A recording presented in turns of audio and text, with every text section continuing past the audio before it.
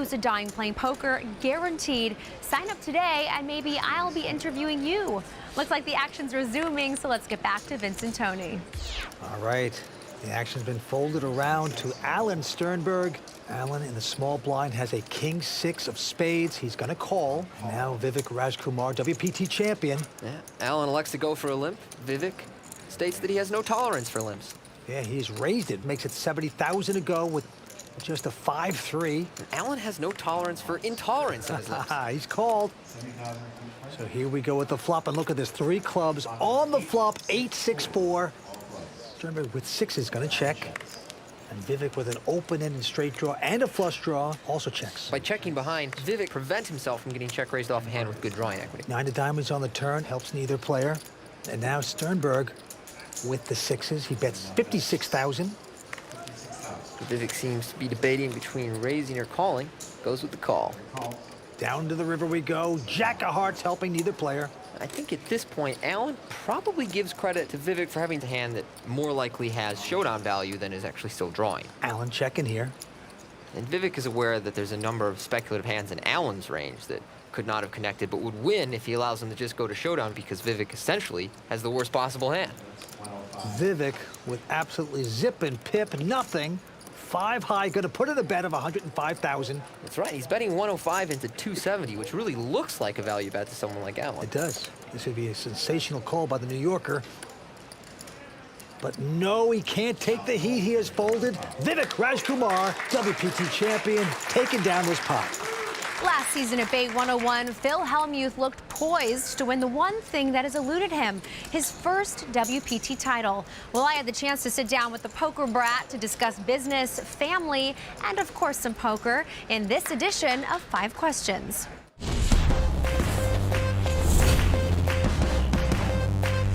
If there were no big personalities like yourself in the game, would poker be as popular as it is today? Absolutely not. I think in poker, some people love us, some people hate us, but they tune in to watch us. Last year at this tournament, you were very close to winning your first WPT title. What went wrong? That's poker. I think he's just emotionally devastated for getting knocked out of this tournament that he wanted to win so badly. For me, the throwing myself on the floor was a random occurrence. And you know what? The thing is, I threw myself in the dark corner, and I thought, I'm safe. No one's watching. And after like 30 seconds, I'm like, oh my God, there must be 2 cameras on me. Everybody in the room must be standing up taking pictures. And I'm like, oh my God. Phil, stand up, man up, smile and go do your exit interview. And I stood up, and of course, every eye on the place is on me and all the cameras, and I'm like, oh, this is absurd. But at least I made it a good television program without being a jerk. We've talked before about shedding the poker brat image. How's that working out for you? It turns out that it's very entertaining, but, you know, and that's the way I was acting in '89, and that's the way I was acting in '99, and that's the way I was acting in '09. Hopefully now, I have conquered it. Do you ever regret the loss of anonymity? You know, it's tough. But if you don't man up and sign the autographs and treat everyone with respect, then there's something wrong with me. Because I asked for fame and fortune. I got it. Now what am I going to do, complain? You're a member of the Poker Hall of Fame. You have 11 WSOP bracelets. What's next? Now it's time to devote myself to poker and prove to people out there that are saying Phil's not a good player that I am a great player, and I don't expect the planet to celebrate someone who doesn't win. I want to go out there and prove it, to show everybody in the world, you know, how great I can be. Well, that is the always entertaining Phil Hellmuth, who's sitting here tonight. Yeah, I can totally sympathize here, Vince. You know, I often talk to myself in the third person when trying to console myself out of highly public emotional breakdowns. Well, Hellmuth is usually the center of attention, but tonight it is about the Hall of Famer, my buddy Mike Sexton. Just the vultures hanging around to get my bounty. I feel it in the air here. Welcome back to the WPT with the Bay 101 shooting star. I'm here with Tony Dunst, the Raw Deal. Tony, you having fun yet? Vince, I'm having a great time with my first opportunity to comment in the booth with you tonight. Let's take it back to the felt. All right. The action's been folded around to our buddy Mike Sexton now on the short stack. I'm all in. Wow, he's got ace-9 of spades going all in with it. Absolutely mandatory, Vince. He's on the short stack. Good hand here. Great stuck-out potential. Sternberg out and Vivek out. Runs the gauntlet. Okay, he's done it again. The Hall of Famer Mike has done it again. He's taken down the pot by just shoving in his chips. Bobbing and weaving here. Our hero. Nobody wants the bounty, huh? Can he keep it going, Mike? I'm Mike Sexton along with Vince Van Patten, and this is the WPT. Unbelievable! I've always considered myself a player first and a commentator second. I became a professional poker player back in 1976, and for 25 years, I played poker for a living. Mike Sexton is a legend, a living legend. Welcome to the Poker Hall of Fame. Just him being there is just great for poker. You know, I love Mike. He's a great player, great guy. Definitely has some game left. Don't take him lightly. He is a true poker champion. The great thing about poker is that, you know, essentially you can play it all your life. In every other sport, it's a physical skill that deteriorates, and obviously you have to get out of the sport, and a lot of them go to the commentary booth after it's happened. I don't know if I make that call, Vince. Why is he messing with our job? In the poker world, even though I'm a commentator, I do think I still can compete with the young guns once in a while. It's exciting to be down on the green felt.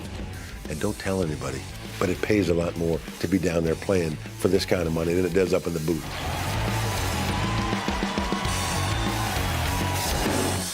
Well, Mike Sexton with a big chance tonight to take down a WPT title. Oh, what an accomplishment that would be. But it's not going to be easy because he is on the short stack. And as you can see, there was only 2 players ever to come back from the short stack to take down the tournament. And that would be Alex Gomez and Phil Locke. So Mike has got his work cut out for him here tonight. Yeah, it's funny, Vince. I can still remember approaching Mike Sexton when I was 20 years old and wanted advice on a hand all the way down in Australia. And he gave me his time. Really appreciate it. Good guy, and he has a shot here tonight. So right now, the action's been folded around to Casey McCarroll, the local. Goes away. Mike the Mouth Matusow. Find something playable on the button. Yep, a king-jack. Of course, almost everything's playable on the button these days. That is so true. And he is going to raise. I'm all in. And Mike Sexton going all in with the king-queen right behind him. Natural move here, Vince. He's on the short stack. He's against an aggressive player on the button. King-queen plays very well against the button raising range. Allen out, and this would be a great opportunity for Mike Sexton if Matusow should call. Fingers crossed, hoping for that call. I call. And he is going to call. Sexton has got the action he wants. He's not sure about it until he sees the hand. Then he's going to be a real happy guy. Let's take a look at his expression. Ooh, how sweet it is. I said I'm behind. I told you I was behind. By much, Joe. What can I do? I have to call. Yeah, obviously. I was hoping to have like 9-10. Important to note here, it's a correct call by Matusow for only 169,000 more. Not the best shape I could be in here. All right, Sexton still has to sweat out 5 cards. Here come the first 3. And it's a good one for Mike Sexton. Ace 8-4. So Sexton in a great place to double up. Board twice, we can chop it. And here comes the turn card. Beautiful, a deuce of hearts. One more card to fade here, Vince. I like his chances. Can he do it? This would be a great double up for Sexton. The Hall of Famer, down to the river. Just horrendous. Mike Sexton getting bounced out of here as a jack turns up on the river. Well, what can you say, Vince? Well, I'm sickened by that. Mike the Mouth Matusow has knocked out our buddy Mike Sexton. He'll be our 6th place finisher. What an awful beat. Mike takes home $148,000. A lot of respect from the poker world. Oh, and the worse than that, he has to sign a T-shirt now, Tony. It's a very awkward moment when you've been eliminated from the tournament and you're sitting there signing the T-shirt. But he's such a good sport about it. He's a bounty, and he's been knocked out. And Matusow gets $5,000 in addition. I like that they and the count out T-shirt. the 5K in front of you in a very taunting manner. Oh, boy, this is a horrible beat there for our buddy Mike Sexton. And right now he's talking to Matt Savage. Like a terrible way to go there, that jack on the river. Yeah, it's a tough beat, but that's poker, as they say. And, you know, I was a short stack anyway. Even if I double up, I still got a long way to go. But, you know, I had a little hope there if I'd won that pot. But unfortunately, it didn't go my way. All right, what are you going to do now? You going to get back in the booth?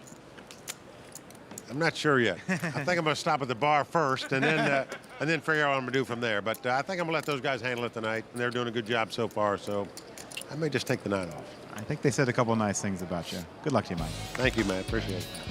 We couldn't be more proud of our very own Mike Sexton for making his first WPT final table, but sadly, he's out in 6th place. Don't go away. We'll be right back with more final table action right after this.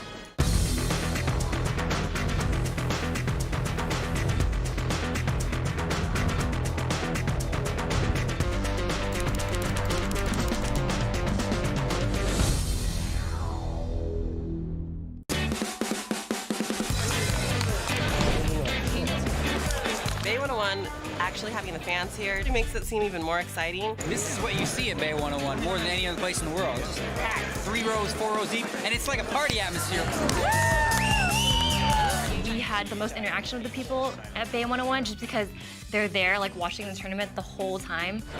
The fans here in San Jose get really excited and they take pictures and autographs. It was a whole lot of fun taking pictures with the fans. Here at WPT, Bay 101. Welcome back to the World Poker Tour. I'm sitting here with a great poker player himself, Tony Dunst. I gotta say, Vince, the fans here truly are incredible. I've never seen a group of people that excited to watch guys play live poker for 12 hours a day. All right, to the felt we go. And quiet Mike looks down at a Jack-8.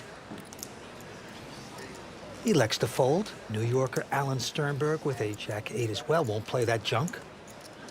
I certainly don't think we're going to see an internet player like Vivek pass up a lot of opportunities or raise an ace on the button. Oh, he's doing it. 55,000 to go, and now the chip leader, Stephen Kelly, with Jack-10. And Stephen's been pretty quiet thus far. He's a former waiter. Aren't we all? Looks like he's finally going to get on board and do something. Pick kind of a smart spot to get a bit out of line against Vivek here. Oh, he's going to raise it. Makes it 140,000. And now Casey McCarroll, who's on the extreme short stack with an ace-queen of hearts. Can't imagine he has many moves available to him other than the obvious one. And fire there away. It is. Yep. All right, I get to see what you have, I guess. Vivek out. You'll notice that Vivek states, I get to see what you have, Steven, because he knows he's going to have to make a pot odds call. I mean, I know I'm behind, but I can't really fold. I'm hoping you have ace-king. Well, I'm calling. I call. Oh, he is going to call. Yes, he's made the right call. He was priced in, and he's behind at this moment.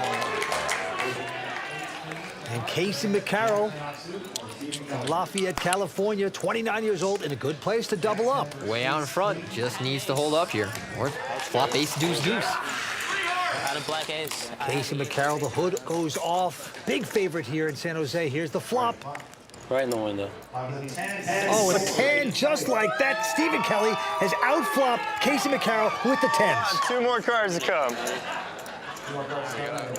Oh, yeah, Stephen Kelly's family loving this right now. Big opportunity. Here comes the turn card. King of hearts on the turn. Absolute dream card for Casey, giving him all kinds of outs. Can I win one flip? Can I win one flip this tournament? Vince, this creates the possibility of seeing a royal flush. And not just a girl. A lot of outs for this young guy. The local, he can't look. Can Casey get lucky? Here's the river cards. No, it's a 7 of clubs, and that's going to wrap it up for Casey McCarroll. Yeah, total brick on the river. Nothing he can do there with that hand in that position pre-flop. I think he played it perfect. Well, he's going to pick up $221,000 for his 5th place effort. Yeah, good to see a local guy come out here, get a lot of support. This is a great thing for Bay 101. So not to be for Casey McCarroll. He cannot catch that last card. We're down to 4 players. We're coming back with more action from the Bay 101 Shooting Star in just a moment on the WPT. Want to play an hour game anytime, anywhere? Get World Poker Tour Texas Hold'em for your mobile device today. Don't use your phone to call, use it to raise. Welcome back to the Bay 101 Shooting Star, brought to you by ClubWPT.com. If you're just tuning in, you may notice that we have a change of lineup in the booth tonight. For the first time in 150 tournaments, WPT's own Mike Sexton is not calling the action because he was in action at his first WPT final table. Unfortunately, Mike was knocked out in 6th place, so tonight, since Raw Deal analyst Tony Dunst is sitting in for Mike, we thought we would mix it up and have Mike Sexton give us this week's edition of the Raw Deal, brought to you by Rise. Youth prevails on the World Poker Tour. You've heard me say it on the WPT broadcast, and I got a first-hand look at it tonight at the Shooting Star final table that featured 3 players 25 and under. But why do young guns make so many final tables? I'm Mike Sexton. Let's break it down. First of all, they have a built-in advantage for just being young. Making WPT final tables takes 4 to 5 days of 8 to 10 hours of strenuous play each day, thus stamina plays a role. Tired. Also, single young players don't mind traveling. They don't have to worry about being gone from the wife and kids. They aren't concerned about the stress of must win to pay the mortgage and the bills. And another factor is that young players have no reference for how hard it can be to make money back once it's gone. That makes them fearless, and it makes them tough to beat. Wow. He's going to re-raise with a junk hand, and it's going to work. The young guys also know that to win, you have to be aggressive. They understand the #1 rule of tournament poker. Tight players don't win tournaments.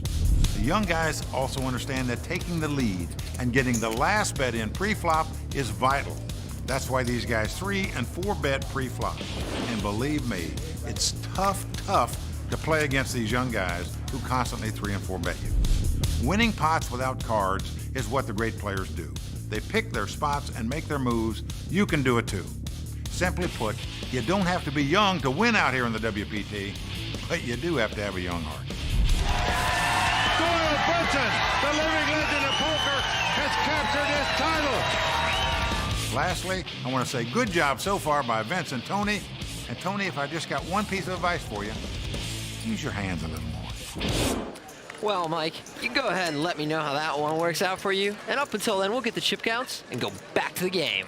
Oh, are you trying to say something there, Tony? I'm saying that Mike likes to talk with his hands just a little bit. You're doing that to a Hall of Famer, Mike Sexton. I'm just surprised he's not Italian. Mocking him, Italian. All right, 4 players remain here tonight. 15, 100,000 blinds right now. Now we would talk. Mike Matusow starting to talk a little bit. Action's on him. And he's going to fold a jack deuce. I just want to see each one of you 3 idiots blow up first. Friendly as usual. Let's make bet. Let's bet 10,000 which idiot blows up first, Larry, Moe, or Curly. Now, the problem with making that reference here is all of his opponents are too young to understand it.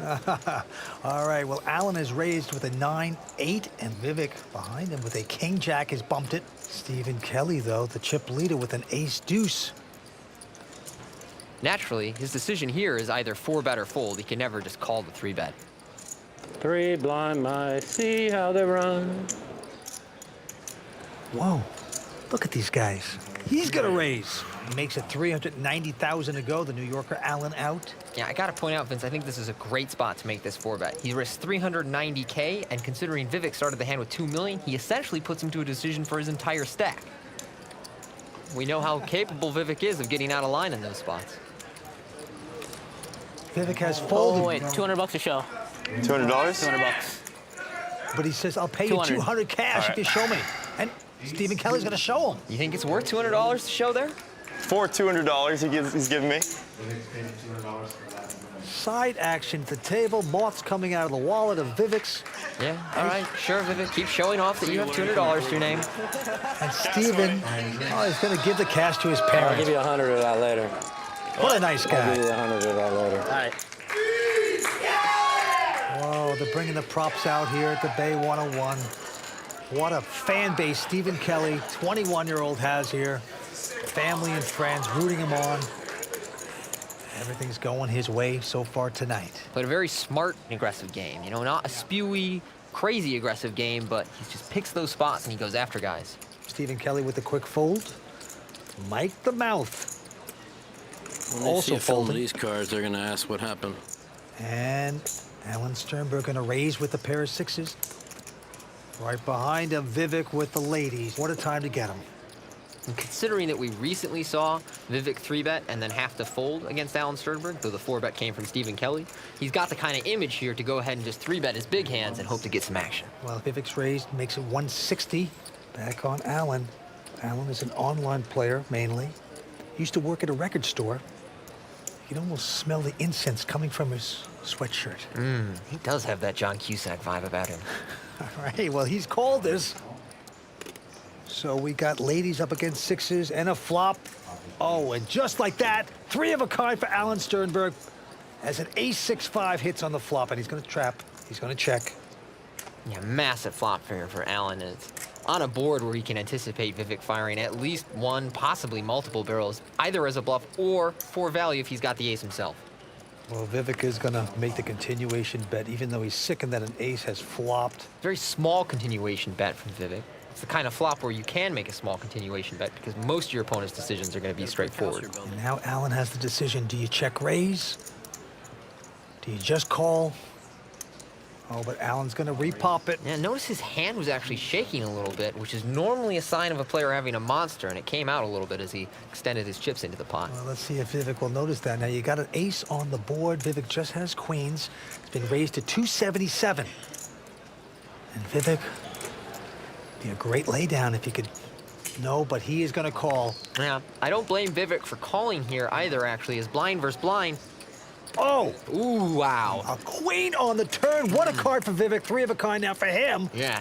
This is going to be tremendous. And out comes the 3 6s, 475 by Alan. Little does he know what a monster Vivek just turned. And Vivek's going to rope him in. Just calling. Yeah, Vivek thinks that Alan either has a monster, which he does, or some kind of bluff, and wants him to have the opportunity to keep betting. Look at this. River, a queen. Not that he needed it. Just gets better and better. 4 of a kind for Vivek.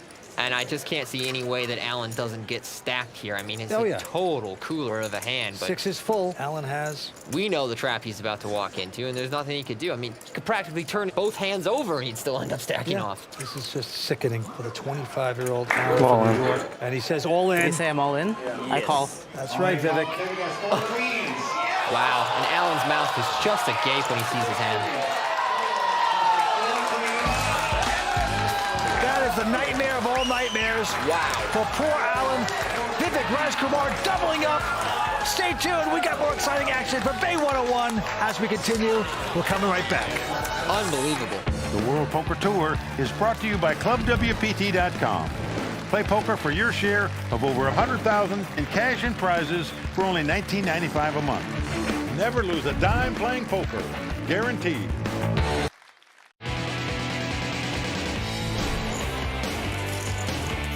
My greatest poker accomplishment is probably winning WPT Borgata. This is so exciting! This is so exciting!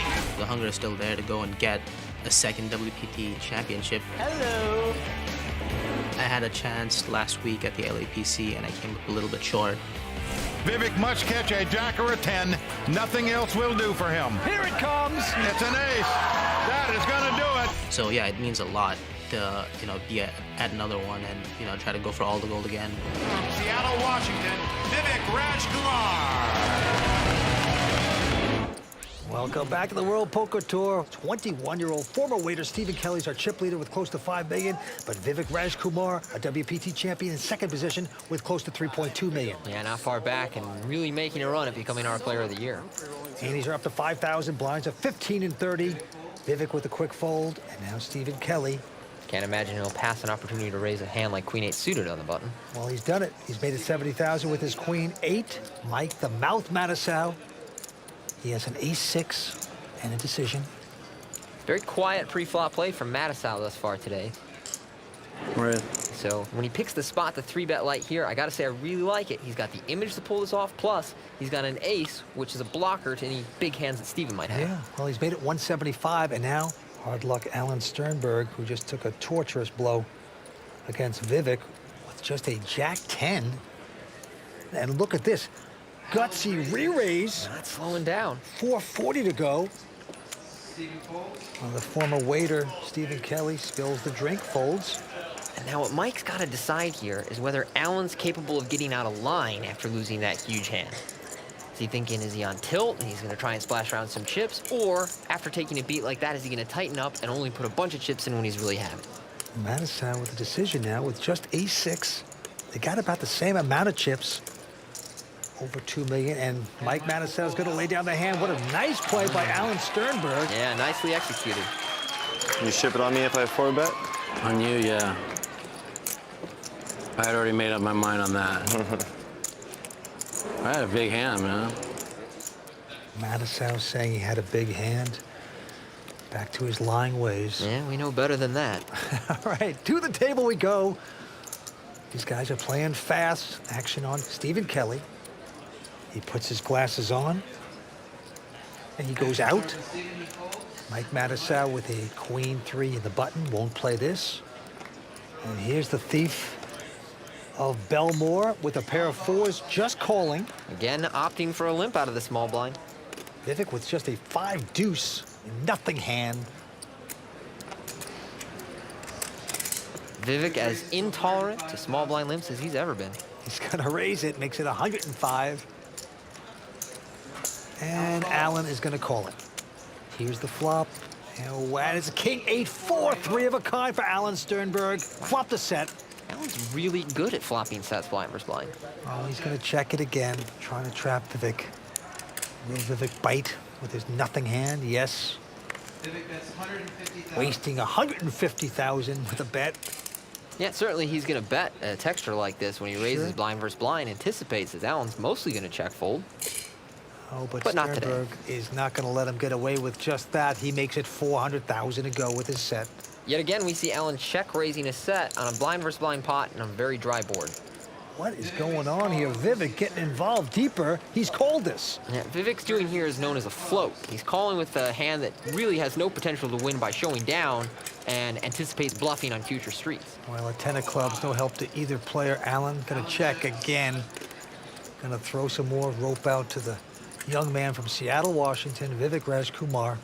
And I think if Vivek bets here, it's probably not going to be very large because we already know that he's bluffing. And if he thinks that Allen was bluffing on the flop, it shouldn't take very much to make him fold. Oh, it's painful. He's your buddy, of course. Yep, yep. He's betting again. There's how well I know him. Fires in about a third pot. 320, but back over the top by Allen Sternberg. 825, and Vivek has got to be sick about that. An ever rare double check raise. Executed nicely here by Allen Sternberg. Live by the sword, die by the sword. Vivek Rajkumar feigning like he's going to come back over the top. 1.5?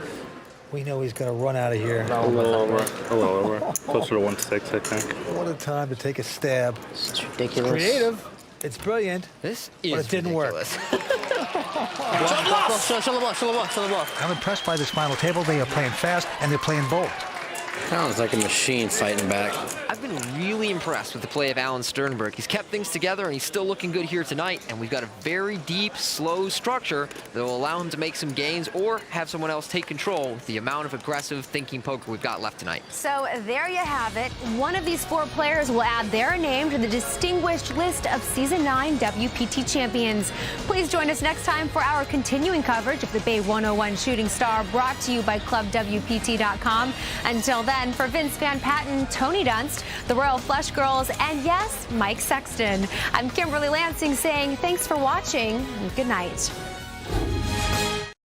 The World Poker Tour is brought to you by ClubWPT.com. Never lose a dime playing poker. Guaranteed. Tonight, 4 days of intense play will come down to one turn of a card. A WPT title and $1 million at stake as the Bay 101 Shooting Star continues only on the WPT.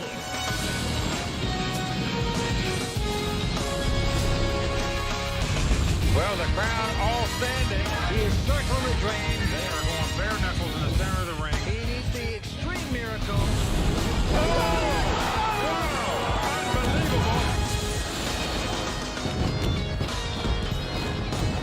For 8 seasons on the WPT, the Bay 101 Shooting Star has been one of the most unique events on the tour, where the biggest names in poker compete with a $5,000 bounty on their back, making them prime targets for the rest of the field. No shooting star has ever survived to win it all, but this season we had not one but 2 shooting stars bounties make the final table. Tonight, joining Vince Van Patten in the booth is WPT Raw Deal analyst Tony Dunst, who's sitting in for one of those shooting stars, our very own Mike Sexton, who was eliminated from this tournament in 6th place. Now, Vince, tell us, after sitting next to Mike and calling the action at so many final tables, how great was it to see him competing out there? No, Kimberly, it was very, very exciting. We know Mike Sexton is a great poker player. He's a Hall of Famer, and he weeded through 415 of the best players in the world to make this final 6. But he was a short stack. Finally, he got his money in with the best hand. How sweet it is. He had Mike Matusow, the mouth, all wrapped up. And lo and behold, Matusow pulls the 3-outer to knock our Mike Sexton out. And I'll tell you something, we all know that Mike's hair is partially gray. It turned absolutely white after that card, I guarantee you. Tony, what do you think we should be looking out for when play starts back up? Well, Kimberly, we're going to continue to see a lot of aggressive pre-flop play. Our three young guns, Alan Sternberg, Stephen Kelly, and Vivek Rajkumar, have shown no shyness about trying to make each other's lives difficult by switching it up with a number of light 3-bets and 4-bets. And I think the guy on the table who's going to have the most difficulty adjusting to that style of play is our remaining shooting star, Mike Matusow. He's also the shortest stack on the table, so in order to keep his head above water against our three young guns, he's going to have to find some way to combat their aggression. Just make some more suckouts like he did to Sexton. Easy game. And right now, respected tournament director and sideline reporter Matt Savage is standing by with the last shooting star bounty in the tournament, Mike Matusow. Mike, you're four-handed, a little short stack, but you're not out. Yeah, I'm playing well, and eventually I'm going to pick up a hand, I'm going to get the chips. I mean, I got patience, and they're going to double me up a couple of times because they can't help themselves. They just play too fast. How much do you think experience plays into this final table? I think I'm the most experienced person. I don't want to open weak because when I open and they 3-bet me the next time, I'm going to stuff it. So I think my pace is good, and I like my chances. I really do. All right, Mike, good luck. Let's get back to the table. All right. The action is about ready to resume, so let's get back to the call of the game with Vince and Tony. Well, thank you, Kimberly. As you can see, 4 players remain, and the chip leader is young Stephen Kelly, 21 years old, with $4.5 million in chips. Winner's going to take home over $1 million. The raw deals. Tony Dunst here. Tony, you having a good time? Absolutely, Vince. Great to be here. And every single player left at this table has over 60 big blinds. So we're not going to see any more just get it in pre-flop, jam it in, hope I don't get called scenarios, but a lot more guys 3-betting, 4-betting. Well, here we go. Action goes to Mike the Mouth Matusow, and he picks up ace-10. Raise. And he's going to raise. Makes it 70,000 to go into the New Yorker, Alan Sternberg. How much are you playing, Mike? 1.8. He's got a pair of 4s, and he is going to make the call. WPT champion Vivek Rajkumar folding, and our chip leader Stephen Kelly also out. To the flop we go. And the flop comes up 9-9 king. Pretty good-looking flop for Alan. He knows that Mike is probably going to bet that flop a lot, but also is going to bet that flop every time he didn't connect with it. He is making the continuation bet, 85,000. And Alan Sternberg going to stick around with the 4s. Turn card, 6 of clubs. Pretty safe card all around for Alan. Now, will Matusow fire again? No, he slows down. Gonna check. Yeah, I don't like double barreling here. I like him going ahead and checking. And look who's gonna bet now. Alan Sternberg with the 4s. Fires in about a 3rd pot to sort of protect his hand. So a lot of overcards could actually end up connecting for Matusow. Yeah, but wow. Matusow not going anywhere. In fact, he's gonna raise. Makes it 325,000. Not a big fan of this re-raise, Vince. I really don't feel he's representing very many hands here. You wouldn't check raise a king most of the time on this turn, so it's basically a huge hand or nothing. Now, Alan with just a pair of 4s. Alan also not convinced. No, he's not. Nice call by Alan. Down to the river we go. It's a 3 of hearts. Helps neither player. It's a total brick for a river, so whatever Alan's calling with, unless it's a big draw, it's still safe on the river. So I hope that Mike doesn't follow through with this one. I think he should abandon ship. Oh, boy, you can't kick him under the table here because he is betting. $500,000 goes out. I so don't believe this. Yeah, and again, I'm not a fan of this bet here, Vince. By betting $500,000 into a pot of $1 million, he's laying Alan Sternberg 3-1 to make a call in a spot where he's not really representing very many hands. You could be bluffing with a better hand than I have. Is Alan onto it? He made a great call on the turn. Matusow would just love him to just fold. He'd feel so good about this. Will Alan comply? 6s, maybe? Alan used to work in a record store. Was it 500? And now he's playing poker on TV for millions. Whoa, he's making a great call. Matusow turns up his measly ace-10. And this is the problem when you try and run a bluff line where you're representing a very narrow range of hands. People who are willing to call down and think about what you're holding and representing simply aren't going to believe it. Was that the blow-up? Was that the acclaimed Mike Matusow blow-up? I think that was it. And Vivek is just rubbing salt in the wound. Oh, boy. Don't tap on the fish tank. How do you do that? You played him like a fiddle. A fiddle. Wow. That was a blow-up right there. Jesus. Matusow wants to just go hide under a rock right now. We need to take a quick break in the action, but when we return to Bay 101, see what happened when the CEOs took on the pros. We'll check in with the ones to watch for season 9 and find out what 5 questions I posed to the online poker sensation known as Jungleman 12, Dan Cates. That's a good question. The World Poker Tour is brought to you by ClubWPT.com. Play poker for your share of over $100,000 in cash and prizes for only $19.95 a month. Never lose a dime playing poker. Guaranteed. I think most people that have played with me would say I play pretty crazy. I don't know if I'm as crazy as some people think. I definitely try to analyze the situation. I don't think you can play well if you don't, but I enjoy playing with other intelligent people, trying to outsmart people, trying to outplay people. Well, that is Alan Sternberg. He's our chip leader right now with close to 4.7 million. Yeah, by making that great call down against Matusow, he has just edged out previous chip leader Stephen Kelly. 4 players remain going after over $1 million, and right now action on Stephen Kelly. He's got ace king of spades. And with a hand like that, he just might grab that chip lead back. And he's raising. Makes it 100,000 to go. Matusow out, and the Belmore bluffer now with a queen jack. And he's going to make this call. WPT champion Vivek out. To the flop we go. Flop of 6-10-9 is an awful lot better for Alan Sternberg, having flopped 2 overcards in an open-ended straight draw, than it is for Stephen Kelly, who, with his ace high, is kind of in an awkward position on a lot of turn and rivers. Well, Alan has checked it, and Stephen Kelly with the continuation bet. Looks like 120,000, and a very casual call by Sternberg to the turn. Oh, wow, look at this. It's a king of clubs making kings for Kelly, and an absolute cinch at the time for Alan Sternberg with the straight. Alan has checked it, and Stephen has bet it. 260,000. Yeah, Stephen doesn't know how much trouble that card actually puts him in.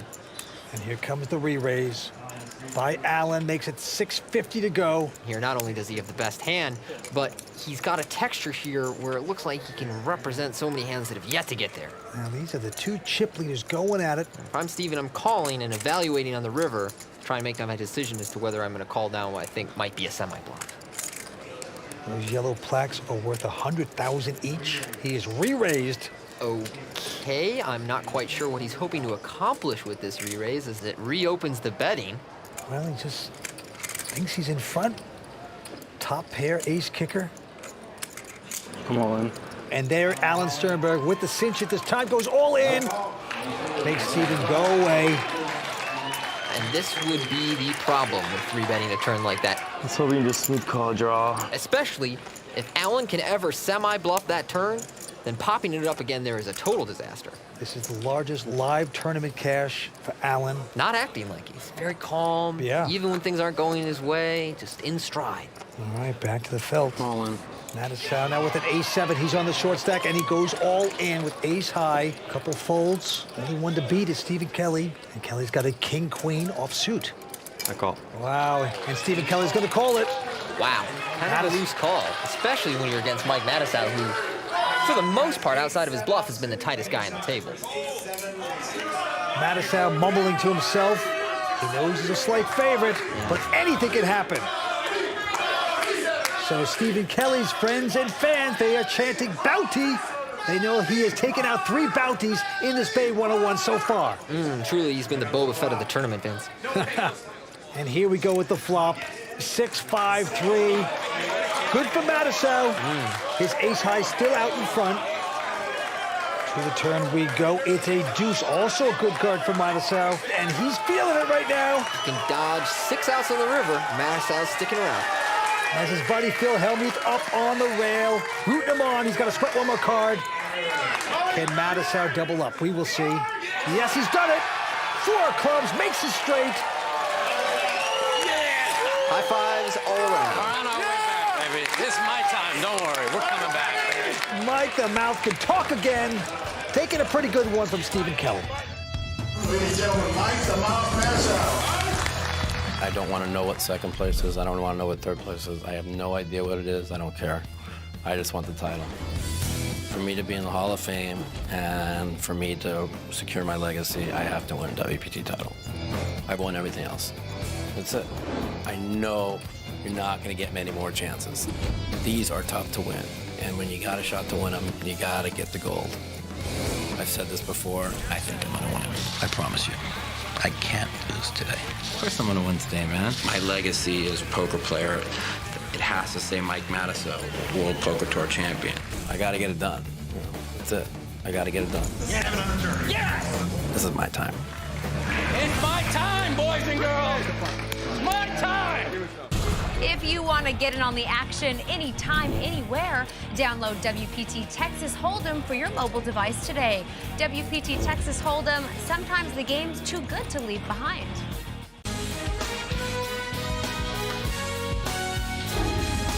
I'm here with our Club WPT qualifier, Richard Creamer. Correct. Congratulations Thank on you. making it here. I understand you're sitting it with Scotty Wynn right now. I am. I'm enjoying every minute of You it. had to beat out 2,700 other people to get your spot here at Bay 101. What is it like for you? This is amazing. I've been looking forward to it for months and months and months. I hadn't slept in 2 nights, and I'm excited. I have to admit that one of my favorite parts of each tour stop is getting to meet players like Richard Creamer, who won his seat into the Bay 101 Shooting Star by playing on ClubWPT.com. For $19.95 a month, you too can play in unlimited tournaments where you can win your share of $100,000 in cash and prizes, including seats in WPT tournaments. It's easy to do. Just go to ClubWPT.com to join, and you'll never lose a dime playing poker, guaranteed. And who knows, maybe I'll meet you at the next stop on the WPT. Action's ready to resume, so let's get back to the game. Well, thank you, Kimberly. And right now, the Belmore bluffer, Alan Sternberg, quickly folds, and now Vivek Rajkumar, WPT champ, with a pair of 10s. And he's going to raise, makes it 115 to go. Stephen Kelly out. Matusow peers down at a queen-9 suited, and he and Vivek are actually our 2 current short stacks, so neither has a lot of room to maneuver with. Matusow is going to call. So we got queen 9 up against a pair of 10s. Here's the flop. 900. Ace 4 9. And Matusow getting a 9 right there, and he's going to check it. Vivek with the 10s. He's got to be wary of that ace hitting though, but he's going to bet 75,000. Again, using a very small continuation bet on these kind of flops. Mike the mouth. Wow. He's raised. Check raised a third of his stack. Made it 300,000, but a quick call by Vivek. Yeah, yet again demonstrating that he simply is not going to believe people who check raise him on boards like this. 5 of diamonds on the turn. That slows Mike Matusow down. They both check. Oh, a 9 on the river. What a card for Matusow. Hitting his 3 of a kind. Wow, you do everything wrong and you get rewarded for it, Tony. Does work out that way sometimes. Mullen. And he, with his short stack, says all in. Oof, nasty spot for Vivek. He's thinking, if Mike wanted to bluff me, wouldn't he have moved in on the turn? How much is it? This is Vivek Rajkumar's 3rd WPT final table. Just last week, he was in 2nd place at the LAPC. That's back-to-back final tables. Just incredible. It's a 9 or nothing, right? It's a 9 or nothing. He's having difficulty finding a lot of hands that beat him, but he's also having difficulty finding a lot of hands that he could beat, because in theory, most of those that are just a total bluff are going to move in on the turn. Oh, he has got a problem. Is he going to pay off Matusow? An even bigger problem for Vivek is that because he's so short to start the hand, he'd have to call off for almost all his remaining chips. Yeah, you're right, and he finally does the right thing, makes the nice lay down. He just got outdrawn on the river, and Mike Matusow builds up his chip stack. You might not know him yet, but trust me, Dan Cates is one of the hottest names in poker. His online poker success is the stuff that legends are made of, and now he's bringing his skills to the live arena. In only his first WPT event, I sat down with a poker player known as Jungle Man for this edition of 5 Questions.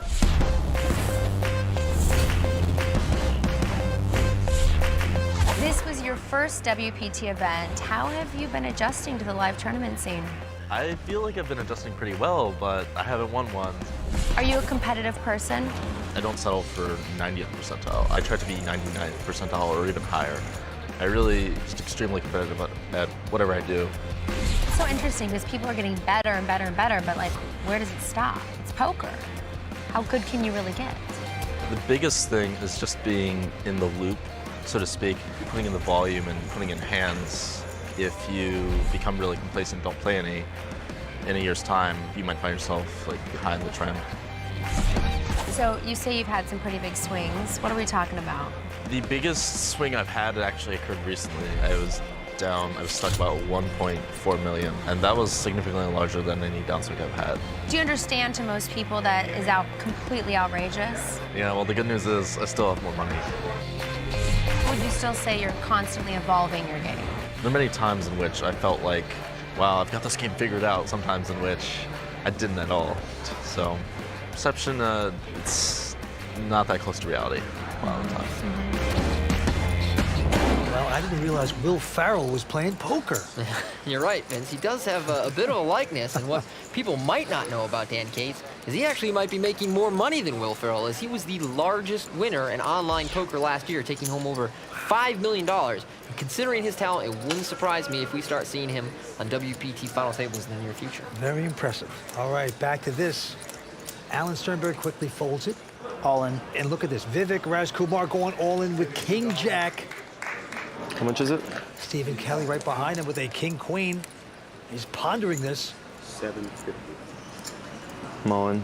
Wow. He's going in. I'm gonna call him. You're gonna call? Show your hand. Show your hand. I'm folding. Yeah, show your hand though. Just show it. I was gonna call you. Well, Matusow has gone out. It's not good for me. He had the same hand Stephen Kelly did. It's great for me. Well, one queen's gone. Wow. Well, this is the notorious hand that knocked out Mike Sexton earlier. We saw that one King Queen got folded, so Vivek feels a little bit better about his chances. Can he slam out a jack just as Mike Matusow did earlier to Mike Sexton? Nice hand, Steve. It's not over. The dream of Vivek's two-time WPT championship on the line right now as he's behind with his King Jack. Here's the flop, and the flop comes up ace, 3, deuce. Stephen Kelly out in front with his King Queen. Love to bust out Vivek and a 7 of diamonds. That's also good for Stephen Kelly. Where do you guys want to go for sushi? You guys want to go? He's already planning his sushi run. Doing dinner plans. 10 of hearts on the river. Rightfully so. He's going to be available to make those dinner plans. And that's going to wrap it up for Vivek Rajkumar. Can't make his luck hold up. Going to pick up $295,000. And a hug from Mike Matusow. That is as good as it gets. He's a great champion. A lot of class that young man has, and he'll be around for a while. With Vivek Rajkumar out in 4th place, let's see how it affects the Season 9 WPT Player of the Year standings. Vivek jumps into 2nd place, just 100 points shy of leader Andy Frankenberger. There are still a handful of events to be played before the season-ending WPT World Championship at Bellagio. But for now, 3 players still remain in contention for the $1 million first-place prize and the Bay 101 Shooting Star title. We'll be right back with more from San Jose, so stay tuned.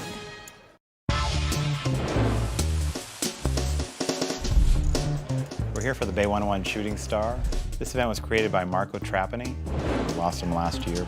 Marco, what he created here with the Bounty Shootout Tournament and how they treat the players, there's not a better place to play cards. It's just so much fun.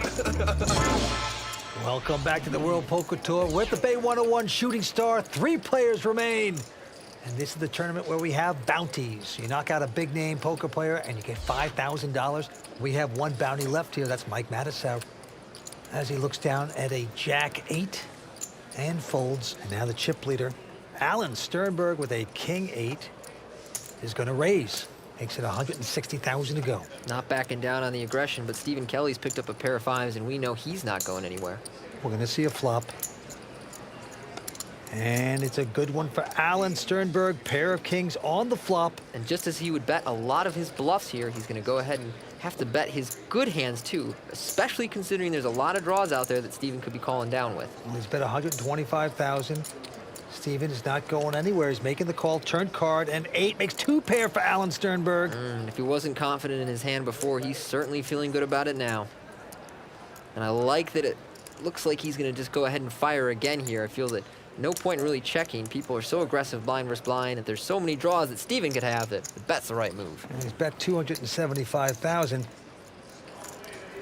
Stephen Kelly's calling with the 5s. And the river card, 9 of diamonds, pairs the board. And if Alan believes that Steven was calling down with a 9, then it's a disaster card. Well, Alan has checked. He is wary of the 9. Yeah. Additionally, that counterfeits Alan's 2 pair. So if Steven had something like a king 10 or a king jack, all of a sudden he's got the best hand. Yeah, Stephen Kelly has bet $425,000 with just a pair of 5s. That river is terrible. Very terrible. Alan talking to himself. Yeah. And now he's just hoping, wow, does Steven have a jack 10 or a queen jack or some spades that he played very passively? Because otherwise, I'm beat. A lot of money in the pot, though. This is a $425,000 bet. Wow. Nice play by Steven, turning a pair into a bluff there. He likes to show one of his 5s. King 5 is good. No, it wasn't. Stephen Kelly, very shrewd bet on the river. Nicely done. The Bay 101 shooting star celebrates poker players who have made a big name for themselves by putting a $5,000 bounty on their head. This season, 2 of our 10 ones to watch, Jason Mercier and reigning WPT Player of the Year Faraz Jaka, were selected as shooting stars. So how did Jason, Faraz, and the rest of our ones to watch fare in this tournament? Find out now in this edition of Ones to Watch. Well, yeah, that's the double fist pump. Are you gonna let us play, or is it like a girl thing? The rest of my table was like 45-year-olds. We're all terrible. I just want to win one of these bitches. Coming to get you. Through day one, you can't win the tournament, but you can lose the tournament. I'm here with Faraz Jaka, who went deep in this event last year. He's back as a shooting star. Yep. You have a bounty on your head. Yep. Season 8, Player of the Year, Faraz Jaka. But I think the bounties are a really cool idea. I think it promotes for a lot of play, and it's a really cool concept. I'm also hoping to get Jason Mercier's bounty, so I'm just kind of like waiting for the kill. I'm going to let other people just kind of chip away at him a little bit. It's not about that. It's not about that. Jason? I would like a signed t-shirt by Phil Ivey, ideally. That's my ultimate goal. There's a lot of people obviously going to be gunning for me because there's 5K on my head. Faraz Jaka is an interesting character with an even more interesting game. He's one of the craziest guys on the circuit, that's for sure. A lot of people went at the poker table. They're focused on strategy, on math, on psychology, who they're playing against. All I'm really thinking about is trying to piss people off. He plays a lot of hands and constantly raising and just taking unconventional lines. I just think about the game differently. I'm just kind of more hardcore psychology. I've learned the basic fundamentals, just what's necessary to play at this level, but I'm really kind of doing my own thing. You just have to watch what he's doing, because not only is it entertaining, but you also just need to be prepared, because he's going to try and do something crazy to you. Take that. Everyone's calling every single hand I'm in, and I usually work off people's fear, and in this case, they're just licking their chops with that 5K bounty. Don't be surprised if you see me bust in like 10 minutes, and don't be surprised if you see me chip leader. Enjoy the t-shirt. So these potential superstars still have a shot to make their mark, and we'll continue to follow their progress. But for now, we'll be right back with more action from the Bay 101 shooting star in just a moment. Welcome back to San Jose and the Bay 101 shooting star. San Jose is home to the fabled Silicon Valley, and this week at Bay 101, CEOs and tech titans from around the Bay Area put their poker skills to the test against a number of poker pros in the inaugural Silicon Valley Poker Challenge. And when the boardroom meets the poker room, you'll never believe the wildness that ensues. Straight!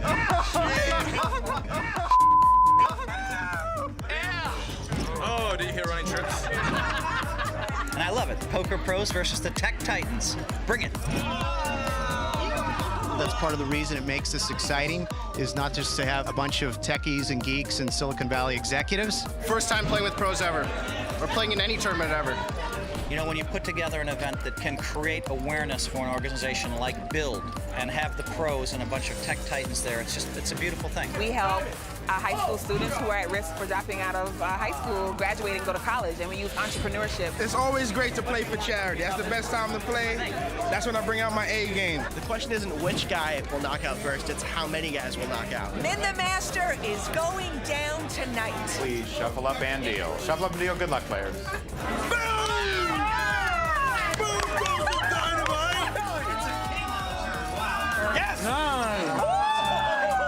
The definitely have a clue what's going on. Some woman said she was an amateur, but she totally called me down on my bluff. Poker and business, a lot of similarities. I mean, you got to take risks, you got to have a good game plan, think ahead, and have a lot of strategy. You have to make the best decisions you can with the information you have, and when you have conviction, put it all in. I have the best read on Hellmuth ever. I have a read on you, Phil. Boom! That's how quick it happened. Boom! And Matusow has been eliminated. Nice job, man. Hellmuth wins my bounty. Hey, revive. I beat Tony Dunst. I got his bounty, so ha! In your face, Tony. Seem like nice guys, but we barely played any poker. You got me. They busted me out of here. Had a blast. But it teaches me that I don't belong with the poker pros. I'll stick to what I do. Aye. Well done. It used to be the poker pros and the tech titans. Now it's all the tech titans. 635. Thanks a lot. Thank you. Oh no, it's a king. Wow. It's a 10. 10s and 6s, and Jack is your champion. Cheers, everyone.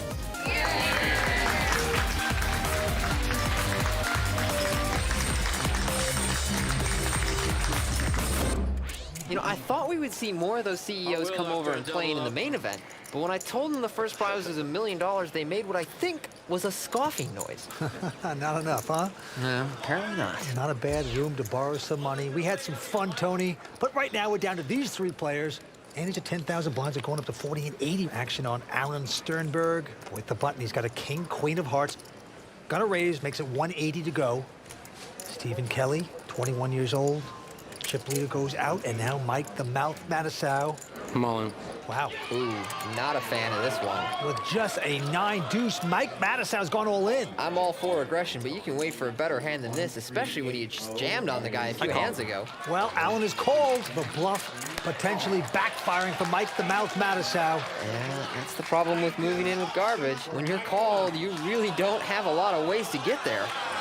Matusow's dream of becoming a WPT champion after 5 times on the line right now. He's a dog to take down his hand. They said I got no balls. Gotta get them balls going. He needs a suck out here. I'm not worried. It's home. I'm there. Look at him. He's unshaken. I'm there. Oh, you're not there. Yeah, the flop comes up queen, 10-6. I need diamond. As Alan Sternberg hits his queens on the flop. Jack of diamonds would be good. Well, he has backdoor draws, I guess. Anything can happen on the WPT. And the turn card comes up, and look at this. It's a 4 diamonds. Ooh, this makes Matusow very much alive, and we've known from previous in this final table that he's a man capable of hitting a river. He's got a shot here with a diamond. He could pull off the miracle. This is my time. Mike the Mouth Matusow needs a diamond. Will he get it? No. Deuce of hearts, not to be. Good luck. Matusow is out. Well, Vince, Mike Matusow is going to be our 3rd place finisher, take home $369,000. It's always a great effort, always fun to see him play. He's a new kind of player. Mike the Mouth, his 5th time out on the WPT final table, but it's not to be. He's out in 3rd place, and he signs the T-shirt. Good sport that he is, though. Very fun guy to play poker with. Always riveting to watch him play. I really did. As Alan Sternberg makes the bounty of 5,000 by knocking out another bounty here. That's right. Last one remaining in the field. And right now, Mike Matusow talking to Matt Savage. You were so patient, and then in that last hand, you kind of got caught with your pants down a little bit. No, not really. I thought I saw something on him, and that time there, it just didn't work out. Well, you're a crowd favorite. You got a lot of fans behind you, so hope to see you on the next stop. Hey, it was fun, man. I mean, you don't get that many chances, but hey, what the hell? I play good. For all them people, for all them people out there that say that I can't pull the trigger, you know, I pulled the trigger twice. All right, Mike. Congratulations. It was fun, man. All right, thanks, brother. Mike Matusow won't be getting his WPT title tonight. He's out in 3rd place. Now it's down to Stephen Kelly and Alan Sternberg to do battle for the Bay 101 Shooting Star title, so stay tuned.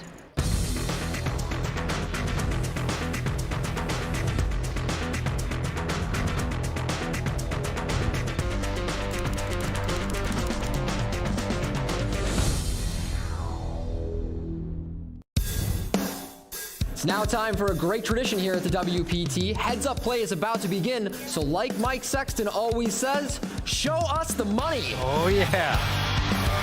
And out come the Royal Flush Girls, brought to you by prestigious models Katrina, Sunisa, Melissa, and Jen. What a sight we have here tonight, Vince. All the cash on the table, the girls, the Bay 101 trophy, though I think it's pretty obvious where I'm probably staring. Yes, also the WPT Champions bracelet.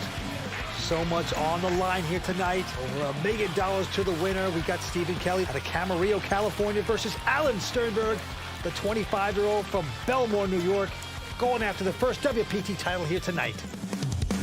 Here we go. Stephen Kelly with 6.3 million. Alan Sternberg with 6.1. Blinds are 40 and 80,000. And on the first hand, Alan Sternberg with a 9-8 of clubs. Gonna raise, makes it 200,000. Going into a fairly deep stack heads up with both guys almost exactly even in chips. And Stephen Kelly with a 9-7 of hearts. Bold, aggressive play. Continues, because Stephen Kelly has popped it. Makes it 560,000. And Alan not going anywhere. He's made the call. I do like the call by Alan. He knows that Stephen's capable of 3-betting light pre-flop. He's in position. He's got a hand that flops very well. Well, look at this flop, 10-8-5, and that is 8s for Sternberg, and Stephen Kelly with the open-ended straight draw. And it's on the 21-year-old Stephen Kelly. He's going to bet out 470 grand. Naturally, we're not going to see Alan go anywhere on this flop. And Stephen's got enough of a piece of it. He's likely planning on firing multiple barrels. Either gets there or doesn't get there. And the Belmore bluffer is going to make the call with his 8s. Nice call. Yep. Turn card coming up. And it's the 5 of hearts. It pairs the board. Pretty big dud and a much better card for Alan Sternberg than it is Stephen Kelly. And it looks like Stephen's going to reach anyway. I still like his bet here considering he's open-ended and check calling is not a very viable option. 21 years old. He has guts. He's got chips and he's betting 1.1 million. Now it's up to Alan to decide, do I think this guy 3-bet a 5 pre-flop? Otherwise, the only hands that he could really have that are beating me are big pairs. So do I think he has a big pair that he just 3-bet pre-flop? Alan says, I'm calling you. Yeah. With the 8s, and the river card is a 10, pairs the 10s. And a horrible card for Stephen to try and keep bluffing. Now, all the draws have missed. If Alan was calling him down with a 10, he'll never get away with it. Well, they both check. Yeah, I like that Stephen decided to abandon his bluff here. And just like that, Alan Sternberg becomes our chip leader once again. Well, Alan Sternberg had the guts to stick around with just 8s. That is going to hurt. That is a huge pot. It is indeed. Alan staying very cool and collected. Has been throughout the final table, even when things were going really wrong for him. Got in this tournament through a $600 satellite online. Incredible. Now he's just one man away from $1 million. Stephen Kelly first to play. He's got a 5-4, but he's got a raise. Makes it 250 to go. Yeah, most of all, what he has is the button. And in a heads-up match, that normally means you're raising. That's right. And Alan Sternberg with a 6-3 of clubs, he will play. Yeah, he's not going to be folding a lot of suited and semi-connecting hands out of the big blind in a heads-up match. Okay, here's the flop. 10-4-3. Kelly with a pair of 4s, Sternberg with a pair of 3s. Alan's going to bet 225,000. Naturally, Stephen's going nowhere with his second pair, especially on a texture like that. Well, the turn card is a 5 of clubs, makes 2 pair for Stephen Kelly. And now Sternberg with a straight draw and a pair of 3s.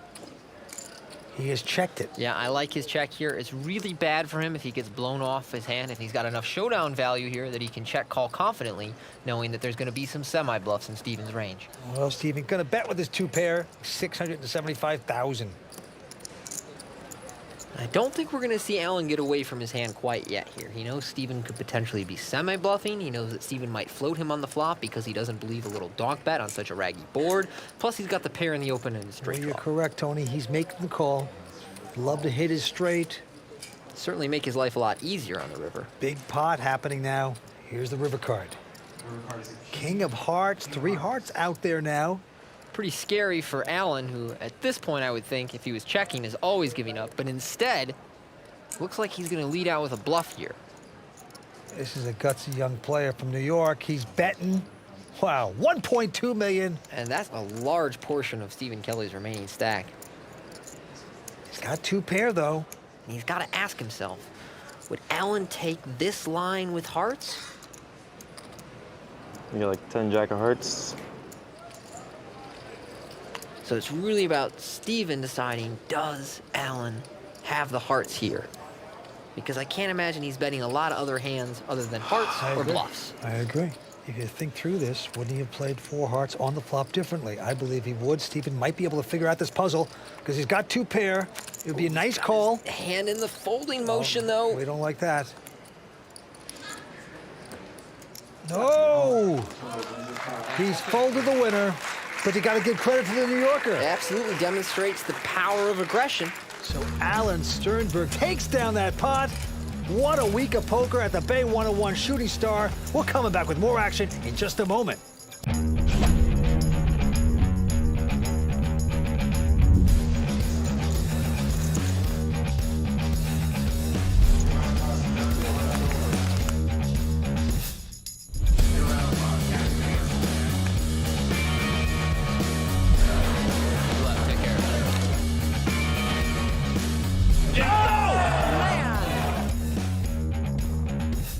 Welcome back to Heads Up Action at the Bay 101 Shooting Star, brought to you by ClubWPT.com. Since raw deal analyst Tony Dunst is busy sitting in for 6th place finisher Mike Sexton, we looked around the room and thought, who should give us the raw deal? Well, one face stood out in the crowd. He has 11 WSOP bracelets and a very strong opinion on the correct way to play. So tonight, we're lucky to have Mr. Phil Hellmuth bring us this edition of the Raw Deal, brought to you by Rise. Sometimes you can establish the tightest table image ever and still get picked off when you make a big move. That's what happened to my friend Mike the Mouth Matusow earlier at this final table. I'm Phil Hellmuth, 11-time world champion of poker. Let's break it down. With the blinds 15 and 30,000, Matusow opened under the gun to $70,000 with ace-10 offsuit, and Sternberg called with pocket 4s. Matusow's check on the turn works because it looks like ace-10 is no longer the best hand if it ever was. Sternberg then bet $125,000 because he thought that he had the best hand and that Matusow was weak. I like Sternberg's bet for 2 reasons. First, by betting here, he freezes Matusow from making a bigger size bet on the river if Matusow had, say, a pocket pair higher than Sternberg's, like jacks or 10s. Second, he protects his hand from losing by forcing Matusow to fold hands like ace-queen. And believe me, you need a lot of protection with 2 4s on a king 9-9-6 board. I love Matusow's $200,000 raise in the turn to represent he was holding something, but I would have really loved it if he would have made it $400,000 or $500,000 more, which would have put a ton of pressure on Sternberg and may have gotten the job done. I love Matusow's $500,000 bluff on the river for 4 reasons. First, Matusow had a good read. In fact, he told me later after the hand that he thought that Sternberg had a small pocket pair. Second, Matusow had not attempted a bluff yet at the final table, or basically the day before. He had the strongest, tightest image ever. The bluff should have worked. Third, Matusow bet the right amount. In other words, he bet like he had ace-king or king-queen or king-jack. Fourth, Matusow's $500,000 river bet showed a ton of heart and courage. I mean, he fired 3 barrels. And ask Mike Sexton, firing 3 barrels takes a lot of courage. But folks, give Sternberg maximum credit here for a great read. He called a 3-barrel bluff with a small pair. Believe me, I'm the best in the business at reads like that, and I know that is a tough thing to do. To sum up, Matusow set up his table image perfectly, but sometimes even the strongest bluff can get caught by an even stronger read. How do you do that? You played him like a fiddle. Tony, thanks for letting me do the raw deal. I like your style, but kid, when you win 11 bracelets like me, you can lose the tie also. I do agree with Hellmuth that Alan Sternberg made a great call down, and that it was really the play that put him in a position to win this tournament. All right, back to the table we go. The blinds are 60 and 120. There's Stephen Kelly. He's got an ace-queen with the button. And he's going to move it up to 240,000 to go. And the New Yorker looks down at a 10-8 of spades. Now look at this. He's throwing in, over a couple million. It's not all in, but I he puts out almost enough to put Stephen Kelly on. Yeah, and he says, oh, you know, I didn't quite put enough to put them all in, but whatever he's got left, I'll call it off. All of Stephen's chips are in. And Stephen Kelly is the favorite, of course. Ace-Queen up against 10-8. Sit and watch. I can't look. I can't look. Comes down to this. Yep. Can Alan Sternberg suck out to become a WPT champion? The brawler from Belmore, New York, with the opportunity of a lifetime. 5 cards to come. And the flop comes up a queen. Beautiful for Stephen Kelly. He's got queens. But Alan has a pair of 8s. Well, Stephen's flop top pair like he was hoping for, but he's not entirely secure, as Alan can still hit a 10, 8, or make a backdoor straight. All right, 4th Street is a 7, pairs the board. That's a good card. Brilliant card for Stephen Kelly. Takes away pretty much all of Alan's outs, leaving him with him just 2 outs. Alan would need a miracle. If he gets that miracle, he's a WPT champion. We're going down to the last card. Oh, man! He catches the 8. He gets the miracle. Wow. He takes the title. Wow, and Stephen Kelly is just devastated. A number of dramatic river cards we have seen here tonight, Vince. Wow. He's done it. Alan Sternberg, the biggest suck out of the night and probably of the season, has taken down his title. Got to be the biggest suck out of his life, Vince. Well, while Alan's getting high fives on the rail, we've got 2nd place finisher Stephen Kelly standing by with Matt Savage. A pretty sick beat there on the end. Yeah, it was pretty rough. It happens. It's part of poker. Only 21 years old. You got a pretty bright future ahead of you. Yeah, I'm pretty excited for the upcoming WPT events. Well, thanks a lot. Congratulations. Thank you. Let's hear it for our new champion at Bay 101, Alan Sternberg.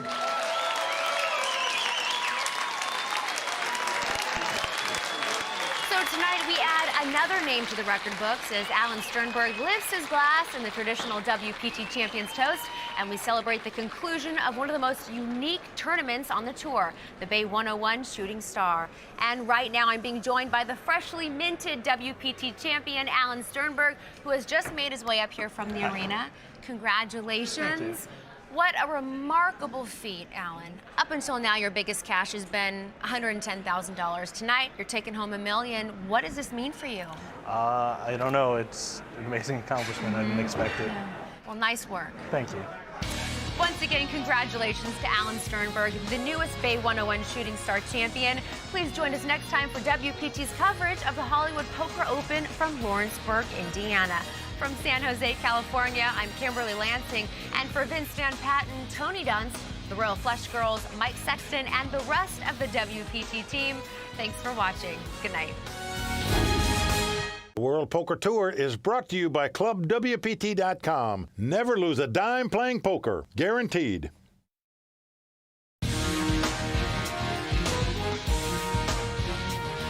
In America's Heartland, a Hall of Famer tries to continue the run of a lifetime. One of our own goes from online to the big time, and one young poker pro is out to prove he's the only one to watch. The final table of the Hollywood Poker Open starts now, and it's only on the WPT.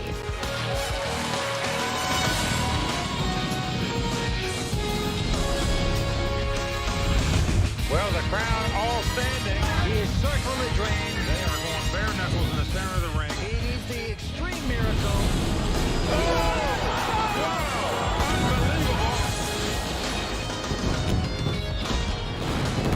Last season, it was Carlos Mortensen who won his 3rd WPT title right here in Indiana.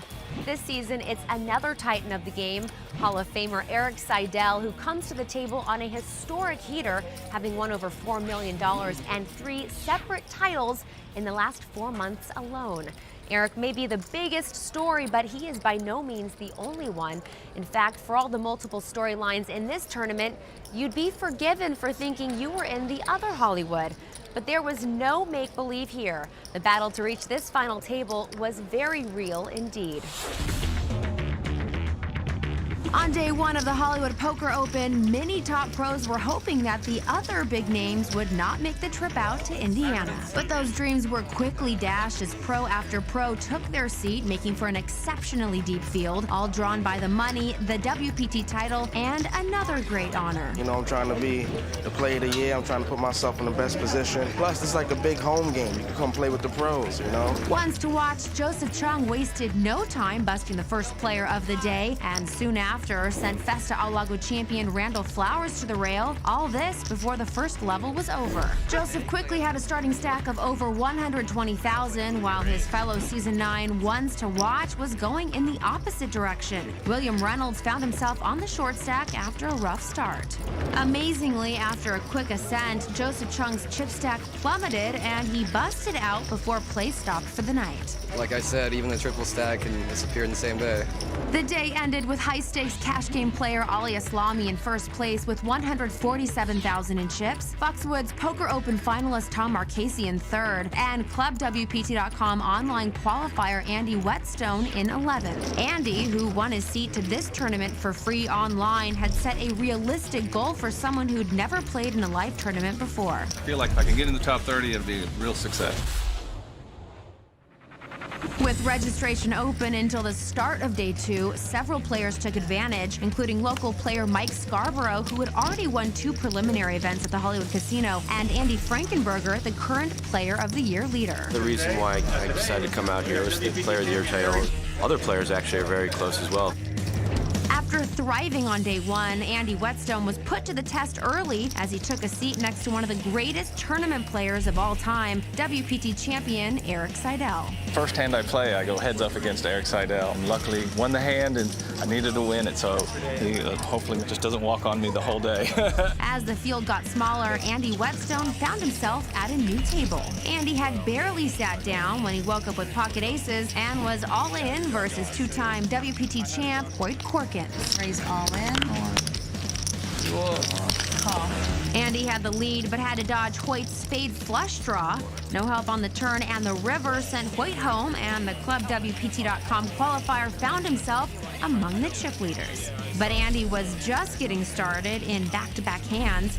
Andy knocked out Dean Churches and Luke Stoudemire. Good luck, guys. Sending his chip stack to well over 300,000 and into the chip lead. The day ended with 27 players remaining. Erik Seidel finished second in chips with Bay 101 finalist Stephen Kelly in third. Mike Scarborough made up for missing day one with an impressive 7th place finish. Andy's strong day two had him reevaluating the goal he set on day one. My goal yesterday was to make the top 30. Thinking now, I think I'm just going to play it real conservative and try to get in the money. With play moved to the Hollywood Casino's poker room, the final 27 took their seats on day three. After a rough start on day one, William Reynolds started day three in the middle of the pack with around 70,000 in chips. He was in far better shape than his roommate and good friend Tom Marchese, who was down to his original starting stack and in 26th place out of 27 players. But a few good hands changed his fortune. Yeah, I came into the day with just 30,000 chips, and now I have over 170,000, so pretty much the best level ever, so feeling pretty good. One of the first victims of the day was Andy Frankenberger, who was unable to add any points to his Player of the Year lead when he was all in pre-flop with King 3 of clubs and was called by local player Carrick Terrell's Ace King. Well, that was quick. Good luck, guys. But before Carrick had time to enjoy Andy's chips, he was all in and busted by Hall of Famer Erik Seidel. Good luck, guys. Seidel, who in 2011 was running one of the hottest streaks in the history of poker, continued to chip up as the field got smaller. As we reach the final two tables, the possibility of making it into the top 12 and in the money grew closer and closer for ClubWPT.com qualifier Andy Whetstone. Well, we're getting close. We're, I think, 17 players left and 5 more to go to get the money, and sure would love to make that final table, but this group of guys, I don't know. We'll just have to see how it goes. William Reynolds was cruising through day three when he was on the receiving end of one of the rarest occurrences in poker, an Alan Kessler bluff. One bluff for the whole tournament. No way. You'll never see it again. After shaking it off, William was quickly in a huge hand with Ali Aslami. William 4-bet pre-flop. Ollie called to see the flop. William led out with a $36,000 bet, which Ollie re-raised to $94,000. William went all in for an additional $102,000. Ollie tanked and eventually called with his 5-high flush draw. I call. William faded the turn and the river, doubled up, and took over the chip lead. That one got the blood flowing a little bit. Stephen Kelly burst the bubble when he knocked out Ben Tollerine. The remaining 12 players would earn at least $22,000 for their efforts. I can breathe finally and maybe play a hand. Plans to end the day with 10 players were not to be, as Alan Kessler knocked out Amanda Musumeci in 11th place, while Steve Barshak at the second table ended Stephen Kelly's dreams of back-to-back final tables. As the final 9 players counted up their chips, it was poker pro Steve Barshak who found himself in first place with over $600,000 in chips.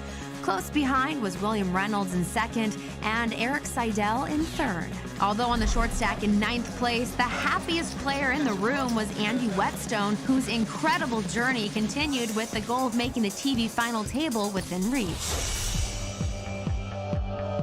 With only 3 players to lose, day 4 looked to be a short day, but surviving it would not be easy. The first casualty of the day was local player Terry Jacobs against Mike Scarborough. Fellas, good luck to you. I enjoyed it. Mike would also claim the next victim. After calling Alan Kessler's flop bet with middle pair and a gut shot, Mike spiked a jack on the turn to complete his straight. He went all in on the river and got Alan to call with top pair, and he was eliminated in 8th place. I run really bad on these tables. I don't know what it is. It wasn't the short stack Andy Whetstone who would be the TV bubble boy, as 2 huge stacks clashed for the biggest pot of the tournament. With the Royal Flush girls watching, William Reynolds turned over pocket queens and was in the lead against Steve Barshak's ace-king. A queen on the river gave William a full house and sent Steve packing in 7th place. With that pot, William Reynolds became the first ones to watch to make a WPT final table in season 9. Yes, chip leader! But to win a WPT title, William would now have to overcome a local, a legend, a fortunate amateur, a cash game pro, and potentially his toughest opponent, his roommate. Great players all, but how about that Andy Whetstone? Talk about a Cinderella story. He wins a seat online for free, and now he's on TV going for a WPT title against the most successful player in tournament poker history. Amazing. Right now, let's turn to the experts, Mike Sexton and Vince Van Patten. Gentlemen, what are your thoughts at the start of this final? Well, Kimberly, Poker Hall of Famer Eric Seidel is the class of the table, and he's on an amazing run. But he's not the only one running good at this final table. Local player Mike Scarborough won 2 preliminary events here at the Hollywood Poker Open prior to this championship event. And Tom Marchese is the reigning card player of the year. You might say this final table is the battle of the running good. But right now, nobody is running as good as Eric Seidel. And Vince, I know it's a long shot, but can Andy Whetstone possibly fulfill his dream here? Well, Kimberly, it's going to be tough, and let's face it, he's on an extreme short stack. You know, he's a good player. He's going to need a lot of luck to defy the odds and come back and win. But he's a great guy, a family man, and he has a lot of faith, so we will see. But what about William Reynolds? This is the 22-year-old chip leader at this point. The guys, they call him the milkman. And the question is, will the milkman be milking too fast when he churns the butter, or will he take down his first WPT title? We will see. Thank you, gentlemen. Right now, standing by on the floor is WPT sideline reporter and well-respected tournament director Matt Savage with one of our players. Matt? You know, starting this final table with a chip lead has to be pretty exciting for your first cash and your first World Poker Tour final table. Yeah, it's a great relief to not be on the short stack. I get to use my chip stack with a little bit of leverage and hopefully never lose that chip lead and just continue to bring the pain and try to get that first World Poker Tour title. You got a good buddy here at the final table with you, Tom Marchese. What are your thoughts going against him? Well, you know, I like Tom a lot, but I really don't want him to accumulate any chips, otherwise he'll be a pain. Are you out to bust him? Yeah, if anyone's going to bust him, it might as well be me. All right, well, good luck, guys. Yep. We are just about ready to start the final table of the Hollywood Poker Open from Lawrenceburg, Indiana. Mike and Vince will be back with the call of the game, brought to you by ClubWPT.com right after this.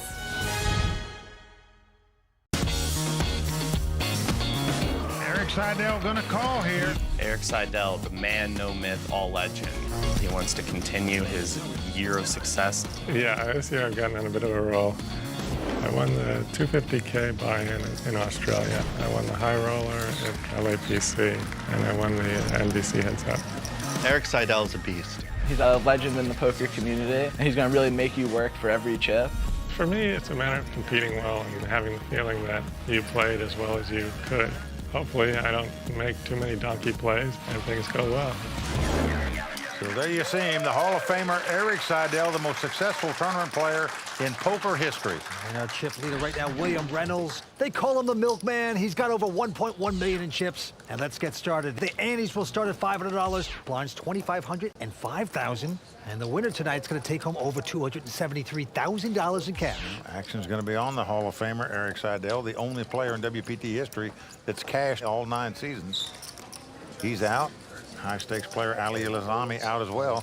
Tom Marchese, this is his second appearance at a final table on the World Poker Tour. Finished 3rd at Foxwoods earlier in the season, and he's going to raise. Makes it 10,000 to go, but Mike Scarborough right behind him. Makes the call with 10-9 of diamonds. Now, William Reynolds. He's the one to watch on the WPT. He's out. Andy Whetstone, the ClubWPT.com qualifier, out as well. So, heads-up action. Here we go. Queen-10 of spade versus 9-10 of diamonds. Flop comes ace-9-4. So Mike Scarborough has flopped the best hand. He's got 2 9s, but the continuation bet being made by Tom Marchese here. Yep, 11,500. Gonna try to represent an ace, but Mike not going for it. He makes the call with 2 9s. Mike's a sales manager in Cincinnati.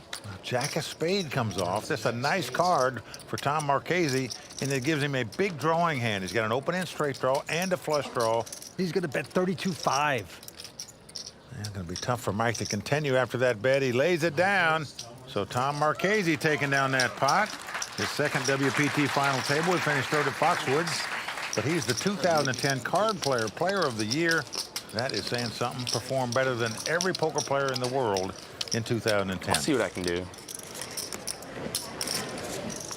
Action on Marchese. Quickly folds this hand. The local also going out, but now William Reynolds picks up a pair of jacks.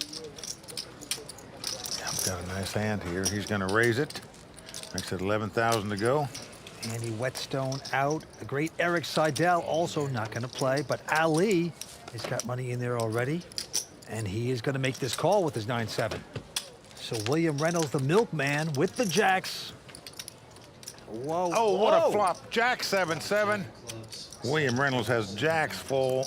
And 3 7s for Ali. Unfortunately for Ali, it's going to be tapioca pudding for him here. He's never going to get away from this hand. Well, both players check the flop, trying to trap the other into betting. Now an ace comes off. Ali's going to think this is a good card for him. Thinks his opponent might have ace-queen, ace-10, something like that. Where he's going to get action here if he bets out. And Ali's going to bet with his 3 of a kind, 13,005. He's going to get action all right. It's going to be a bazooka right in the head. And the milkman going to pop it up to 36,000 with his jacks full. Ali's on a relative short stack here. Well, Vince, I don't see any way he's not going to go all in here. If the guy's got aces full or jacks full, that's the only hand that can beat you. And very sad for Ali, as we saw Tom Marchese fold a 7. Come on. Well, Ali has moved in, quickly called by William Reynolds. Woo! And that's going to do it for Ali. The high-stakes cash game player from LA is going to go out here. To fade 1 out. He's drawing dead because Marchese folded a 7. That's right. It's over. Ali doesn't realize it now, but it is over. Tom Marchese had the 7, the 1 out left. Nothing he can do about getting his money in there. Just wasn't meant to be for him tonight. The likable high-stakes pro from LA out tonight in 6th place. Can't do anything about that hand. It's been nice playing with you, man. It's just ultimate cooler. It's just one of those hands that you can't get away from. I mean, you're not going to get away from 3-7. No. You guys got a full house. You're just dead meat. That's all. We're just getting started here at the Hollywood Casino. Coming up, my interview with Mike Sexton in this week's edition of 5 Questions. Plus, Tony Dunst will break it down in the Raw Deal when the WPT's continuing coverage of the Hollywood Poker Open, brought to you by ClubWPT.com, returns right after this.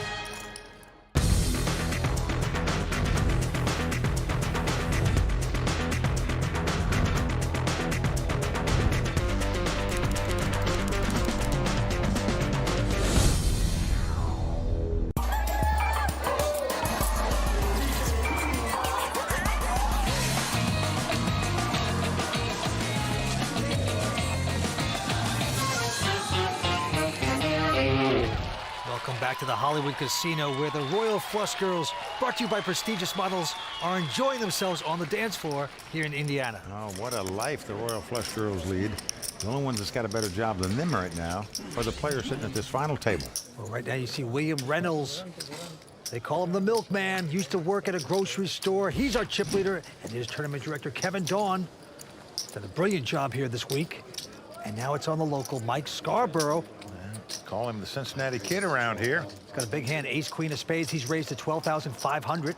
William Reynolds out. On the ClubWPT.com qualifier, Andy Whetstone looks down at a small pair. He's got 2 threes. He's getting chips out. It's a small raise, Vance, just to 20,000. So it's back on Scarborough. Big hand, ace, queen of spades. Well, you would think that Mike Scarborough would just go ahead and put it all in himself based on Andy's chip stack, but he's just going to make the call, wants to see a flop before he commits the rest of his chips. Right now, Andy out in front with the 2 threes, but no longer as it comes king, queen, 9. Action is going to be on Andy. That's not a good flop for him.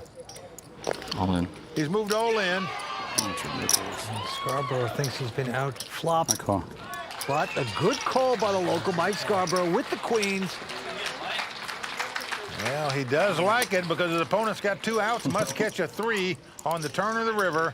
Come on, great. Come on, lucky 3.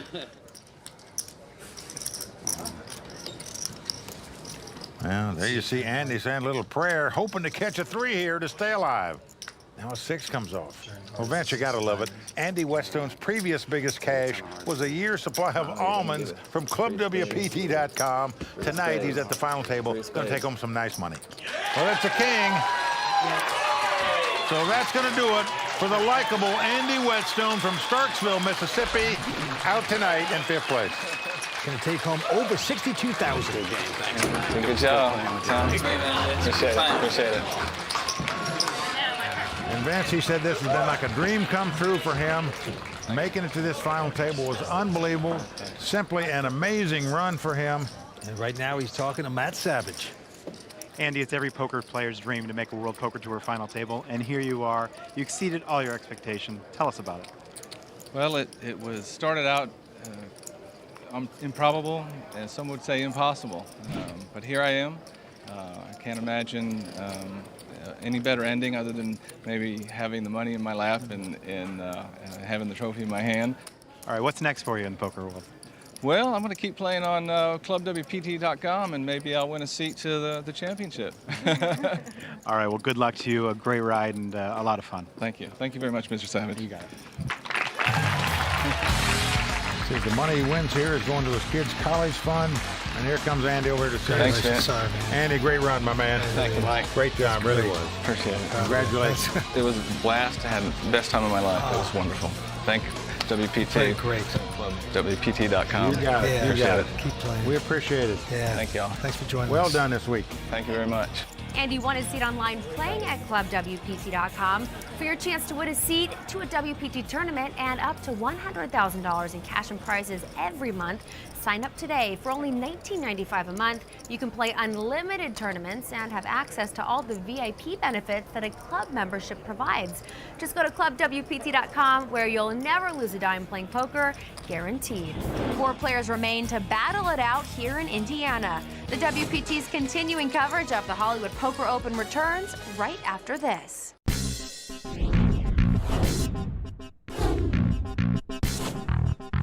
We're here for the Hollywood Poker Open, which runs for 3 weeks and ends with the WPT $10,000 buy-in event. Having the Royal Flush Girls here is great.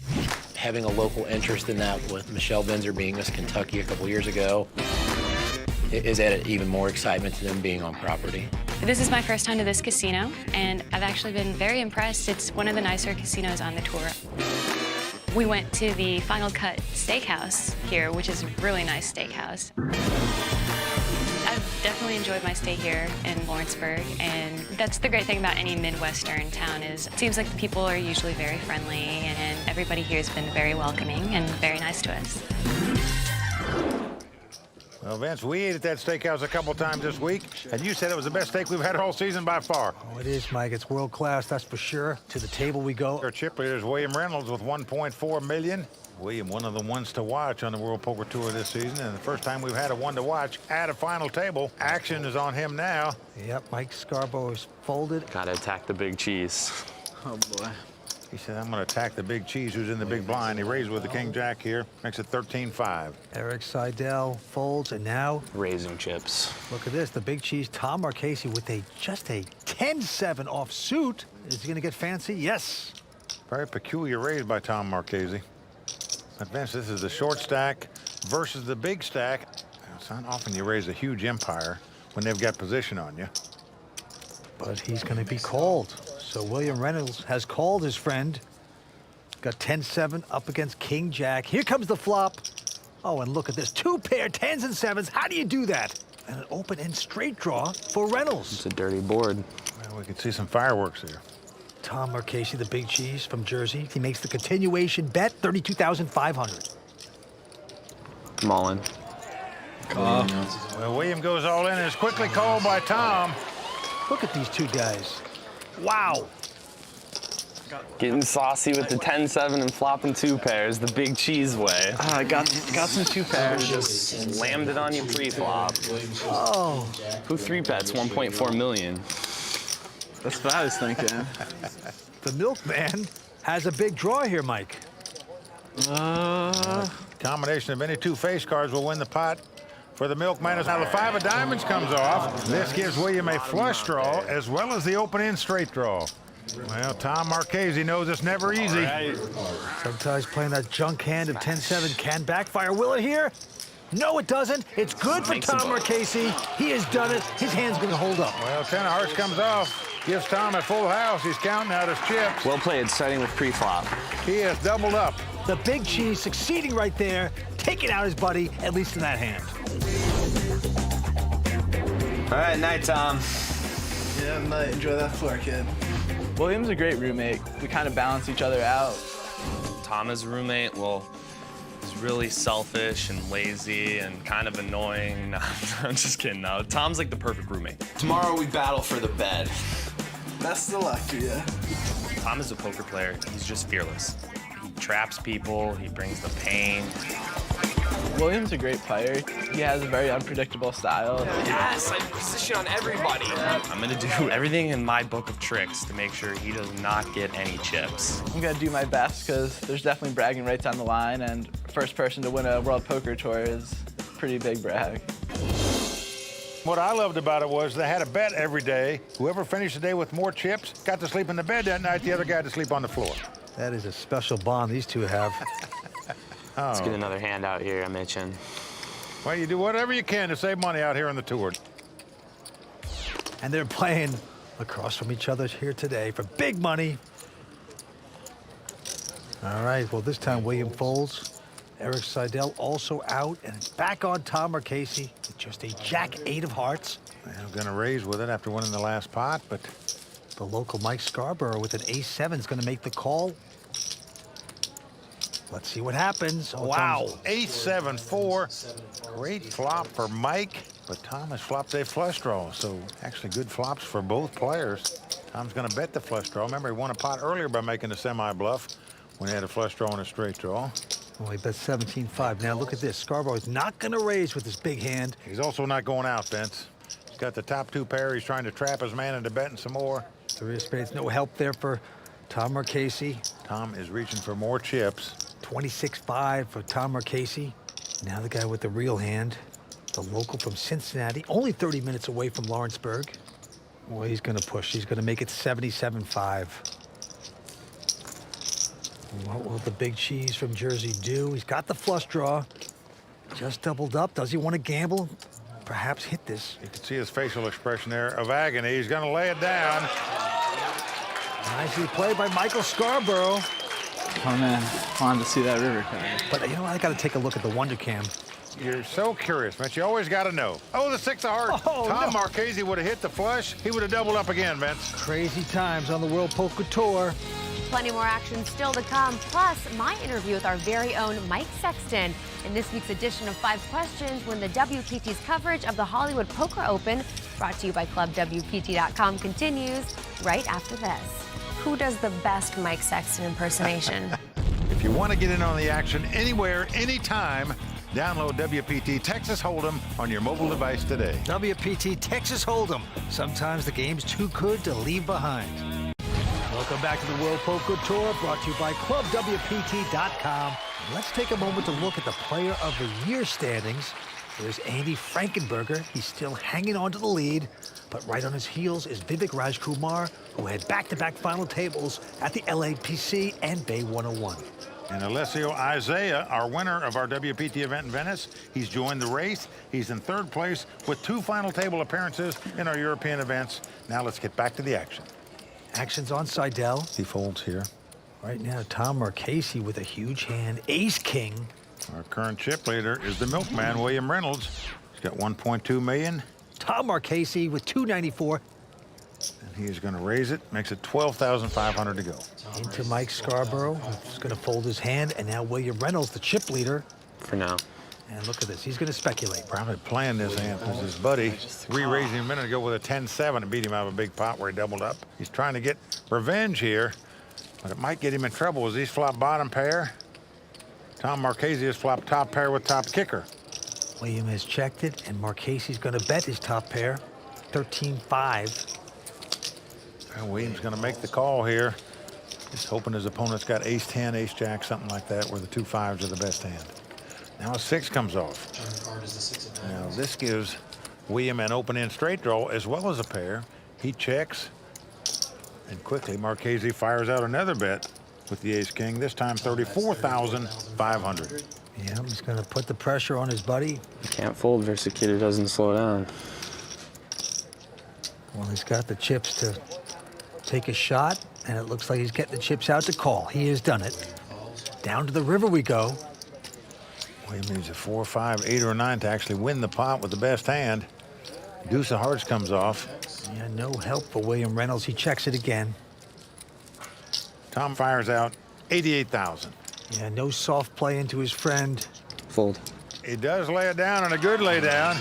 Show me a bluff and I'll really be raging. Oh, look at this. He's made the fold. He says, show me the bluff. But look at this. His friend is going to show him 1 card, just the ace. I think it was ace-7 then. Nice little thin value. And he's got him thinking. Tom's shipping up. This week, I sat down with a recent WPT finalist, a poker Hall of Famer, and one of the most respected broadcasters in television.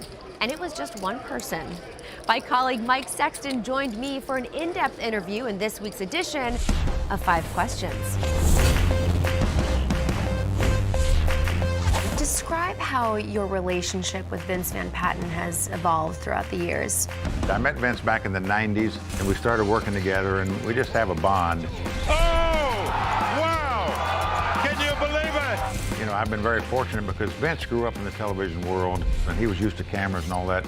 When I came along, I was never in a high school play or anything. So he helped me along the ropes very early in my career, and it was beneficial to me. And, you know, poker's still exciting to us, and I think it comes across on the screen. Of all your achievements in the poker world, what are you most proud of? Number 1 is being elected to the Poker Hall of Fame. Welcome to the Poker Hall of Fame. To have your name linked up there with the Stu Ungers and Chip Reeses and Doyle Brunsons and Johnny Mosses, you know, even after you're long gone, I mean, that's pretty special. Who does the best Mike Sexton impersonation? Well, there's some guys out there that do pretty good impersonations. Vince actually did one. Number 1, Vance, getting chips off of me is like pulling hen's teeth. Ben Affleck, believe it or not, does a good impression of me. Well, I know, Vince. I mean, I tell you what, that old Johnny Chan is crafty. And of course, Randall Flowers, a kid that plays out here on the tour, as you know, does a good impression. We're waiting for a flop to come. We're a little bingo, bango, bongo here. What was it like to make a WPT final table? That's sort of cool, I must say. I'll tell you what was really fun about it. You know how hard the crew and we work early in the morning. You're doing shoots, you're doing all this stuff. I got to sleep in. I missed all that stuff. I didn't have to work that day. I got to play down the green felt. It was a piece of cake. Yeah. Many people don't know that you are a ballroom dancer. Have you ever considered going back to that type of competition? Not necessarily competition, but I do believe that people that dance enjoy life more than those that don't. Dancing has always been a part of my life. We got to get together. We got it. I'm in there. Hey. Hey, Mike, you're looking good there. Well, you're always looking good when you got Kimberly on your arm. All right, back to the action. been folded around to Eric Seidel, who has just a 6-7, but look at this, he's gonna call. I'll let Seidel take care of you. Well, he limps in the small blind. And Tom Marchese now. He's gonna raise it, makes it 15,000 to go. And look at this, Eric Seidel re-raising here, Vince. Now this makes him look like he has a strong hand here. He limped in and now re-raises with just a 7 high. But Tom is gonna make the call to see the flop here.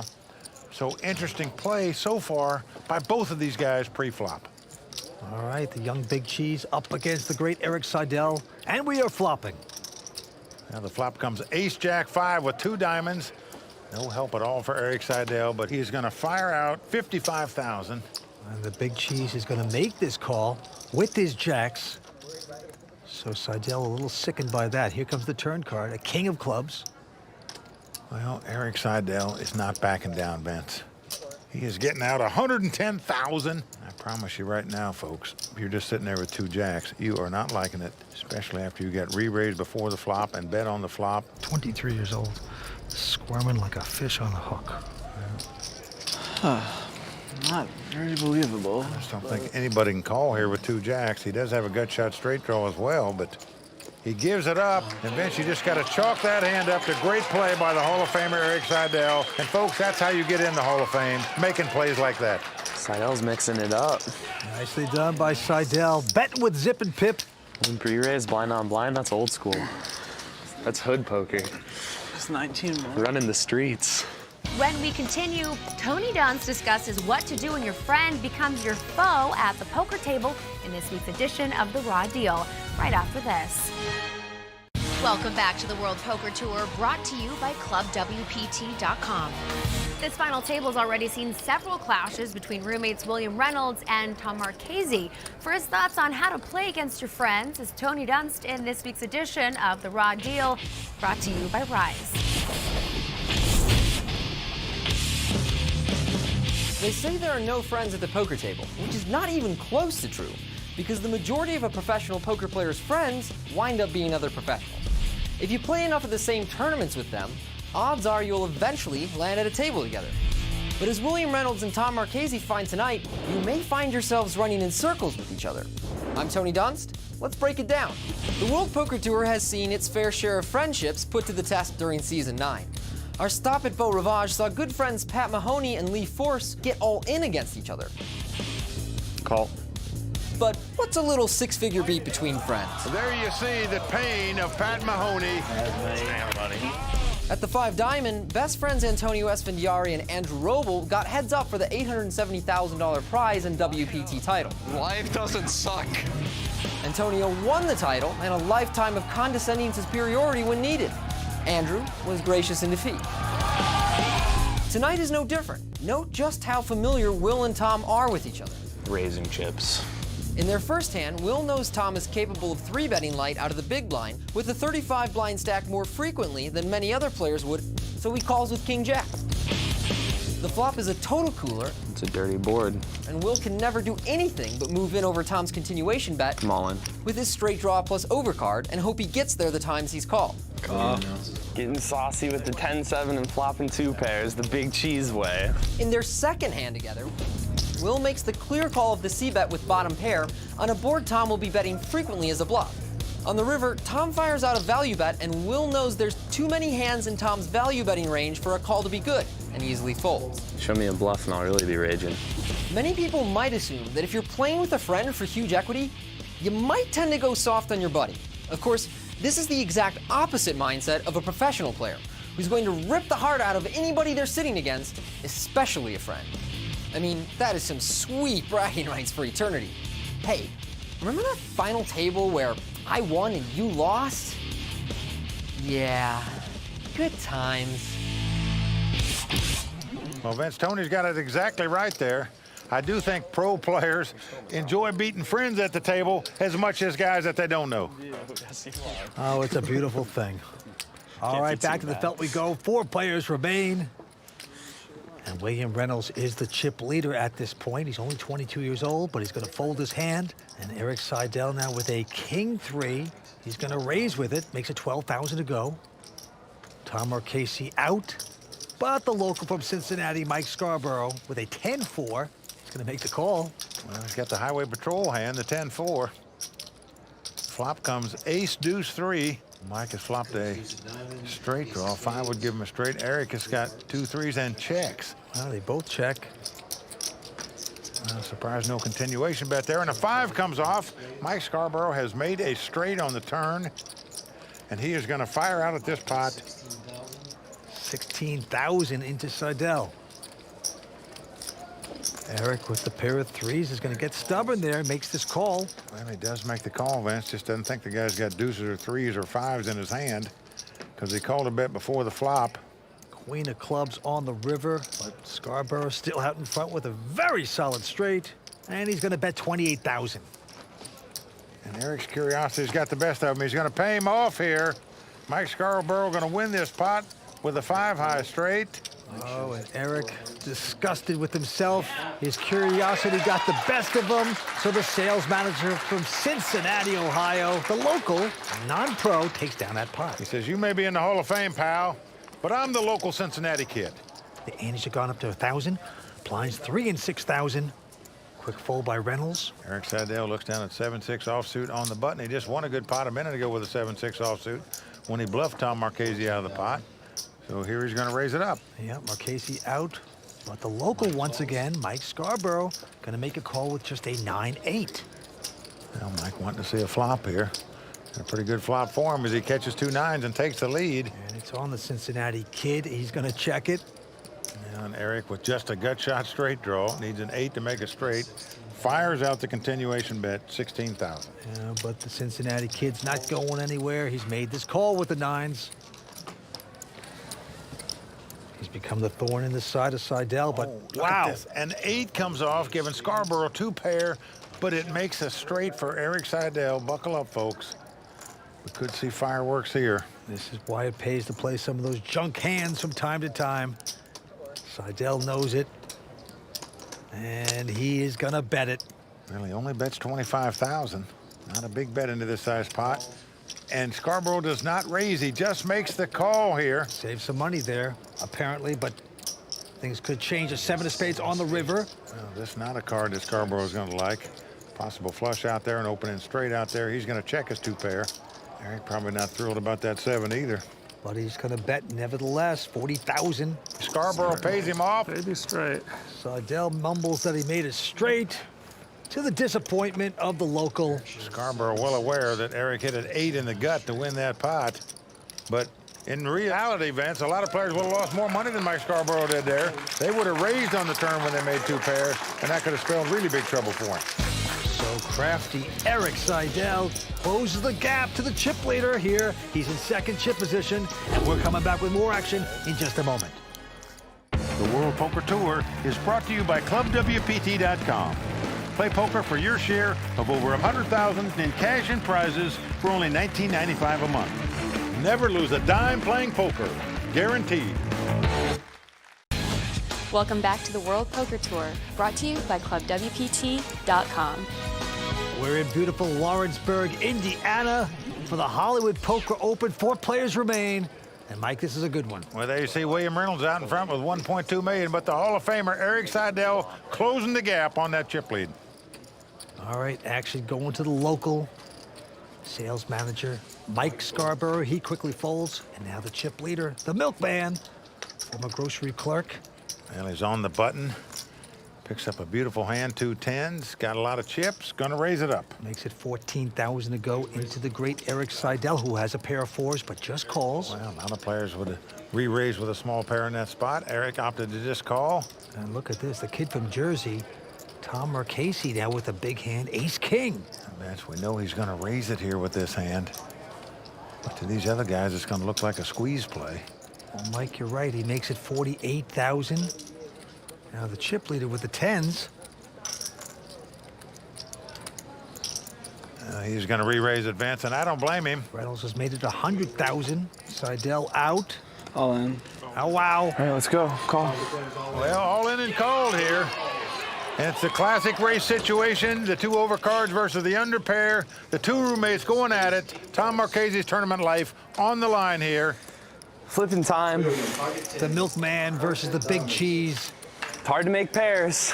In a race situation. This time you're all in with the draw. I guess so. Big cheese versus the milkman. Well, the big cheese versus the milkman. Here it comes. Who's going to get their picture on the dairy wall? Aww. And right now, it's going to be William Reynolds as he flops 3 10s. 10 in the door. That's not good TV. Made it interesting. Well, it's not over. Tom can catch a queen to make Broadway to win the pot. Kid can make Broadway. That's right. He gets it!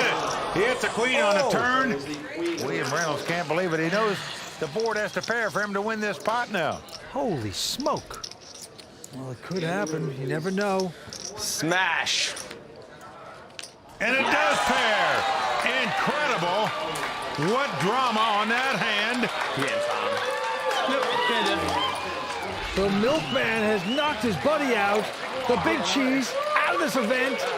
Tom Marchese, our 4th place finisher, picking up over 77,000. Yeah, until the next time, man. Yeah, appreciate it. It's just one of those hands that plays itself in a 4-handed poker game. William Reynolds comes out on top and eliminates his roommate. What a way to go down. You think so? Good. Yeah, that was killer. His buddy, Tom Marchese, out in 4th place. 1 queen too many. Right now, the big cheese, disappointed, gonna go talk to Matt Savage. Wow. Tom, it came down to a big hand between William and you. Did you expect it to go down like that? I mean, I knew there was a chance, especially when we're 4-handed like that, and the positions are the way they are. I mean, pretty standard flip. Unfortunate to lose it that way, but whatever. All right, good luck to you in the future. Yeah, thanks a lot, Matt. This is what I predicted for the final 3. We have reached the halfway point in our coverage of the Hollywood Poker Open. Vince, what do you expect to see from the remaining players? Well, Kimberly, I'm blown away. There is bluffing, there's acting going on here at the Hollywood Casino in Lawrenceburg. And you know what? I expect to see a lot more. But how about that local, you know? The crowd favorite Mike Scarborough from Cincinnati, he has a shot. Well, Mike Scarborough may be an amateur player, Vince, but I'll tell you one thing, he's been playing poker for 25 years since Grandma taught him how to play when he was 9 years old. He is on a hot streak right now, but the youngster, 22-year-old, is the big chip leader.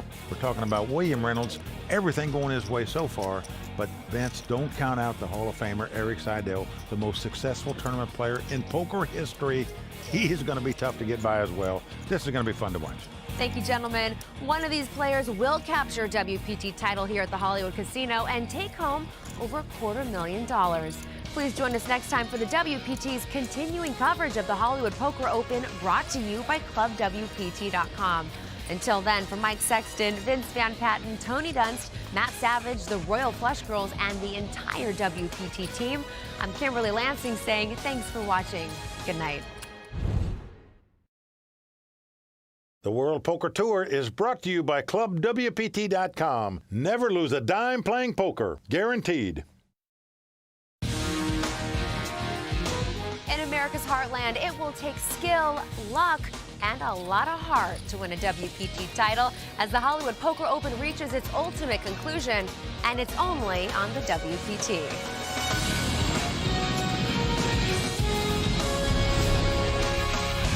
Well, the crowd all standing. He is circling the drain. They are going bare knuckles in the center of the ring. He would love to knock this loudmouth out.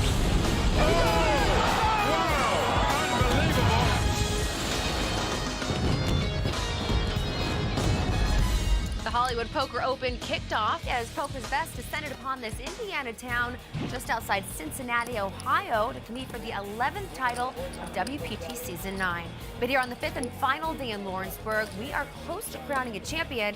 And to bring us up to speed, we turn to our experts, Hall of Famer Mike Sexton and Vince Van Patten.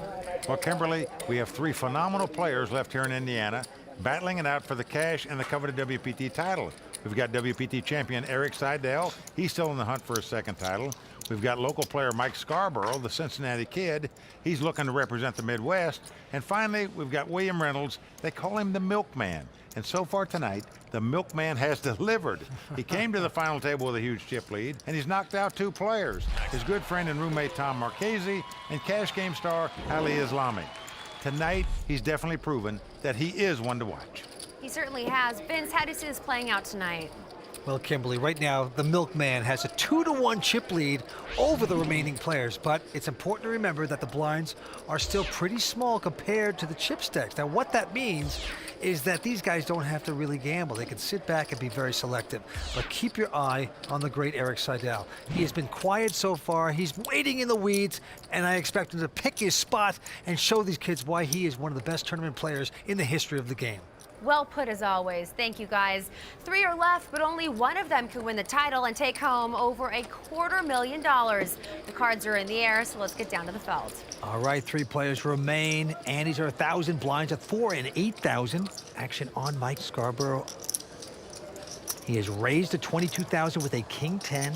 William Reynolds behind him. He has re-raised this to 60,000. Seidel folds. I'm so serious. We'll let this one come to a head. And Scarborough's going to call it. No need to get excited pre-flop, right? It's already exciting, right? I was feeling a little giddy. Don't get me wrong.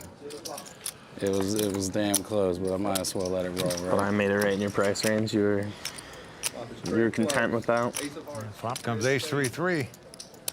No help to either player. Action on the Milkman, William Reynolds. Only 22 years old. He's the chip leader still. You think he's going to make a continuation bet here. He only has a 6-7. And indeed he is. He bets 30,000. It's a very small bet. Mike Scarborough. Mike's a sales manager in Cincinnati. 83. Is going to raise it here up to 83,000. Well, this is incredible to me. William Reynolds just makes the call here. Now, folks, he's got no hand and no draw. He's calling here to steal this pot later. Well, these guys are playing on ego right now. It's a 9 of clubs on the turn that gives William Reynolds a 4 flush.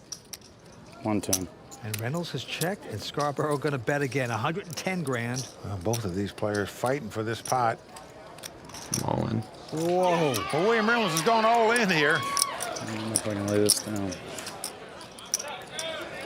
Well, if he makes his call, I'll be the first to stand up and salute him because I don't see there's any way he can possibly call up a king eye.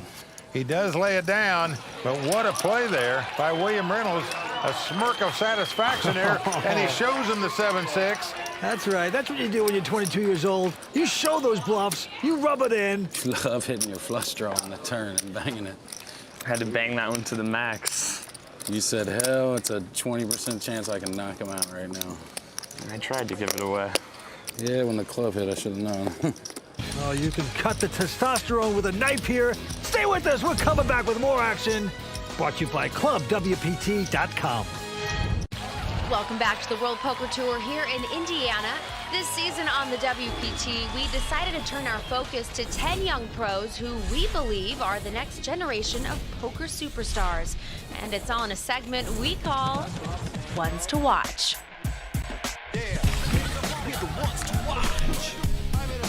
Oh yeah, that's the double fist pump. Are you gonna let us play, or is it like a girl thing? The rest of the table was like 45-year-olds. We're all terrible. I just want to win one of these bitches. I'm from the Midwest, so I have to represent the Midwest. And we're here at the WPT Indiana, and I'm ready to play poker. It's been a great day. I busted someone in the first 20 minutes, and then I busted Randall in the next 20 minutes. Yeah, we have Joseph Chung. Word on the street is he already has 3 starting stacks. That's a great start.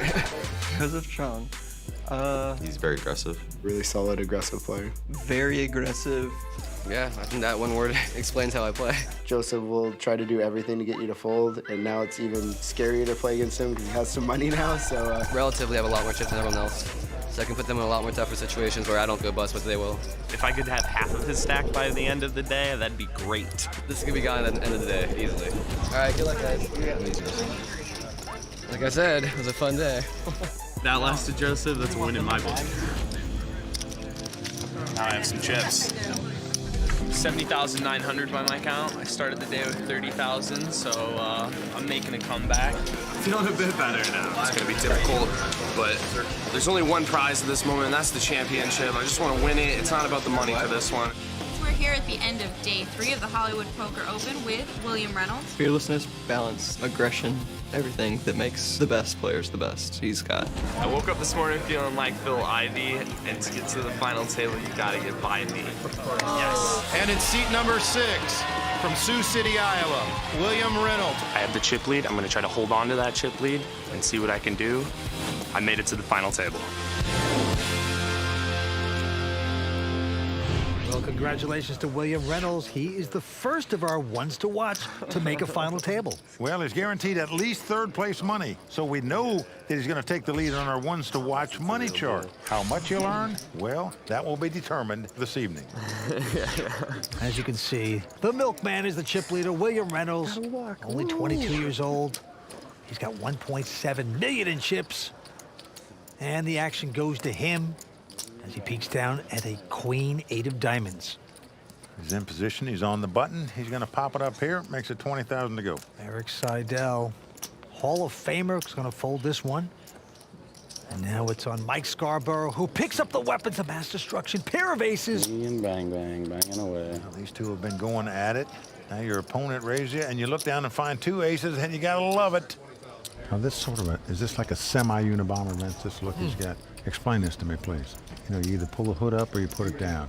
He's a halfway man. It is. It's like he doesn't know what to do with the hood. 49. Well, he's going to make it 49,000, Mike. He knows what to do with the 2 aces. That's re-raise. Reynolds makes a quick call. Lock's hard to come by. So this chatty duo in another battle. Now, flop comes Jack 8-5. Williams flops second pair, but Scarborough has 2 aces, of course, and he fires out 79,000. And the milkman caught a piece of that, and he's going to call. All right, pot building up nicely. Now the 3 of clubs comes off. Check. And Scarborough checks. He's hoping that Reynolds will make a stab at this pot, but he checks the 2 8s, and wisely so. Now a 7 comes off on the river. Check. I'm surprised Scarborough checked here. Yeah, I am too. He checks the 2 aces. Reynolds proudly turns up the 2 8s, thinking he's won the pot, but he hasn't, as Mike shows him the 2 aces. Wow, beat. Chalk one up for Cincinnati. God, I thought for sure you'd make a move with that card out there. Especially when a straight hit. I thought for sure you'd try to make a move on that. Nice check. Right now, the Cincinnati Kid is moving up. I'm from Cincinnati, and I guess being here gives me a lot more confidence. All in. It's my hometown, it's my casino, and I came in with that attitude, like I'm gonna run my table the way I want to, and kind of get into each little person's head. Call. Attaboy, Mike. Gotta call queen 10. Then, you know, kind of control them maybe a little bit. Nice bet, man. Thanks, bud.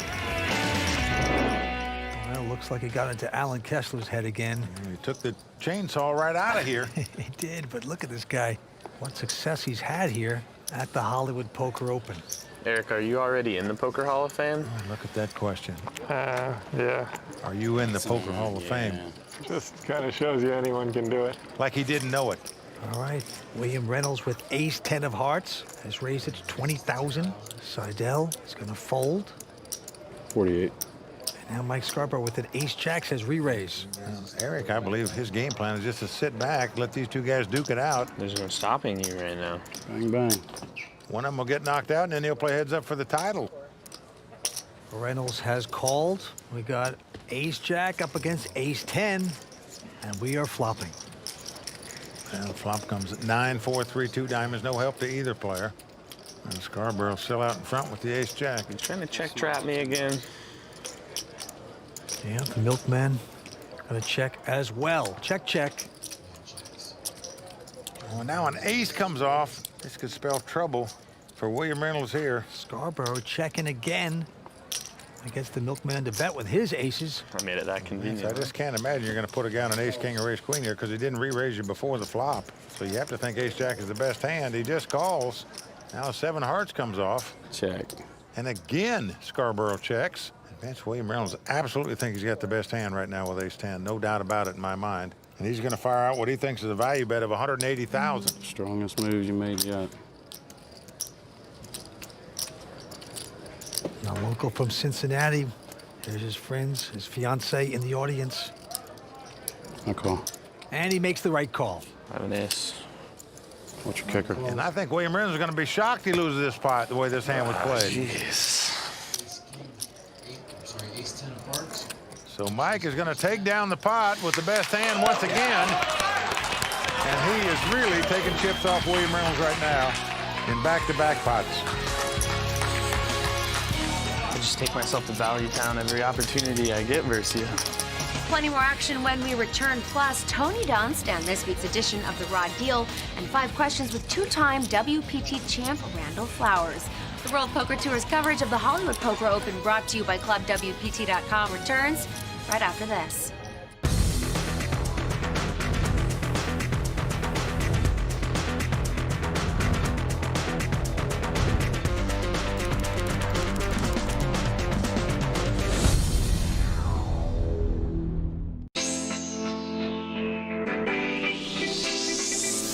I'm Jen Haley, and I'm one of the Royal Flush Girls. I'm a dancer, and I went to college for it. It's always fun whenever we can incorporate any type of dancing with our work. I love being at the Hollywood Casino. We made sure that we had fun. We got to actually film in Boogie Nights, which is really, really cool. We got to dress up kind of funky. We got to do the electric slide with a bunch of other patrons as well. It was a blast. There's the beautiful Royal Flush Girls, and what an addition they have been this year, having fun with us on the World Poker Tour. And the winner tonight is going to take home over $273,000 in cash. Our current chip leader is 22-year-old William Reynolds. He's got $1.4 million in chips. In second place, the local Mike Scarborough with $1 million, and in third place, Hall of Famer Eric Seidel. And right now, Scarborough looks down at a pair of jacks on the button. Mike, the local player from Cincinnati, Ohio. This is home casino where he plays a lot of poker. Yep, he makes it $38,000 to go into William Reynolds, who has a queen jack of hearts. He has made the call. Well, Eric Seidel has ace-10. Most of the time, he might make a re-raise in this spot. Just trying to pick the pot up here, but because these guys are clashing so much, seemingly every pot, I think Eric's just willing to sit back, let them clash to one of them, bust each other, and then play heads up for the title. Yeah, he's folded it. So, jack's up against queen jack. Here we go. Queen right in the door. Comes queen 8-5. Well, William Reynolds checks the top pair. And incredibly, Scarborough checks the 2 jacks. Now, I would bet jacks in that spot for sure. Turn card is a 5 of diamonds, pairing the board. Out comes the milkman. Come on, Will. 65,000. Well, he's got 2 queens and feels certain he's got the best hand with him now after his opponent checked on the flop. But the local Mike Scarborough is going to call it. This could get expensive. River card is a 7 of spades. And here comes the value bet of $174,000. Pretty healthy bet. My call. Oh, wow, and he's not going to like it. Question is, did I value down myself again? Jesus. Well, the 2 queens are going to stand up for William Reynolds. Yep. And Vince, that's why I think you have to bet 2 jacks on the flop there. If your opponent calls or raises you in that spot, now you can put him on a queen. Jack could have been sick, right? As it was played, you're to guess if he has one or not, and that's what happened there. The milkman milks another one. Finally didn't value down myself. He is happy. He's 22, and things are going right for him tonight.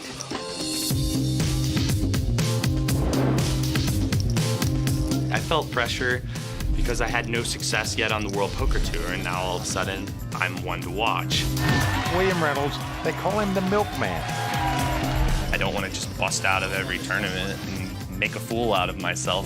Really keeping the streak alive, though, of not cashing in a World Poker Tour event. This tournament's all about making a final table and capturing the win, the hardware, the title in my trophy case, so I can say I'm a World Poker Tour champion. Gotta win a pot eventually.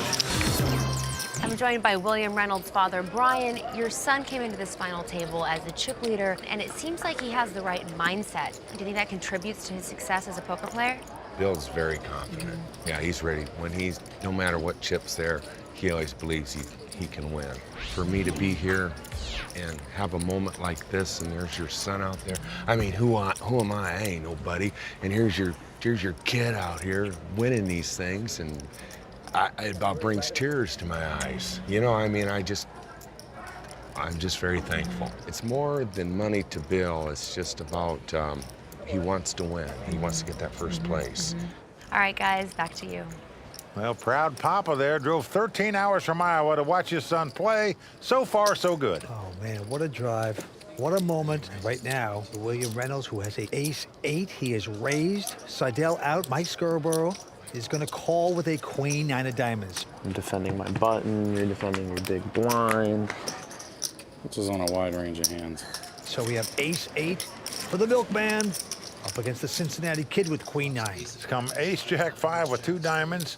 Scarborough checks the flush draw. And William Reynolds picking up aces. Well, you said it yourself. You can have a really wide range here, huh? Ace-jack's not looking good for both of us, is it? I like that 5, though. 2 chatty guys. And the milkman's going to bet it. Yeah, he's going to bet 25,000. Scarborough does not raise with the flush draw. He just calls. PO5 on the turn. You do like that 5, huh? It's pretty exciting. To the turn we go. King of spades. No help to either player. Check. That can't be you. And again, Scarborough checks.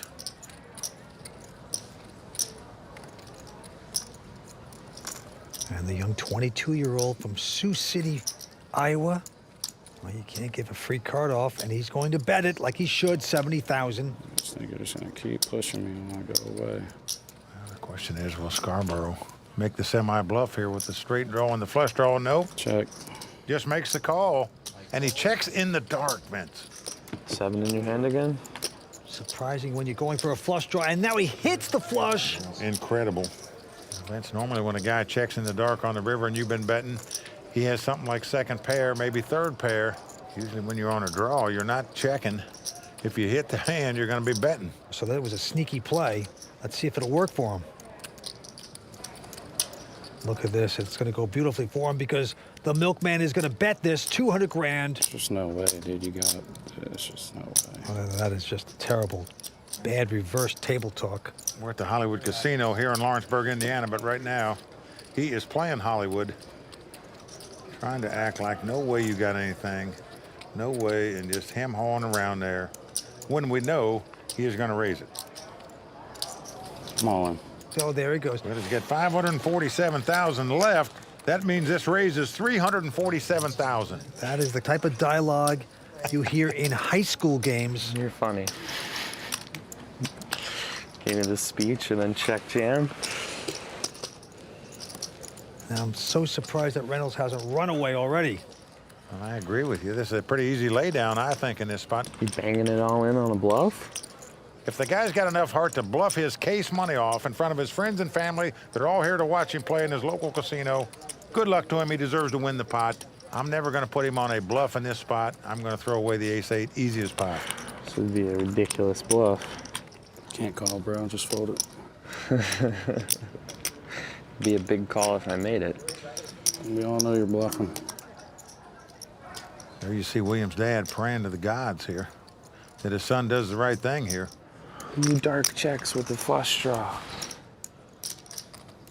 Does Mike do it? Does Mike dark check with the flush draw? Mike does it, man. I'd fold if I was you. Did Spike spike it? A former grocery store clerk will be saying paper or plastic in the future if he makes his call. It's like bang, bang's getting banged. This is heavy banging. He banged it all in. Oh, sweet nothings. You're playing to win, right? William Reynolds is trying to talk himself into calling here for some kind of reason.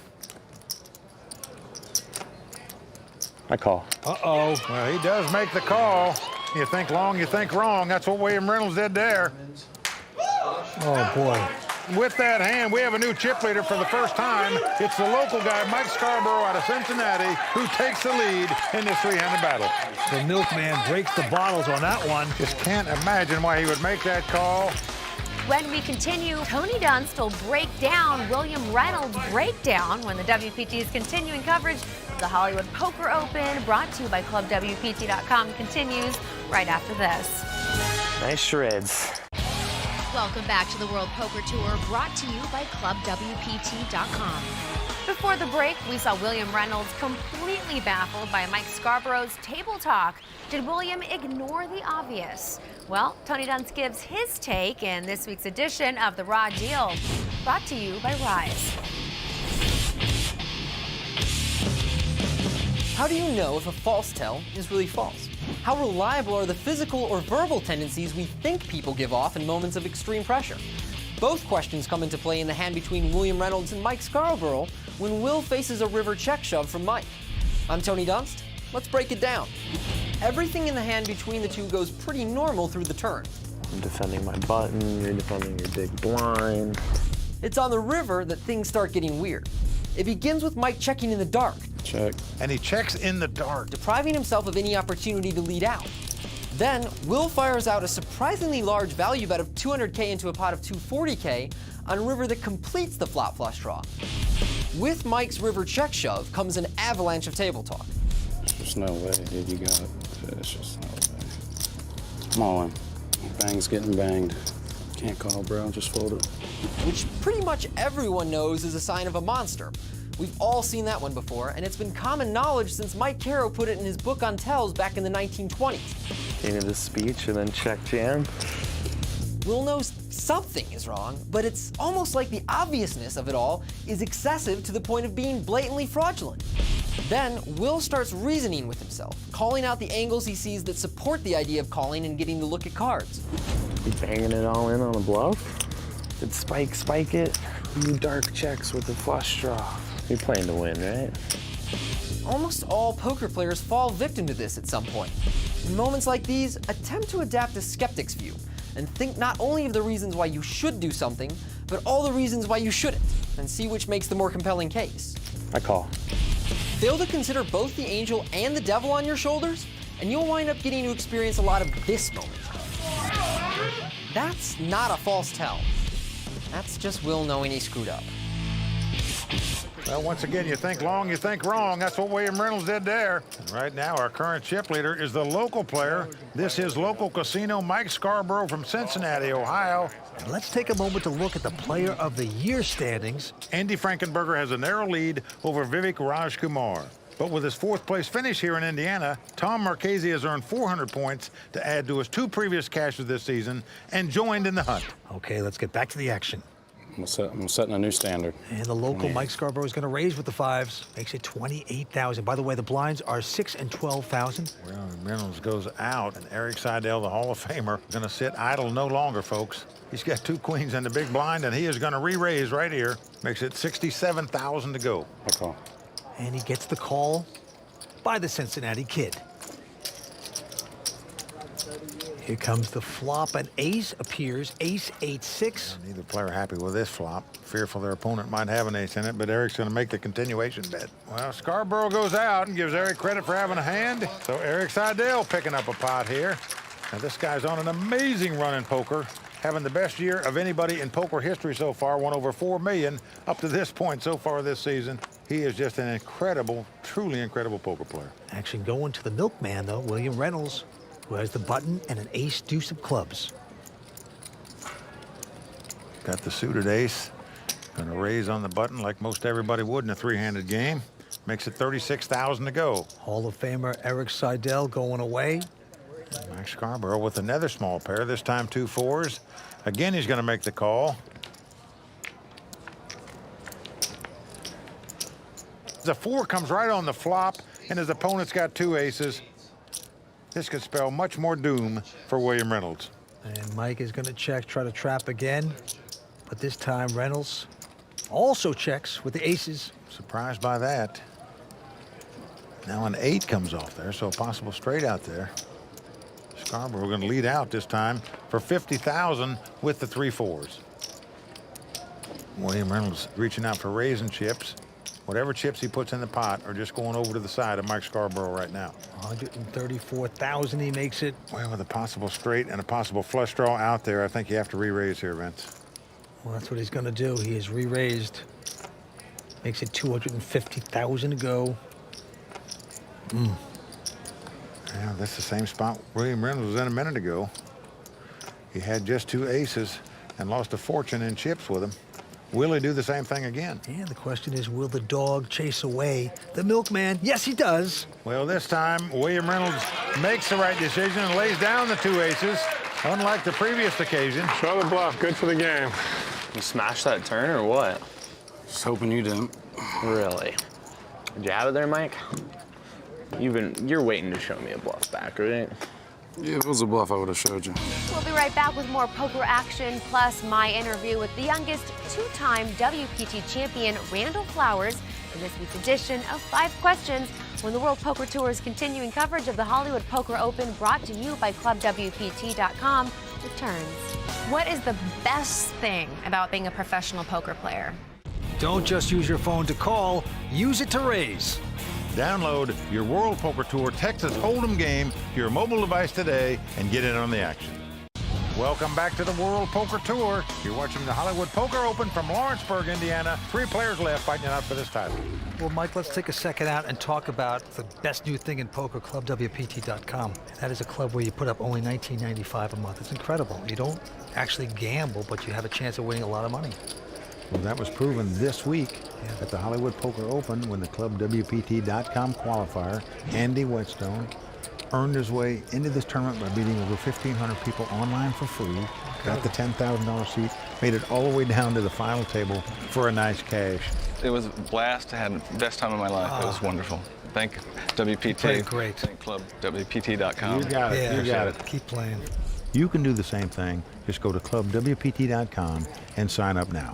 Never lose a dime playing poker, guaranteed. ClubWPT.com. Now let's get back to the felt. Well, there you see our current chip leader, the local guy from Cincinnati, Mike Scarborough, in first place. He's got close to $1.6 million in chips. William Reynolds in second place with $718,000. Hall of Famer Eric Seidel in third place right now with $640,000.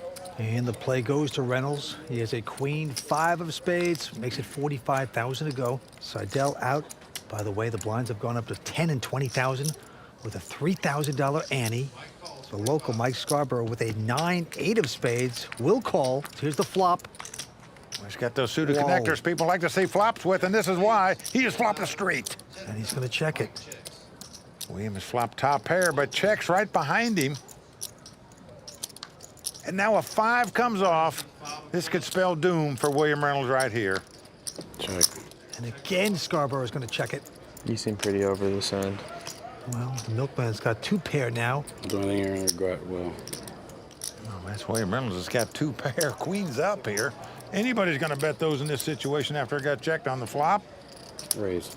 They bet 60, and now it's 160. You're telling me you're not over this end. I like it a lot. But he's not lying about that. He does like it a lot. And with that speech, William makes the call. To the river. Can Reynolds get lucky and fill up? No, it's a 6 of hearts on the river. Come on. And now he moves all in. Mike. Trying to eliminate me? I thought we were pals. You might have overbet this, Vince. All of it? This will be a tough laydown for William Reynolds to make here. Did you flop the bottom end? Well, there he hit the nail on the head. I'd say don't do it, man. If I call, is it all over? That's right, Stanley. There's his buddies, Tom Marchese and Ali, who got knocked out very fast in this final table. Both those guys were at this final table. And if William Reynolds makes this call, he'll be joining them in the stands, Vince. He'll be out in third place. And what a laydown he makes. He put his opponent on bottom straight. That's exactly what he had. And you just wonder, had Scarborough made a smaller bet of a couple $100,000, which would have left Reynolds with a few chips, he probably would have made that call. I think I lived to see another day. If I'm all in, bro, live to see another day. Wow. In this week's edition of 5 Questions, I sat down with the youngest 2-time WPT champion in history, the one and only Randall Flowers. With your win at Festa, you joined an elite group of multiple WPT title winners. How does it feel to be in the company of Daniel Negreanu, Carlos Mortensen, Gus Hansen? Feel pretty privileged. Here's the heart. He's done it. It's 2.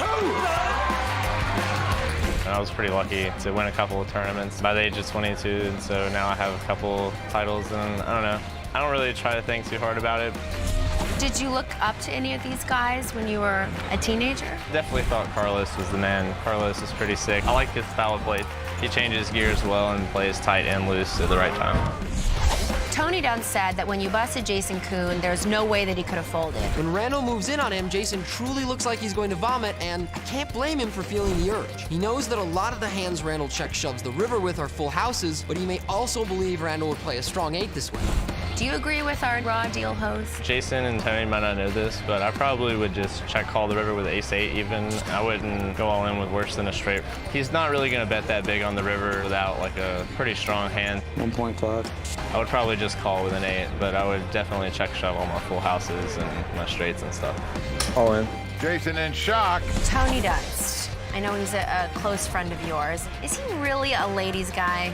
Yeah, he understands that just like poker and in the game of girls to him, it's sort of a volume game. So let's just say that he puts in a lot more work than a lot of us. I appreciate your honesty. He's a hard worker. He's a hard worker. What is the best thing about being a professional poker player? Just the freedom to do whatever you want. For the most part, I can pretty much just schedule doing whatever I want to do, whenever I want to do, and a lot of jobs don't allow people that kind of freedom, and I'm sure a lot of people wish they had it. Well, Vince, as you know, even the great players go out early in these tournaments sometimes, and Randall Flowers was one of the first ones out here in Hollywood. But right now, it's down to these three. All right, action going to our chip leader, Mike Scarborough from Cincinnati. He's got an ace-jack this time, raises it to 47,000. I'm all in. Well, look at this. William Reynolds with ace-10 says all in. Eric Seidel going out. Another $500,000 or so for Scarborough to call. And he makes the call and has his opponent dominated. And that was a quick call by Scarborough there with the ace-jack. I'm a huge dog. Need those diamonds. Come on now. The former grocery store clerk, the milkman, William Reynolds, in a bad position right now. I need a lot of help. That's exactly right, William. Put something out there. Give the milkman a sweat. There's William's dad holding his breath as well. Scarborough, the Cincinnati kid, the local, in a great place to knock this guy out.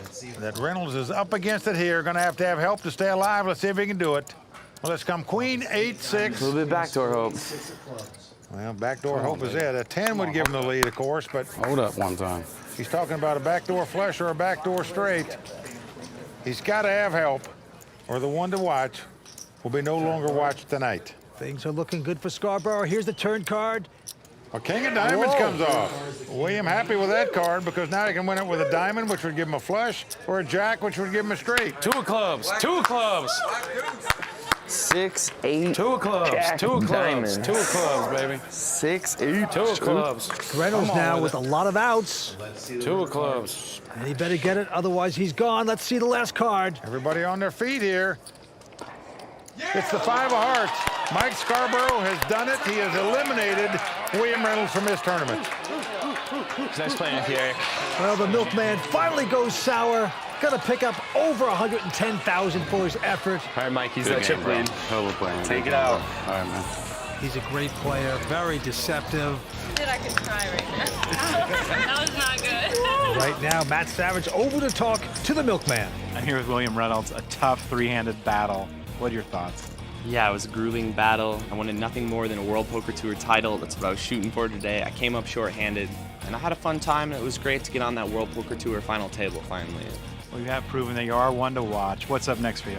I'm going to the World Poker Tour in Florida. After I was at that final table, I want nothing more than another final table and another chance at that World Poker Tour bracelet. Awesome. We'll see you there. Yep, thanks a lot.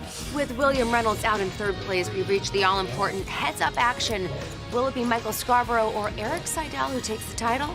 We'll be right back with WPT's coverage from the Hollywood Casino, brought to you by ClubWPT.com, right after this. As is the custom on the World Poker Tour, when we get down to heads-up play, we have our money presentation. So show us the money! Well, out come the beautiful Royal Flush Girls, brought to us by prestigious models. And the bricks of cash getting flopped to the table.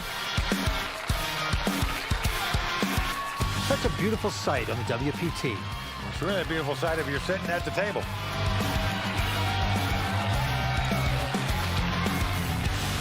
We got the beautiful trophy, the customized Tiffany bracelet. Well, Eric Seidel has one of those bracelets. He's looking to gather a second. We got a local up against a Hall of Famer, but the local, the Cincinnati kid, has most of the chips. He does, Vance. Got over a 5-1 chip lead as we start out our heads-up battle. We are moments away from heads-up action, where Eric Seidel and Michael Scarborough will battle for a WPT title. During the break, sideline reporter and respected tournament director Matt Savage caught up with both players, and here's what they had to say. Well, now you're sitting across from a legend, a Hall of Famer, going for his second title, almost $15 million in career earnings. It's got to be pretty exciting for you. It's really exciting. I hope it's time for a newcomer to step up and make his way up through the ranks. And, you know, if Seidel finishes second, I'm sure he's not going to be sorry. If I finish first, I'll be the happiest kid here in Cincinnati. You're on probably the hottest streak in history of poker. What are your thoughts going into this heads-up battle? Well, he's a really, really good player, and so I think it's going to be a very tough match. And, or at least I'm hoping it's a tough match, because he could very easily just win it very quickly. Well, Eric says that because as we start heads-up play, Mike Scarborough has over a 5-1 chip lead on him. Well, the antes are 4,000, blinds 12 and 24,000. Here we go, out of the gate. And Eric Seidel with a queen 4 has raised to 52,000. Scarborough with the queen 10, contemplating what to do. He's going to make the call. So here we go. Flop comes king 8-6, 2 clubs, no help for either player. Mike Scarborough is going to check it. And will Eric make the continuation bet? Yes is your answer. Of course he does. But a snap call by Scarborough with just a queen 10. Yeah, for 50,000. Going to the turn. Well, jack of clubs comes on the turn, so possible flush out there now. Scarborough checks. That gives Scarborough an open-ended straight draw. Check. And Eric checks right behind him. Well, the board pair 6s on the river. And Scarborough now is going to bet the queen high, 130,000. Well, let me tell you what Eric is thinking about here. What this guy might have. He called a bet on the flop. Now, in Eric's mind, if he had a flush draw, he would raise on the flop. If he had top pair 2 kings, he would raise on the flop. Maybe even raise with 8s. Doesn't think the guy's going to bet 2 8s on the river with 8s and 6s. So in his mind, the guy has got 3 6s perhaps, or possibly just a straight draw. Whereas queen high may be the best hand. But Vince, even if it is the best hand, how tough is it to make this call for 130,000 with just a queen in your hand? So you think it's callable with just queen high.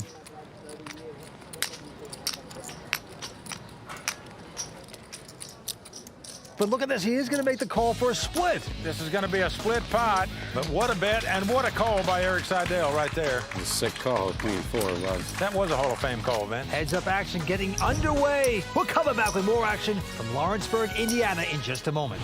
The World Poker Tour is brought to you by ClubWPT.com. Play poker for your share of over 100,000 in cash and prizes, and even become a WPT champion, all for only $19.95 a month. Never lose a dime playing poker, guaranteed.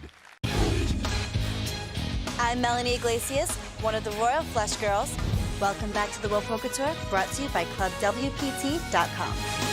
Royal Flush Girls, they're at every WPT event, along with Kimberly Lansing, Mike Sexton, and myself. There you can see Mike Scarborough with well over a 5-1 chip lead over Eric Seidel. Could his dream of capturing a WPT title come true and do it in his hometown here, Vince? Raise. Yeah, hometown. He's actually a sales manager. 62. In Cincinnati, and this time with a Jack 10 of hearts, has raised it to 62,000. Well, Eric Seidel has the ace 9 of diamonds. I'm all in. He's going all in with it. I call. Wow, what a quick call. Well, Mike Scarborough's made the call, and Vince, I don't blame him. I know it's a pretty healthy bet, but even if he loses this pot, he's still going to have over a 3-1 chip lead over Eric. And there's Mike's fiancée, Laura, quite nervous. Well, Mike Scarborough taking a shot to try to win it all right here, right now. Let's see if he can do it. What a moment for him. Well, everybody on their feet, awaiting this flop. Eric with a good shot to double up here. But a 10 right in the door comes 10-9-7. Mike Scarborough is taking the lead with 2 10s. Eric Seidel has 2 9s. Must catch an ace or a 9 to win this pot. Seidel seemingly shocked there. Well, an 8 comes off. This gives Scarborough a straight. We can only chop. We can only chop. He's one card away from the title here at the Hollywood Casino. I need a jack for a straight. Oh, my God. You can do it. You can do this. No jack. Well, it's hugs all around for Mike Scarborough. A 10 comes off, and we have a champion. The local from Cincinnati, Mike Scarborough, has pleased the local fans. He has knocked out the legendary Eric Seidel. Eric Seidel going to take home $155,000. Well done. Beautiful play. Really nice play. Appreciate it. Thank you. Well, you got to give him credit, Vince. He gambled at the right time. He could afford to take a chance to gamble there. He did so. It paid off for him beautifully. He is our champion. And our champ going to take home over $273,000. Right now, Matt Savage talking to our runner-up. Well, Eric, a job well done. You didn't take it down, but what's your thoughts? I wanted to have a shot to win it, and I did. I mean, Mike just played really great the last couple of days. You know, I said at the beginning that I thought he was really going to come into his own this tournament. He's just been playing great. Well, is the heater going to continue? Where are you going next? I'll be at the tournament in Florida, the WPT in Florida, and I'm excited about that one because I think it's going to be a great field. All right, well, we'll see you there. Okay. Thanks, Eric. And here's to the champion of the Hollywood Poker Open from Cincinnati, Ohio, Mike Scarborough.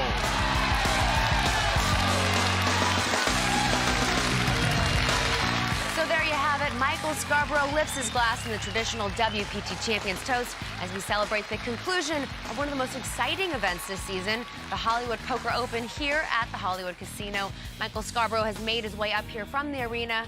Right now, I'm joined by WPT's newest champion. Congratulations. Thank you very much. It seemed like you had no fear out there, considering your competition. It was tough. Yeah, I knew the one player that was going to be the strongest player, you know, personality-wise and aggressive-wise, was William. I knew that I had to try to slowly, you know, work my way into his head. When you seen his game take a total, you know, 180, it was pretty impressive. And that's when I knew I had control of him and I could kind of do what I wanted at that point. Congratulations. Awesome. And we'll see you at the championship at Bellagio. For sure, and you'll see me again, definitely. Oh, for sure. Thanks. Great to see you. Appreciate it. Join us next time when the WPT travels to Hollywood, Florida for the seminal Hard Rock Showdown. From the Hollywood Casino in Lawrenceburg, Indiana, I'm Kimberly Lansing. For Mike Sexton, Vince Van Patten, Tony Dunst, Matt Savage, the Royal Flush Girls, and the rest of the WPT team, thanks for watching and good night. The World Poker Tour is brought to you by ClubWPT.com. Never lose a dime playing poker. Guaranteed.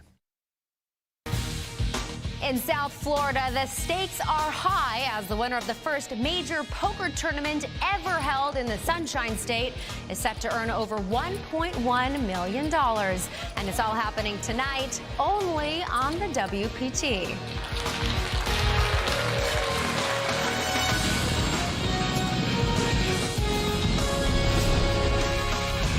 Well, the crowd all standing. He is circling the drain. They are going bare knuckles in the center of the ring. He needs the extreme miracle.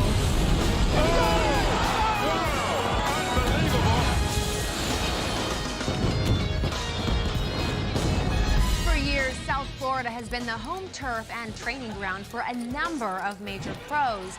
But despite being such fertile ground for poker greats, the Sunshine State has never had a major championship to call their own. But that all changed 5 days ago when the WPT came to the seminal Hard Rock Casino, and 433 players showed up from around the world to stake a claim on the massive $4.1 million prize pool.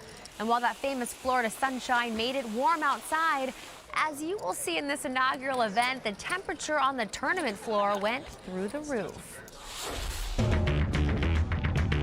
Good luck to all of you in your quest to make it to the final table. Let's shuffle up and deal. This tournament was held in one of the most unusual and exciting venues we've seen on the WPT. The Hard Rock Live is a 5,000-seat rock and roll arena that's played host to the likes of Bruce Springsteen. But this week, the headliner was high-stakes poker and a slew of some of the game's biggest names. Come on, let's go. I'm gonna kick your ass. Come on. Have to take me out. As the Royal Flush Girls took in the first ever WPT event in the Sunshine State, South Florida's local grinders were up for the fight and ready to challenge the established pros. I love it. Like, I really, really love it. I love to grind. Like, I'm a sick degenerate. What we can do is go around the room and I can point you out different people's home turf casino and let them know whose house they're in. We must protect this house. Some of the visiting pros did run into some trouble. By the end of day one, several big names would go bust, including WPT champions Hoyt Corkins, Gavin Smith, Antonio Esfandiari, and local favorite Jason Mercier. In a season dominated by young talent, it was a pro in his 50s, Randy Dorfman, who would end the first day of the competition as the big chip leader. We prey on the young guys. We eat the young guys. Day two saw the remaining 317 players out of a field of 433 continue their quest for the $1.1 million first place prize inside, while the Royal Flush Girls and Tony Duns joined some players who already busted outside for a heated volleyball match in the South Florida sunshine. If it was warm outside, the temperature in the poker arena began to boil as Squeaky started to squeak. Are we allowed to poke other players? Can I just start poking them every time I'm ready? This kid in the Care Bear sweater, he doesn't matter what his cards are, he's just pretending to look down. Let's hope I wake up to the nuts.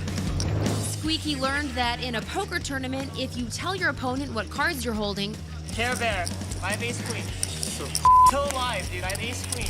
You get a penalty. 1 round penalty, don't look at it. I despise that kid. I thought I talked a lot. After sitting out for one entire lap, Squeaky was allowed back at the table and immediately doubled up. Yeah, baby! Woo! Squeakzilla, back in it. Outside of Squeaky's table, there was some serious poker going on, and it turned out to be a good day for poker pro Todd Terry, who would end the day as the chip leader, and our own Mike Sexton would finish the day still in the hunt, making a serious run at his second WPT final table this season. As for Squeaky, he ended the day with yet another penalty. You cannot talk about your hand. We've gone over this. What does that have to do with Everyone's uptight. You know, when I used to play as a kid, I used to have fun. It's about a good time. Everyone here's got something, jammed up there. I had ace-6 of spades, and I was very close to spike call. Oh, and ace-deuce of diamonds. Yeah, right. Stop it. Ace-deuce of diamonds. Get me the hell out of here. 145 players returned on day 3 to new table assignments, and ones to watch, Alan Berry found himself sitting with the chip leader, Todd Terry. Michael Winnett had a new table and new opponents and a new look, but Squeaky was still up to his old tricks. As a reminder, players, please do not discuss the contents of your hand. If you do, you will get a penalty. I didn't hear that announcement. Across the room, a rare table draw put 3 top female players together. Annette Oberstad, ones to watch, Maria Ho, and Lauren Kling. But that dynamic didn't last long, as Maria's pocket 8s ran into Lauren's pocket jacks, sending Maria home. Moments later, Lauren bested Annette, who shoved with pocket jacks against Lauren's pocket kings. Meanwhile, Squeaky collected his 3rd penalty of the tournament. This time seemed to put Squeaky on tilt. You can't turn chat off here, so you should be allowed to talk to people, and sometimes you talk about the hand. Next time is 3 rounds, and then you're out of the tournament. But do you understand what I'm So don't do it. Do you understand what I'm saying? I'm explaining the rules of the tournament. I think they're open to your interpretation. Please understand, I do not want to disqualify you, but I will. I understand that you will. So that will make Syracuse very happy. So stop. Squeaky still had a couple more hands to wait out, but during his penalty time, his table did break, and he was moved to the same table as Mike Sexton. After being denied 2 orbits of play, Squeaky would rejoin the action and play his biggest hand of the day. Young California player Kazu Oshima shoved all in on a flop of Queen 9-5, 2 clubs. This is how I got out of the last 5 tournaments I played. Squeaky calls with a pair of 5s and the flush draw. Kazu has no pair, but he does have the ace-high flush draw.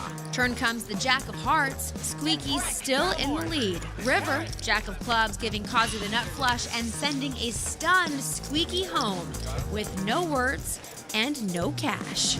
As the day drew to a close, ones to watch Lauren Kling would be busted out by young Massachusetts player Taylor von Kriegenberg. Moving himself up to first in chips and leaving the last woman standing, Florida businesswoman Abby Daniels in second place. Day 4, the money bubble closed in and the stakes were high. Of the 51 players starting the day, 6 will go broke. Only 45 would cash. For a few players, it was not a good morning. But two-time WPT final tableist Kurt Kohlberg was having fun. Half the people think I'm Tom Cruise. The other half think I'm Leonardo DiCaprio. I hate that. With 46 players left, the actual money bubble was in play. The pressure mounted, especially as extreme short stacks doubled up. Eventually, it would be East Coast player Vinny Pahuja who would end up as the last player to walk home empty-handed. Congratulations, you are in the money. Excuse me, sir. Shuffle up and do it. Quick interview. Are you kidding me? After that, players started to bust quickly, including Mike Sexton and his dream of making his second WPT final table this season, as his pocket sevens couldn't overrun WPT champ Tommy Vitas's pocket eights. Go on, Mike. Good luck. All right, man. Then it was day 2 chip leader Todd Terry's turn as he flopped a set of 6s against Abby Daniels' pocket aces. But with runner diamonds, Abby made a flush, ending Todd's quest for a second WPT final table. Only 18 players would survive day 4 and return to play for the WPT final table, led by chip leader, WSOP bracelet winner Blair Hinkle.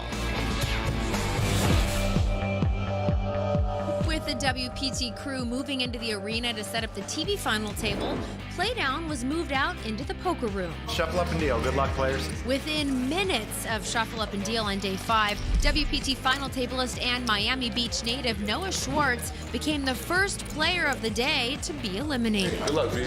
And the bust outs would keep coming fast and furious. Poker pro Blair Hinkle, who started the day as the chip leader, took the biggest hit of the day. First by doubling up Tommy Vitas, then by getting eliminated in 8th place by 26-year-old local pro Justin Zaki. Young poker pro James Mackey would suffer the final heartbreak of the day when he called Taylor von Kriegenberg's all in. James, holding pocket 5s, had no chance against Taylor's pocket 8s. James would bust out on the TV bubble, giving the 22-year-old from Stoneham, Massachusetts, a big chip lead going into a final table of the first televised major poker championship in Florida. Players, congratulations on making the TV table. So, Mike, after experiencing this field firsthand, what are your thoughts on tonight's final table? Well, my first thought is I wish I'd gone a little deeper and been at this final table.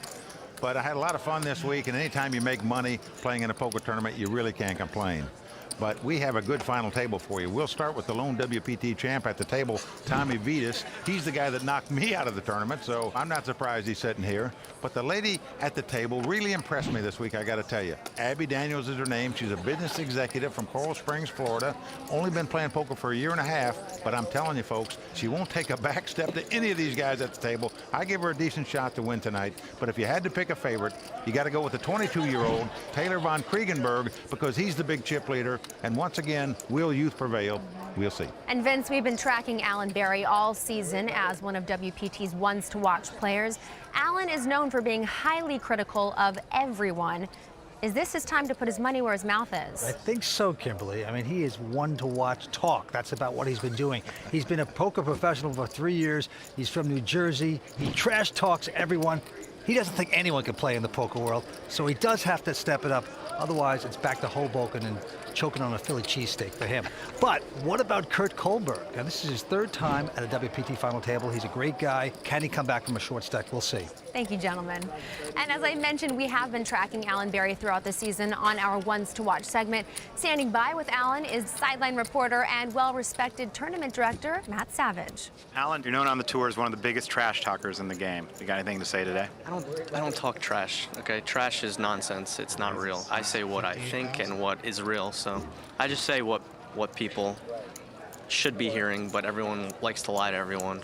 So do you have any thoughts about your final table today? I'm very happy with it. I hope things go well. All right, good luck today. Thank you. All right, back to you, Kimberly. We are just about ready to start the final table of the seminal Hard Rock Showdown here in Hollywood, Florida. Mike and Vince will be back with the call of the game right after this. Welcome back to the seminal Hard Rock Showdown.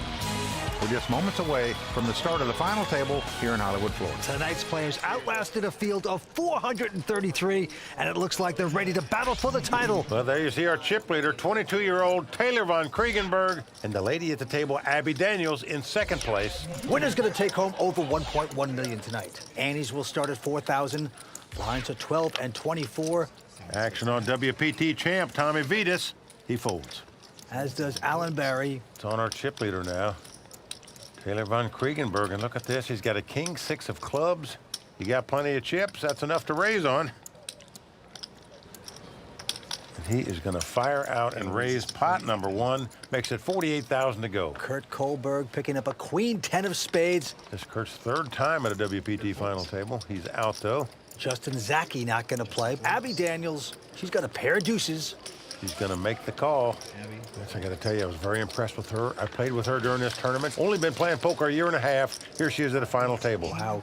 A flop comes king 10-6. Great flop for Taylor von Kriegenberg as he flops 2 pair. But Abby's going to bet $65,000. Taylor does not raise here. He is just going to let her hang herself and continue to bluff her money off. Now a club comes off, the 5 of clubs. Oh, boy. Even the train stops, Abby. But she's not going to. She bets again, $90,000 with the deuces, and gets a quick call. Taylor von Kriegenberg just walking the dog here, as we say. Letting your opponent bluff their money off. 4 diamonds on the river, no help to either player. Well, she finally puts on the brakes and checks. Obviously, Taylor going to bet here with 2 pair. Yep, a nice $354,000 bet. Into bluffing Abby. And she is sickened by this start. Pretty uncallable. Well, right, you have to put him specifically on a queen jack if you make this call, but she's not doing it. She lays it down. So the rich get richer. Taylor von Kriegenberg extending his chip lead on deal number 1. And Mike, this is this kid's first WPT event. He's only 22 years old, and he's one tough cookie at this table. Is that your lucky hoodie? Played Division II college baseball, and this time he looks down at king 9 of clubs. Oh, yeah. Well, he can raise with king 6 of clubs, but he lays down to king 9 of clubs. Go figure. Kurt Kohlberg picks up ace king. Kurt is the president of a management consulting firm. He's also a tough poker player. He's going to raise with his ace king, making it $58,000 to go. That's what impressed us about him. He finished 8th in the United States in the men's over 50 division of squash. There you go. Justin Zaki and Abby Daniels both folding. That's around to former WPT champ Tommy Vitas. Tommy making a raise here. He's going to go to 138 with a pair of 9s. Oh, and Kurt coming back over the top, all in. And now Vitas, he's got a little bit of a problem. Now, Tommy has him covered by over $1 million, but still, you just hate to give up a $500,000 right here. In case your opponent's got an overpair. Cool. Tommy has made the call. Sure. And he is going to like it when he sees it in a race situation. He's out in front with the 2 9s. He's up against the ace-king. Well, everybody on their feet here. Big pot early on at this final table. Good luck, buddy. Kurt Kohlberg, always a gentleman. At least I don't have ace-queen, which is what I had the last 2 times. Well, this is Kurt's 3rd WPT final table. He actually went out in 5th place in Paris and at Foxwoods holding an ace-queen. Here we go. Oh, he's wishing he had ace-queen right now, Vince. Yeah. As it comes queen 10-4. No help for Kurt there. He's looking for an ace, a king, or a jack here. Must have some help or he's going to be out in 6th place. Well, a 4 comes off. So we are down to the river. Kurt must catch an ace, a king, or a jack. Nothing else will do. Can he do it? Kurt sweating it out. River Kurt. Everybody on their feet. It's a jack. He has done it. He has made Broadway. He has made the ace high straight to stay alive. And right now he is thanking the poker gods. Oh, finally his luck turning around on the World Poker Tour. Thanks, Anchor. We have to take a quick break, but there's more from the Seminole Hard Rock Showdown, including Tony Dunst and the Raw Deal. My 5 questions with South Florida native and WPT One to Watch Jason Mercier. Plus, a look at all the fun the Royal Flush Girls have been having right here in Florida. We have a lot in store, so stick around.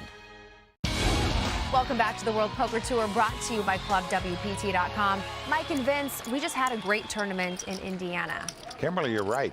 That event turned out to be a very exciting final table, which included poker legend Eric Seidel and one of the WPT's one-to-watch players, William Reynolds. Don't forget, in that mix was an amateur player, Andy Whetstone, who got into that event by playing on ClubWPT.com. Well, Andy really is a great story. As a member of ClubWPT.com, he was eligible to play in a satellite. He won that event and earned a $10,000 seat into our last tournament. And before you know it, he found himself sitting in a televised WPT final table going for the big bucks. Follow in Andy's footsteps by joining ClubWPT.com, and all you pay is $19.95 a month to become a VIP member.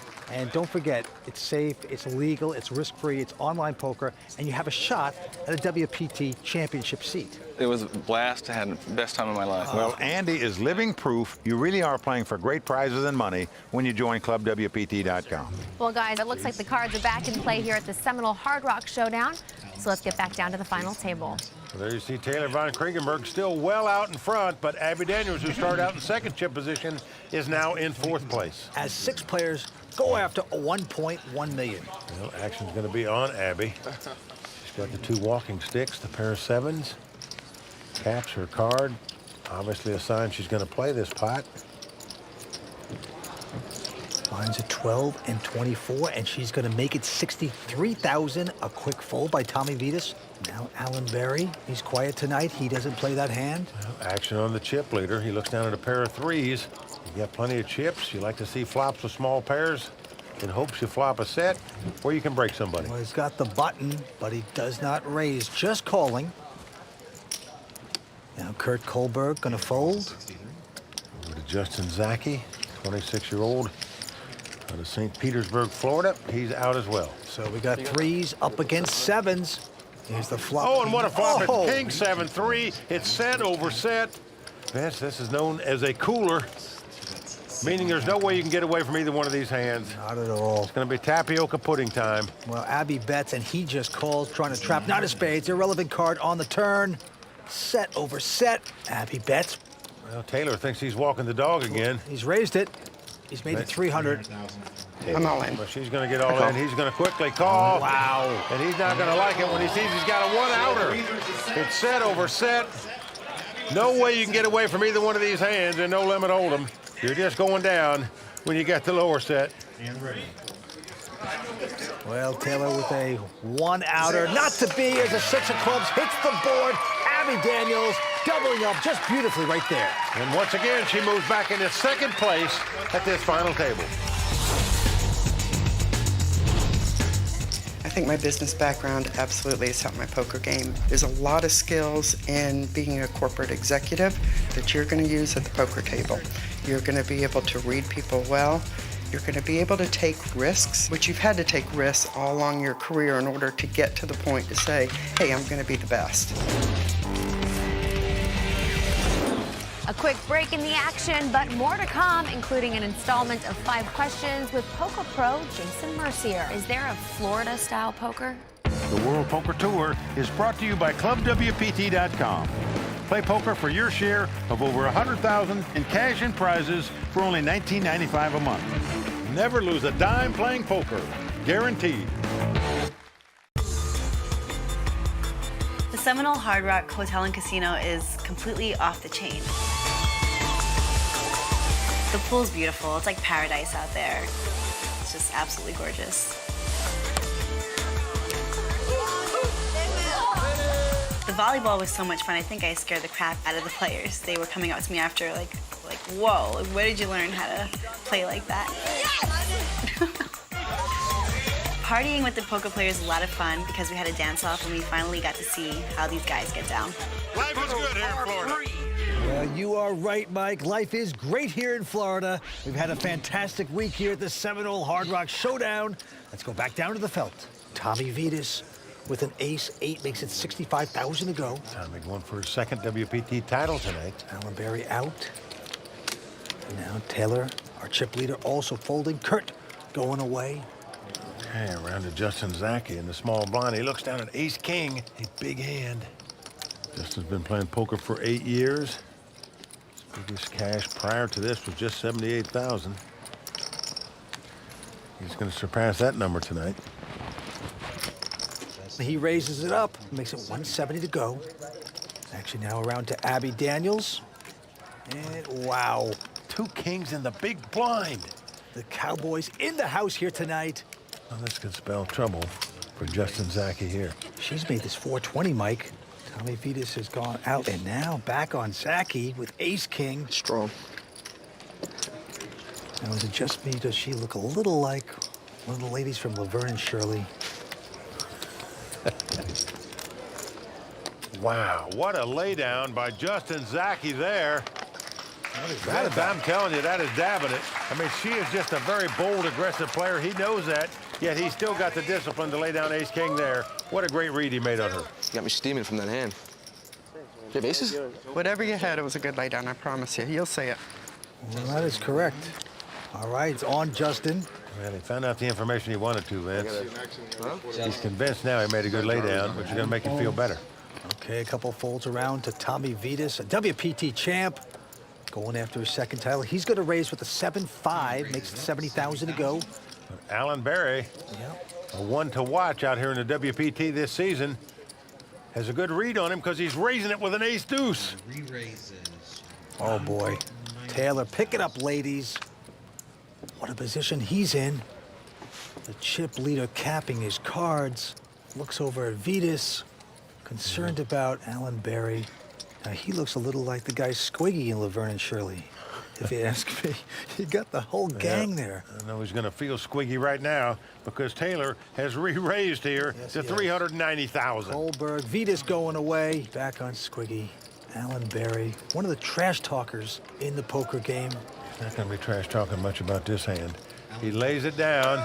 Good fold. Well, he made a good read on Tommy. Unfortunately for him, the guy behind him picks up 2 queens and takes down the pot. Yep, and this is Taylor's first WPT event ever. He extends his chip lead, only 22 years old. Will it be his night tonight? Taylor's quite an athlete. Played Division II college baseball. Also plays basketball, football. Right now, he's having a ball. All right, a couple folds around to the champ at the table so far. Taylor, he's going to go away as well. Our man Kurt Kohlberg, the CEO, folds. And now, Justin Zaki from Florida. Yeah, it's the battle of the blinds here. Justin picks up a pretty nice hand, the small blind, ace-7 of hearts. Yep, he's raised to 75,000. Now, Abby Daniels with just a 10-9. She's making the call here. She's got go. more chips than he does, got position on him, got some money in the pot. Let's see a flop. And what a flop it is for her. Whoa. As she flops 3 10s, it comes 10, 10, 7. And he's got 7s. With an ace kicker, Vince. First to act is Justin, and he's confident. And he's going to put in a bet of 110,000. Nice. Whoa. She comes right over the top for $250,000. And usually when you have a big hand, you don't re-raise that quickly, which is actually very good. It's disguising the fact, maybe. This guy's saying no way she's going to have 3 10s, and he's going to re-raise it. Well, he's going to find out where he's at right here, right now. You bet 650,000. Now, do you milk the cow a little bit longer? No, just calls. And now he's thinking, whoops, did I make a mistake? Turn card coming up. Oh, when the ace comes off, this now gives him aces up. So in case she had an overpair, What's she playing? something like 2 jacks or 2 queens, he would now have her beat. Yeah, I got you covered, so whatever. Yep, that's right, Abby. You have him covered. How much is it? But he wants to You know wanna count? exactly how much you have. What he wants is information to hear her talk. See how confident she is about her hand. 3. 1.9. Yep, now she's been playing poker for 1.5 years. Maybe in a couple more years she'll learn not to talk so much. Oh, he checks. And Abby with a $500,000 bet. Justin's going to play this pot. He's going to most likely have to play it for all his dough here. He knows that. I made a great lay down a minute ago when he folded ace-king. Can he fold aces up here? He's just checking out the body language of Abby. You're just like owning me on every hand.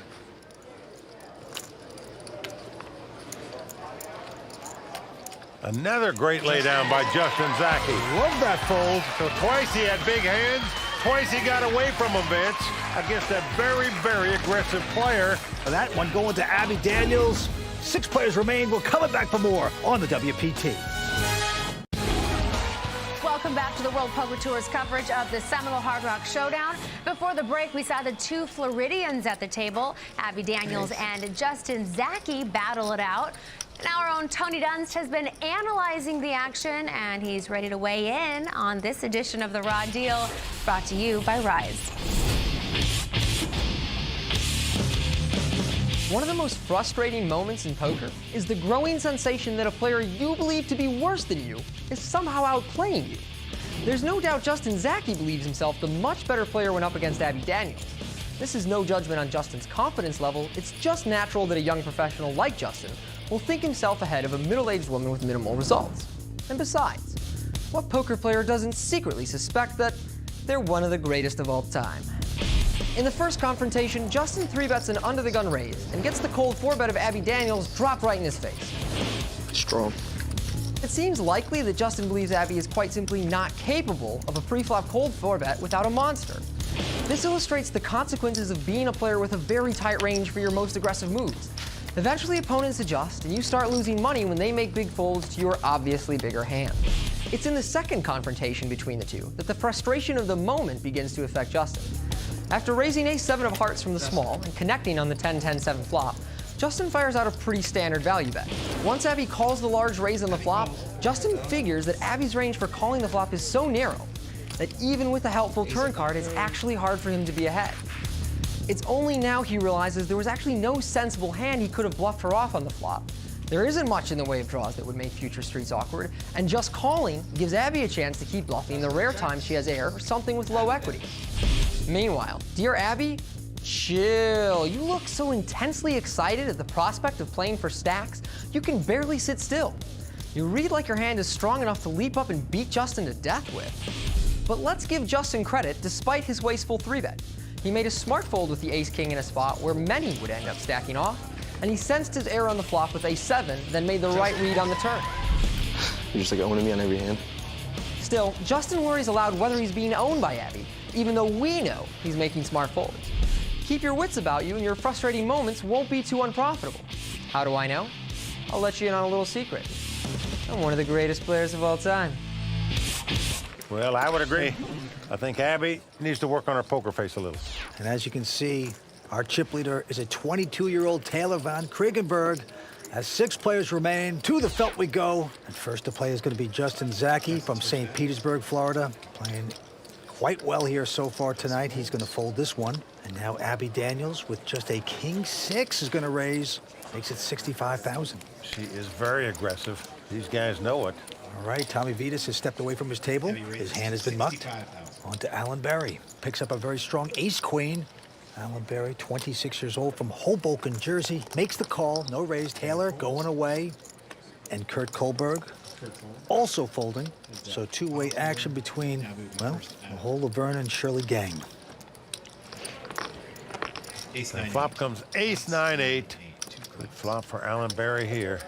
She's going to make a continuation bet with absolutely zip and pip, 85,000. She's got a few chips now, and she's back to her aggressive mode, but that is not going to work here. Barry just calling, not going to raise. That should turn the caution lights on for her. Now the jack of clubs comes off. Abby does have a flush draw. But she's going to slow down. Well, Alan Berry doesn't want to fall into any traps here, so he checks right behind her. Let's see if she catches the club. Nope. But now a queen comes off. So Alan liking that card. He's got the top 2 pair now. Nothing hitting for Abby. Well, the only way she can win it, Vince, is to bluff at it. I love it. She does it. She bets 115 and an insta-call by Alan Berry, of course. King high. He beat her in the pot, and he's going to take it down with aces and queens. I want to see both cards, otherwise she has to mark down. Wow, that's Jersey for you right there. Wants to see both cards, Mike. Well, that's a little bit of a needle here. Just want to see what you had. Nice. And also maybe put a little bit on tilt there, Vince. Usually when you win the pot, you just want to take it down. You don't care about seeing the other card. All right, well, the blinds are going up to 20 and 40,000. She looks a little confused there. She is super aggressive. She's tough, and action goes to her. She's got a nothing hand. She'll take a rest, folds. Tommy Vitas back at the table. Looks down at King Jack, got Kojak.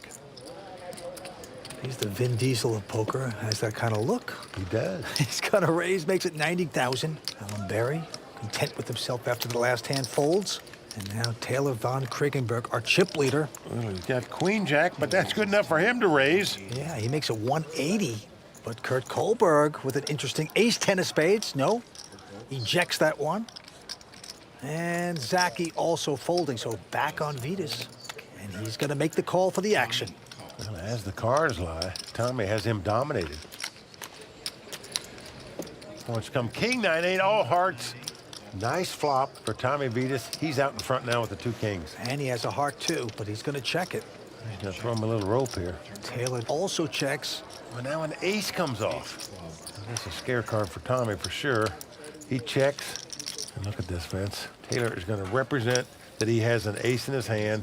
Something like ace-10, ace-queen.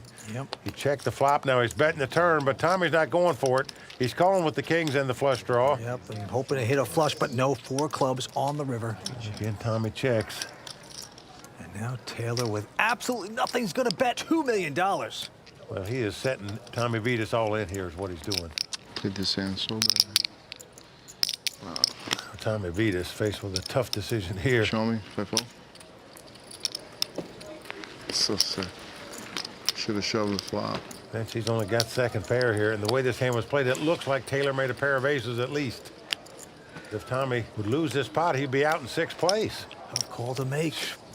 Vince, let me tell you something. I don't know how you call your case money here. Whoa. Kings, he's done it. He has made the call. Folks, I'm telling you, that is playing the game right there. You can see why he's got a WPT title to his credit. To make a call like that for all your money, where you're going to be out if you're wrong, if the guy's got an ace or a better hand than that. That is a tough call to make with second pair there. Oh, Tommy Vitas from Astoria, New York, making the call of the night. 6 players remain. We're coming back with more action on the WPT.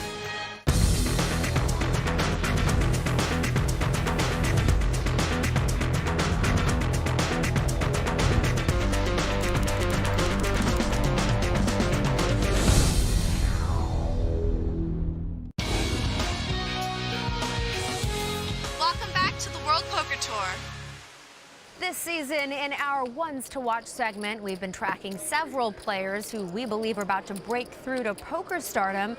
And perhaps the top of that talented list is South Florida native Jason Mercier. With an EPT title and a WSOP bracelet on his wrist, Jason's no stranger to the spotlight. I sat down with him to find out when we can expect to see him in our arena in this edition of 5 Questions.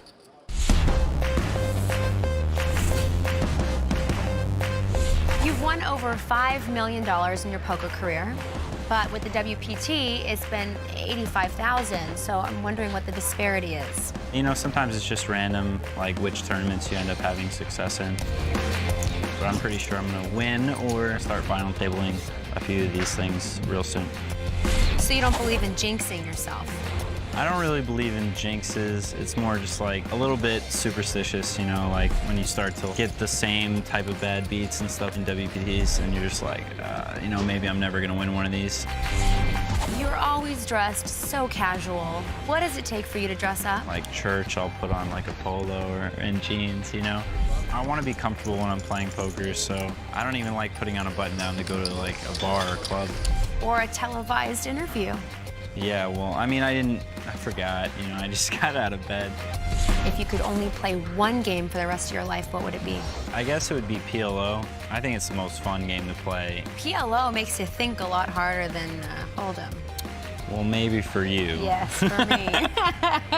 I mean, why not for you? Some people find that PLO is easier to play than Hold'em, believe it or not. PLO, it's almost easier to put a guy on a type of hand. Whereas in No Limit, the guy can have nothing or the nuts and like things like that. We've heard about East Coast poker and West Coast poker. Is there a Florida-style poker? If you asked me that 2 years ago, I would say, yeah, if it's the worst player at the table, then they're probably from Florida. But now I think it's like starting to develop, and like pros are coming in and living in Florida now, so it's growing. And now I think it's becoming like it is in Vegas. Though he busted on the last hand of day one, we all look forward to seeing much more of Jason in the future. Let's get back to Mike and Vince. For those who may not know, PLO is pot limit Omaha. It's where you start with 4 cards instead of 2. It is a fun game. Actually, I lost my son's college tuition in that game. All right, back to the felt we go. Kurt Kohlberg with a pair of jacks.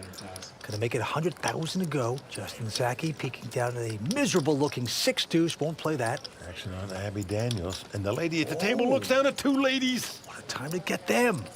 What a hand for her. Raise. Caps a card with that little see-through train, and she's gonna raise. Yeah, she makes it $250,000 to go. Vitas and Barry out. Back on Kurt Kohlberg. All in. Oh, he's pushing all in. This could spell doom for Kurt. Can't blame him, and this is almost automatic, you would think, for her with the queens. Well, Kurt has finished 5th his last 2 previous times at a WPT final table. I Here, he can finish in 6th place very easily. She's made the right call. 2 queens. And look at this look by Kurt. Oh, man. If Abby Daniels' hand stands up here, she'll be the chip leader at this final table with 5 players left. So Kurt Kohlberg, 3rd time at the WPT final table. He has finished 5th twice. His dream of a WPT championship all on the line. And right now, he needs a lot of luck. Let's see if he can get it. Yeah, flop comes 10-8-4. No help with that flop for Kurt. Abby Daniels well out in front with the queens. Kurt looking very depressed, needs a miracle. Oh, he gets it.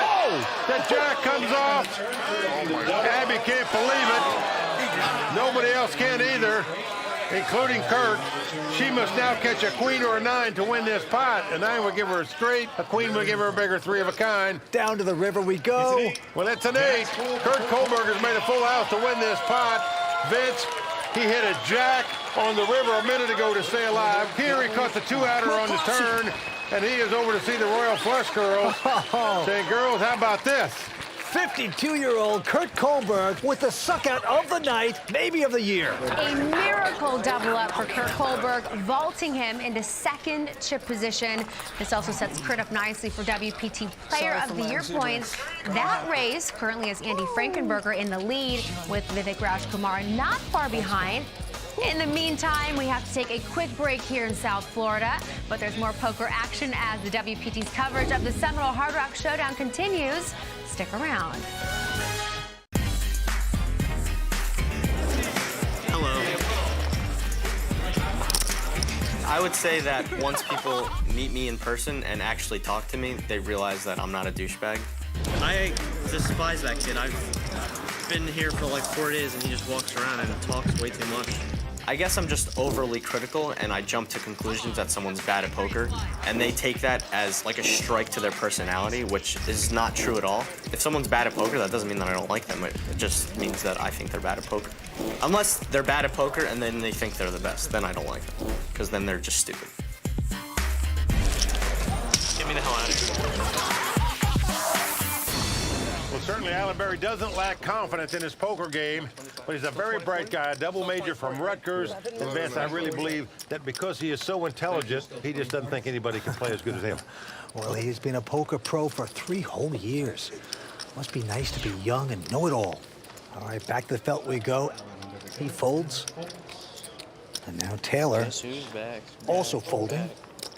Action around to Kurt. He's got the ace-4 offsuit. It's in the cutoff position. He's going to raise it. And now Justin Zaki looking at a seductive 9, 8 of clubs.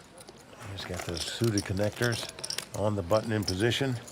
Wants to see a flop and makes the call.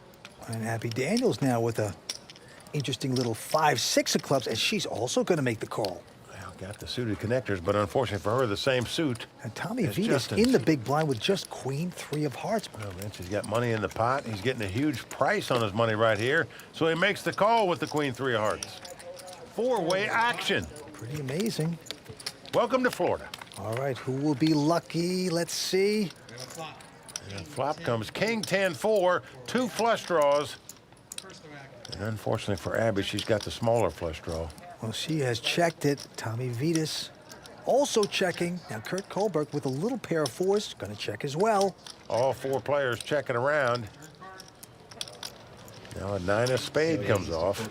That actually gives Justin Zaki the best hand and the best draw. Abby going to check again, and Tommy Vitas saying, enough of this stuff. You guys must be weak. I'm betting 235,000. Tommy just got the gut shot straight draw. Kurt out. But Zaki now is going to make the call.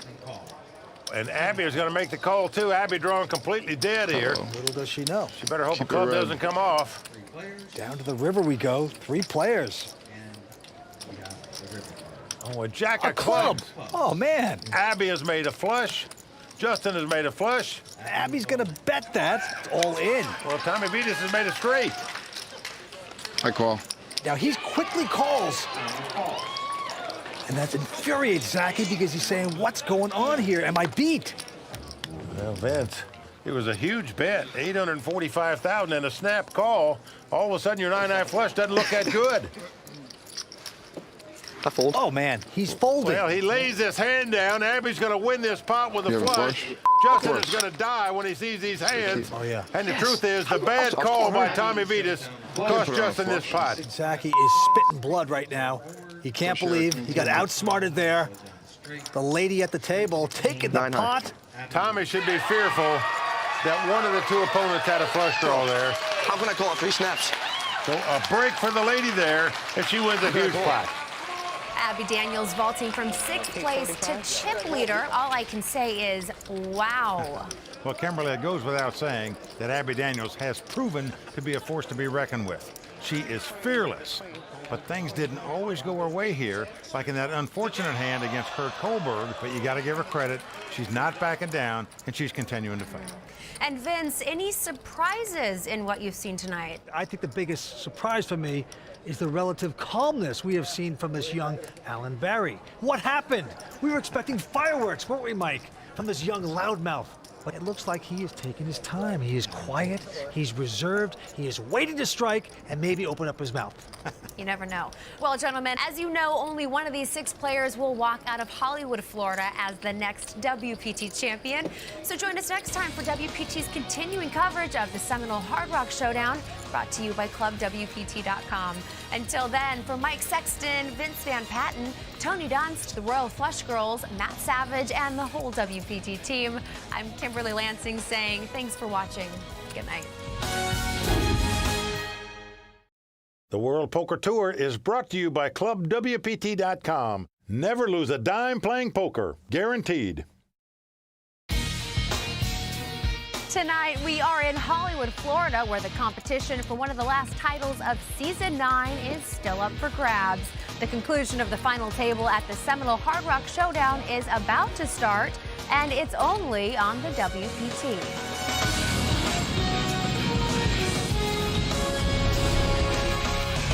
Well, the crowd all standing. He is circling the drain. They are going bare knuckles in the center of the ring. He needs the extreme miracle.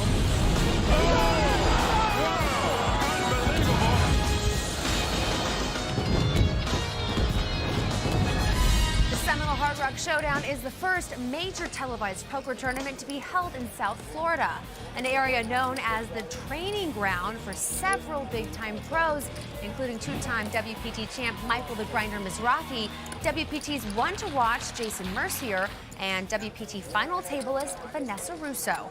The tournament started 5 days ago with a field of 433 players paying $10,000 to compete for their share of a $4.1 million prize pool. The competition was fierce and led to a final table that's been packed full of surprises, highlighted by the fact that we're halfway through tonight's competition and we still have a full final table of 6 players. So let's turn to our resident experts, Poker Hall of Famer Mike Sexton and our very own Vince Van Patten to see what this means. Guys, thoughts on tonight's competition? Well, Kimberly, you're right. It's very rare for us to still have 6 players at this point in the tournament. Now, several factors got us into this situation. First of all, we started with relatively low blinds and antes. which allows the players to take their time and choose their spots, just like WPT's one to watch Alan Barry has done. We expected to see a lot of fireworks from Alan, but instead he's been sitting back and only playing premium hands like the ace-queen he did against the lone female at the table, amateur Abby Daniels. Now, Abby has proven to be an aggressive player who's not afraid to play with these established pros. Unfortunately for her, Kurt Kohlberg got very lucky against Abby when his pocket jacks beat her pocket queens. So, thanks in part to the suckouts like that, we've still got 6 players left. That's so true. And Mike, don't forget, we have the talents of WPT champ Tommy Vitas, who has been on his own roller coaster ride this evening, doubling through the smart young pro Taylor von Kriegenberg. But then he gave some of those chips back to the other local pro, Justin Zaki. Now, this is the first TV table for both Taylor and Justin, but they are both holding their own under the bright lights here in Hollywood, Florida, so I wouldn't be surprised to see either one of them go all the way. Well, Kimberly, my pick is going to be Abby Daniels. I really like her. But we're also seeing good fortune shine in the direction of Kurt Kohlberg. And Vince, as you know, when destiny shines on you, sometimes it's just going to go your way. You're right.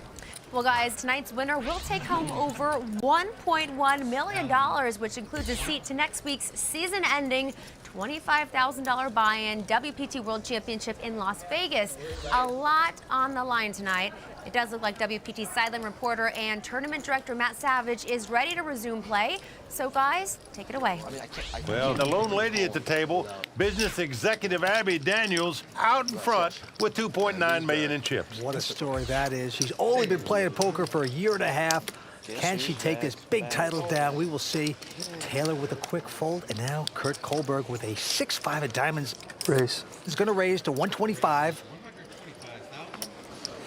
Justin Zaki and Abby Daniels both going out, but Tommy Vitas. He's got the king-9 of hearts in the small blind, going to make the call. Trash talker Alan Barry going away, so two-handed poker. Here we go. The flop comes 9-6-5, just an incredible flop for both players. Tommy's got top pair and a flush draw. And he checks it. As you can see, Curtis flopped 2 pair. And he bets it. 175. Buckle up, folks. You're going to see a lot of chips going in the pot here. And both players have good reason to put chips in the pot, I might add. Well, Tommy Vitas going to make the raise. Goes to 475. Now, Kurt with 2 pair on that flop. All in. Wow, he goes all in. Well, you can't blame him. He's going to get called, too. Yep. Nobody's going to get away from this hand. Top pair and a flush draw. Good luck, Kurt. Well, it's a showdown at the Seminole Hard Rock Showdown. Kurt has Tommy Vitas well covered. So Vitas's life on the line here. A WPT champion, 8 of diamonds on the turn. Does not help Tommy. Now, Tommy can win the pot if an 8 comes up, a king comes up, or a heart comes up. They'd split the pot if a 7 comes up. Otherwise, it's over for Tommy Vitas. But Kurt Kohlberg out in front right now with the 2 pair. Can they stand up? Yes. Deuce of spade comes off. Tough luck for Tommy Vitas right there. Everybody would get their money in the pot there with top pair and a flush draw. Just didn't hit the hand and goes out in 6th place. And he made a great run, but not to be. He's going to pick up 166,000. But Tommy Vitas is out, and we are down to 5. Well, nice ovation for Tommy, but he's not feeling too good right now. There's plenty more action to come from the Seminole Hard Rock Showdown, including Tony Dunst and the Raw Deal. My 5 questions with WPT final tableist Vanessa Russo, and another installment of WPT's Ones to Watch. More from the Seminole Hard Rock Showdown right after this.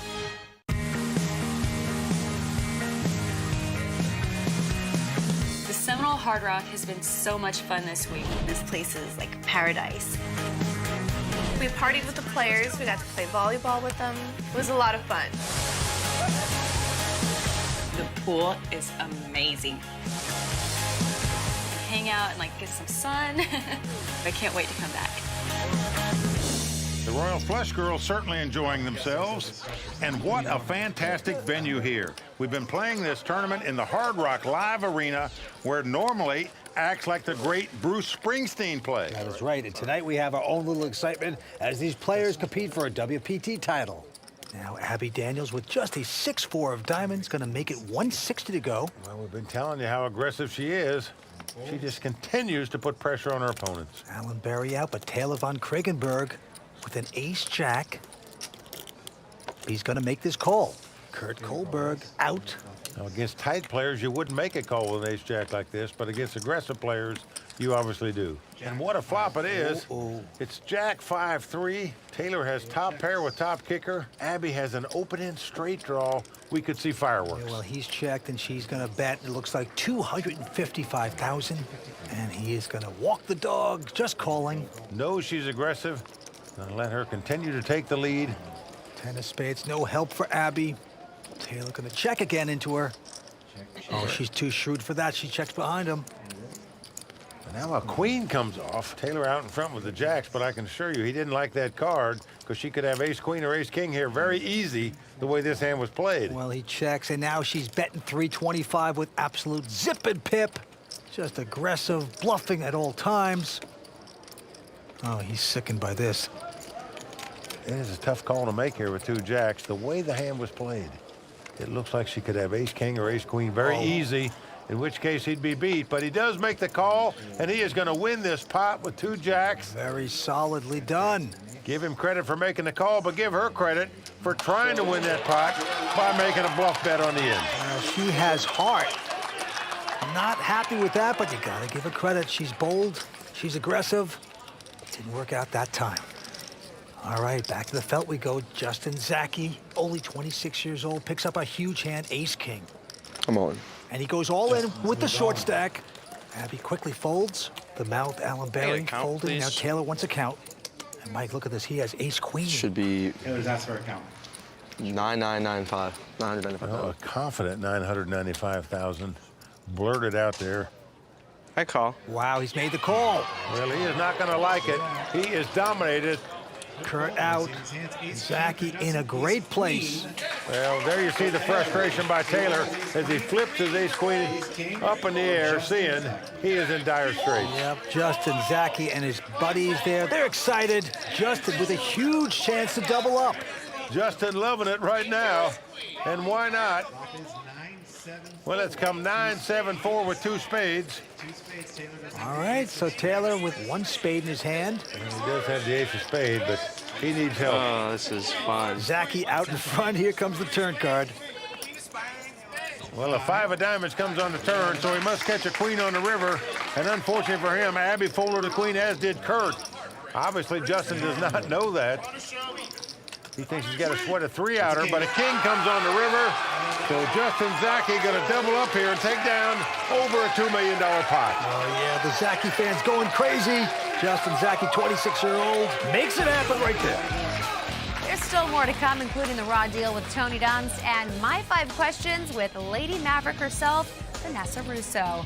What was your reaction when you finally saw that Antonio had bluffed you with 8-4 off that final table?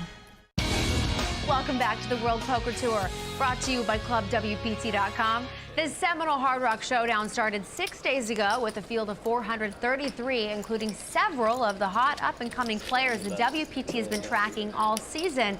And one of those players, Alan Berry, is sitting at this final table. Now, Alan's been very quiet tonight, but he's not normally a person who keeps his thoughts to himself, as you can see in this edition of Ones to Watch.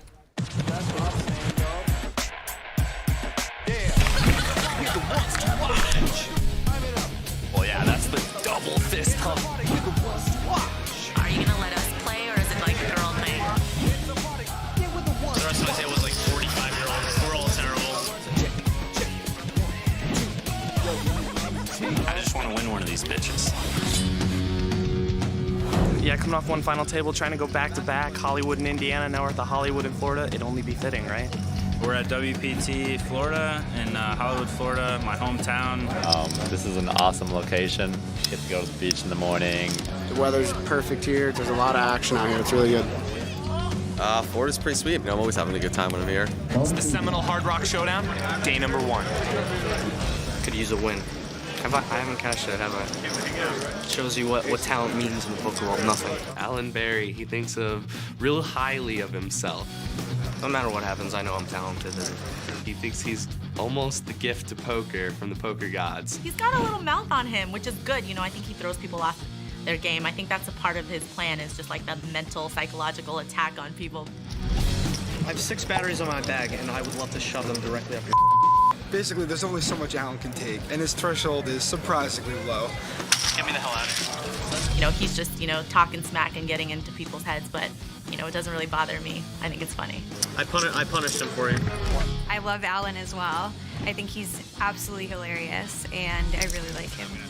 I have like 280 now or something. I have 285, so. Wow, well, I didn't count. I might have 285 or 286. I might have 295. I might have 296. I think I have 297. Okay. They started out great, then it all went to. All right, guys, name and chip down again. Make sure we can read it. So yeah, I'm the last one standing, but who really gives a They all suck anyways. Oh, Alan Berry. Ooh, my first cash. I mean, I really badly need to final table this. Anything but like top 3 is going to be very disappointing. I feel like I should be happier than I actually am. I should go talk to a therapist about that. Alan's currently sitting in 5th chip position, but stands to take the lead in our ones to watch leaderboard no matter where he places tonight. Looks like the game's back in play, so let's get down to the felt with Mike and Vince. Well, Alan Berry, brash, cocky, confident, but I sort of like the guy. He is interesting. From Snotsville, New Jersey. I'm sorry, Hoboken, New Jersey. But we got 5 players remaining here tonight. Action to Kurt Kohlberg. He quickly folds. Justin Zaki, the Floridian, with a pair of 5s. Will raise, makes it 135. Abby going out. And now Alan. Oh, he's got an ace-10 of diamonds. I'm all in. He's on a short stack, and he goes all in. Well, he has moved all in for $1.2 million. How much is it? Taylor out. Please. Well, Justin just has 2 5s here. Going to cost him over $1 million to make this call. It's one thing to move in with 2 5s. It's another thing to call with him, but he's made the call. I can't believe it, Vince. I could have never made that call. If you're up against an overpair, you're really up against it. And the very best situation you can be in is this one where you're in a race situation. So, A, you got to hope the guy doesn't have an overpair, and then B, you got to hope to win the race. It's just too much to ask for, I think. Let's see if he can do it. Well, so far, so good for Justin. Queen 4-4, it comes on the flop, so his 2 5s are out in front. Alan Berry with a little indigestion there. Well, he is in dire straits here. He's got to catch an ace or a 10 or 2 running cards to make a straight. Otherwise, he's going to be out of here in 5th place. Here comes the turn card. Well, a jack comes off. That does give Alan a straight draw. He must catch an ace, a king, or a 10 to win this pot, or it's tapioca pudding for him. And a 5 comes off, giving Justin a full house. He's going to take down this pot. Alan Berry stalking out of here, shakes hand, but as you can see, not a very happy camper. He's going to pick up 211,000. You know, you can't blame him for pushing with his money with an ace-10 of diamonds. But what a call, what a feel there by Justin, the Floridian. And Vince, I couldn't have made that call for over $1 million with 2 5s there.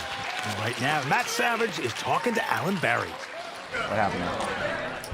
I was card dead for about 6 hours, watched 3 card racks just pick up hand after hand, and saw really terrible poker, and apparently you get rewarded for it. I mean, I don't even know if that kid should be calling with 5s. I mean, he played so many hands terribly. Whatever, I mean, it's an easy jam for me to jam ace-10 of diamonds. Well, as you can see, Alan not very happy with that result. He, like me, didn't think Justin should have called him with the 2 5s for over $1 million. But it certainly worked out for Justin. And he is in great shape with a shot to win this title. All right, back to the game at hand. 4 players remain. Taylor von Kriegenberg, the 22-year-old, with a nothing 8-5. Gonna raise, though, with that junk hand, makes it 150. Kurt going out. Now, action over to Justin Zaki. Got to be feeling good right now after just eliminating Alan Berry from this tournament. But here he's going to go out. And now Abby Daniels with a queen jack of clubs. Pretty standard to play this hand, I would think. Mm-hmm. There's the choo-choo train she caps her cards with. And, of course, she makes the call with the queen jack of clubs. Here's the flop. Well, flop comes ace, ace, deuce. No help to either player. Well, they both check this. Well, a jack comes off. This gives Abby aces and jacks. Yep, and she's going to bet 185. Taylor with absolute zip and pip, nothing, nada. Now look at this, Vince. Whoa. He is going to raise it here to 400,000. to represent he was slow playing a giant hand on the flop there, where he's got 3 aces. He may have nothing in his hand, but he's got guts, but she's not going away. She makes a nice call. She does make a nice call here. Now the 9 of spade comes off. That no help to either player. Back on Abby, and look at this. She's going to lead out. This is strange to me. When you get raised on the turn, how can you lead out on the river here in this situation? Of course, he does have nothing. Well, if the guy's got nothing, let him bluff his money off. Well, she's only been playing 1.5 years, Mike. We got to give her a little break. Now, look at this. He's coming back over the top. Vince, I think he's read her exactly perfectly. He's put her on a pair of jacks. Thinks he can get her off of it by raising her again, and he does so. Yeah. Well, great play by Taylor von Kriegenberg to come over the top and raise her yet again on the river there with nothing. Give him credit for reading that perfectly.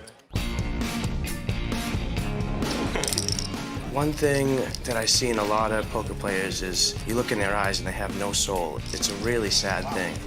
And that's something that I never want to happen to myself. That's why I play when I want to play, I do what I want to do, and I just try to experience the moment as much as I can and just be as happy as possible. Well, he's very happy right now because he bluffed on the turn and bluffed on the river to win that pot. Give him credit for taking it down, but I'm still puzzled why Abby would bet out on the river on that last hand. All right, let's get back to the dogfight. Kurt Kohlberg, quick fold. Justin Zaki, he's folded as well. Abby is calling with 10-9, and now Taylor with just a 7-deuce. Vince, you just sense a little frustration in Abby now. Just wants to get this guy. Now he's going to raise with his junk hand. Abby calls. He won the last pot with an 8-5 offsuit when he didn't help it at all. Here he's got a 7-deuce offsuit and raises before the flop. They're playing with nothing, folks, and look at this flop. 4-4-3 helps neither player. Abby's going to check. And Taylor, nothing hitting, but will make a continuation bet, 200,000, and it's going to work. Well, Vince, he just understands the situation, understands what she's got when she limps in like that. Just going to try to take the pot away from her, even though he's got the very worst 2-card starting hand in Hold'em, a 7-deuce offsuit. Cards are irrelevant. You play situations and players. Stay tuned. We'll be right back.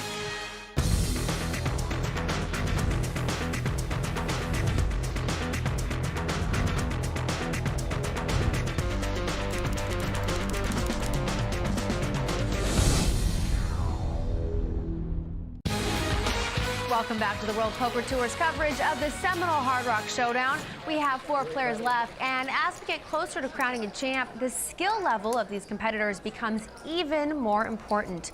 Our own Tony Dunst has his thoughts on what's been going on in this edition of The Raw Deal, brought to you by Rise. Old school poker logic tells us that you should never try to bluff a loose player. But Taylor von Kriegenberg ain't on that old thing. Taylor von Kriegenberg is all about that new thing, and he don't give a word I can't say what his cards are when he does it. And damn, it feels good to be a gangster. We begin with 8-5 offsuit, which is of course the hand most people are raising pre when I do this segment.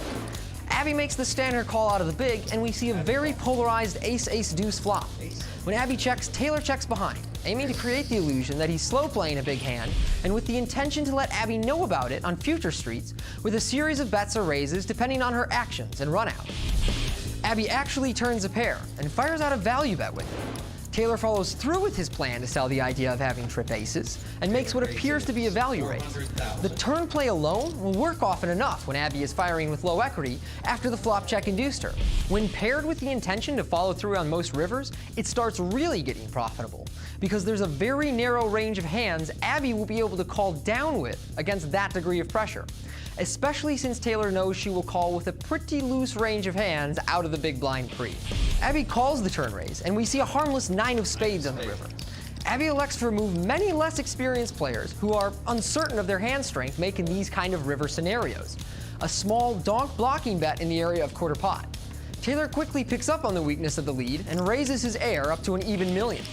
Abby doesn't seem to even consider calling the raise, and Taylor quietly takes down his pot while still selling the ambiance of a man who had it. It's important to note that throughout the hand, at no point does Abby do anything unreasonable. In fact, her river bet will produce the result she was hoping for in many cases. The only problem here is that she's run into a player who knows how to spot this bet for what it is and promptly exploit it to his advantage. A player who knows just how good it feels to be a gangster. Good players win pots without cards. Taylor von Kriegenberg proving that. All right, and right now the blinds are going up to 40 and 80,000. To the felt we go. Kurt Kohlberg with sixes. He's going to raise to 200,000. Justin Zaki out, and look at this. Abby Daniels going all in with just ace-8. Well, it's going to cost Kurt another $1 million to make this call here as Taylor goes out. I call. And he quickly makes the call. Certainly does. Well, I just criticized Justin for making the same play. He called an all-in bet for another $1 million against Alan Berry and knocked him out. Will the same scenario happen here? Abby Daniels from Coral Springs, Florida. Ace. Semi-retired CEO needs some luck here. Can she get it? No, not there. Well, it's come 5-3 deuce. A 4 won't even help her. It'll give her a straight, but Kurt will have a bigger straight. She must catch an ace or an 8 to win this pot. Here we go with a turn. 7. Well, a 7 comes off, so we're down to the river. Abby needs an ace or an 8, or she's going to be our 4th place finisher. She's got to pull off a miracle here. River Can she get lucky? Nope. The board pair of 3s. That's going to do it for the lone lady at the table. Abby Daniels gets a great ovation from the crowd, and well-deserved. Ben, she played great poker all week long. Just wasn't meant to be. Kurt Kohlberg just too lucky against her tonight. Right now, Matt Savage over to talk to Abby. Abby, a great run and only your 3rd World Poker Tour event. Are we going to see more on the tour? Oh, definitely, definitely. So you quitting your day job? Yes. All right. All right. Yeah. Congratulations again. Thanks a lot. Kimberly, back to you. Local favorite Abby Daniels is out in 4th place. The remaining 3 will continue the fight for the 1st place prize as the Seminole Hard Rock Showdown continues right after this. If you want to get in on the action anywhere, anytime, download WPT Texas Hold'em on your mobile device today. WPT Texas Hold'em. Sometimes the game's too good to leave behind.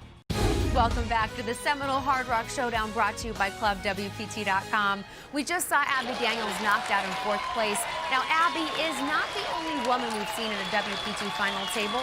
Earlier this season, Vanessa Russo took 3rd place at the Doyle Brunson 5-Diamond World Poker Classic.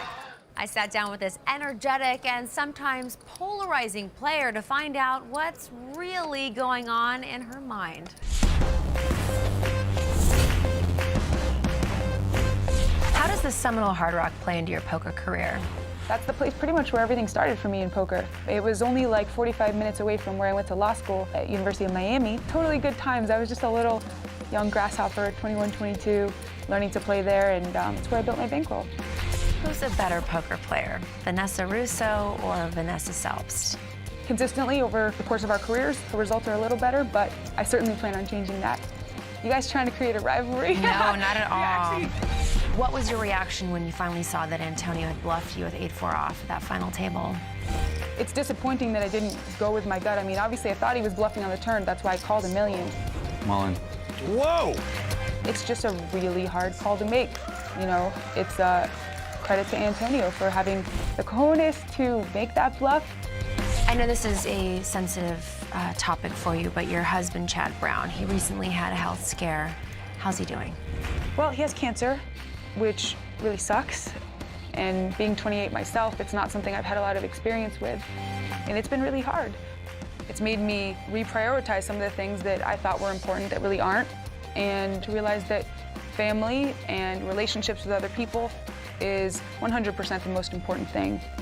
Is the professional poker world at the point where the sex of the player is irrelevant? Obviously, whether or not it's a woman or a man is going to affect somehow at some level how they perceive some hand.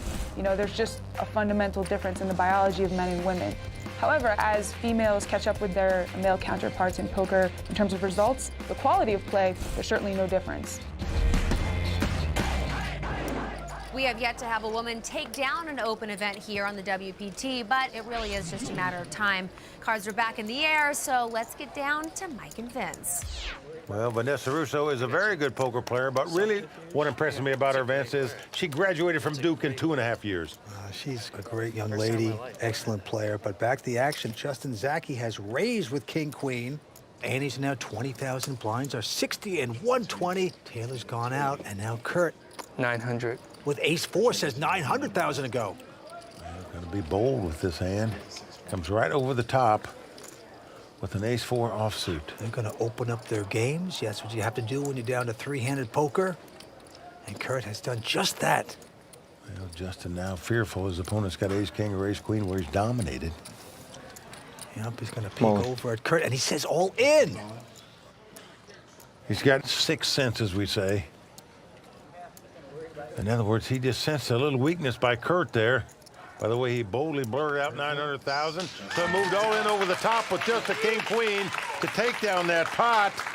That is really reading your opponents well. Knowing Kurt is not going to call him without an absolute premium hand. There's Kurt in Paris, first time on the WPT back in the day, and then, of course, at Foxwoods. And he went out 5th in Paris, went out 5th at Foxwoods. Now he's here for his 3rd time on the World Poker Tour at a final table. Very impressive. Well, with that last pot, Justin Zaki now the chip leader.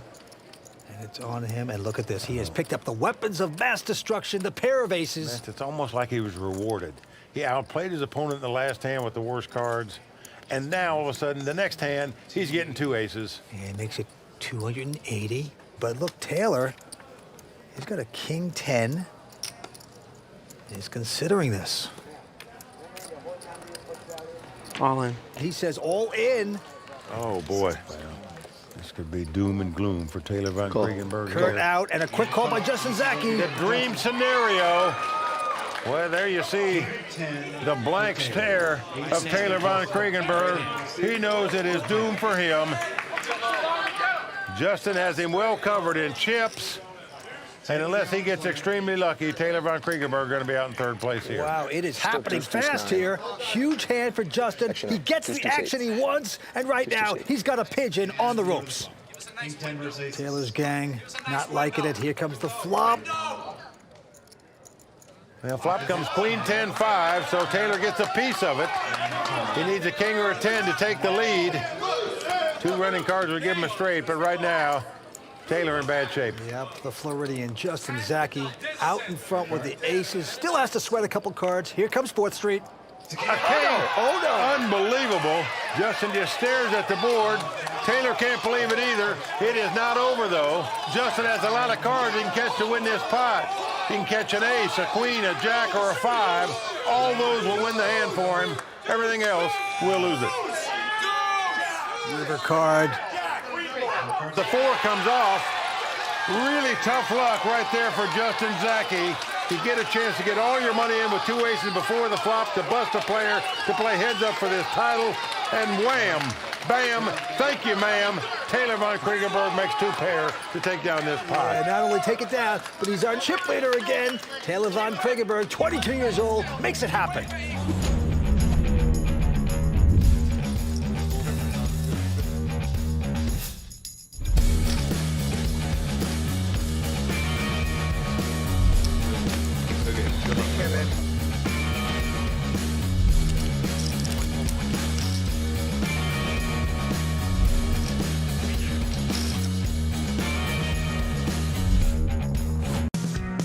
The minimum age for this tournament is 18 years of age. This is different compared to other tournaments around the country because poker in the state of Florida, you're allowed to play at 18. For the last remaining 18 to 20-year-old, we're going to give them a signed guitar from Aaron Lewis, the lead singer of Stain. Alexander Condon from Sioux City, Iowa. He is our youngest, highest place finisher. Do you play guitar? I do now.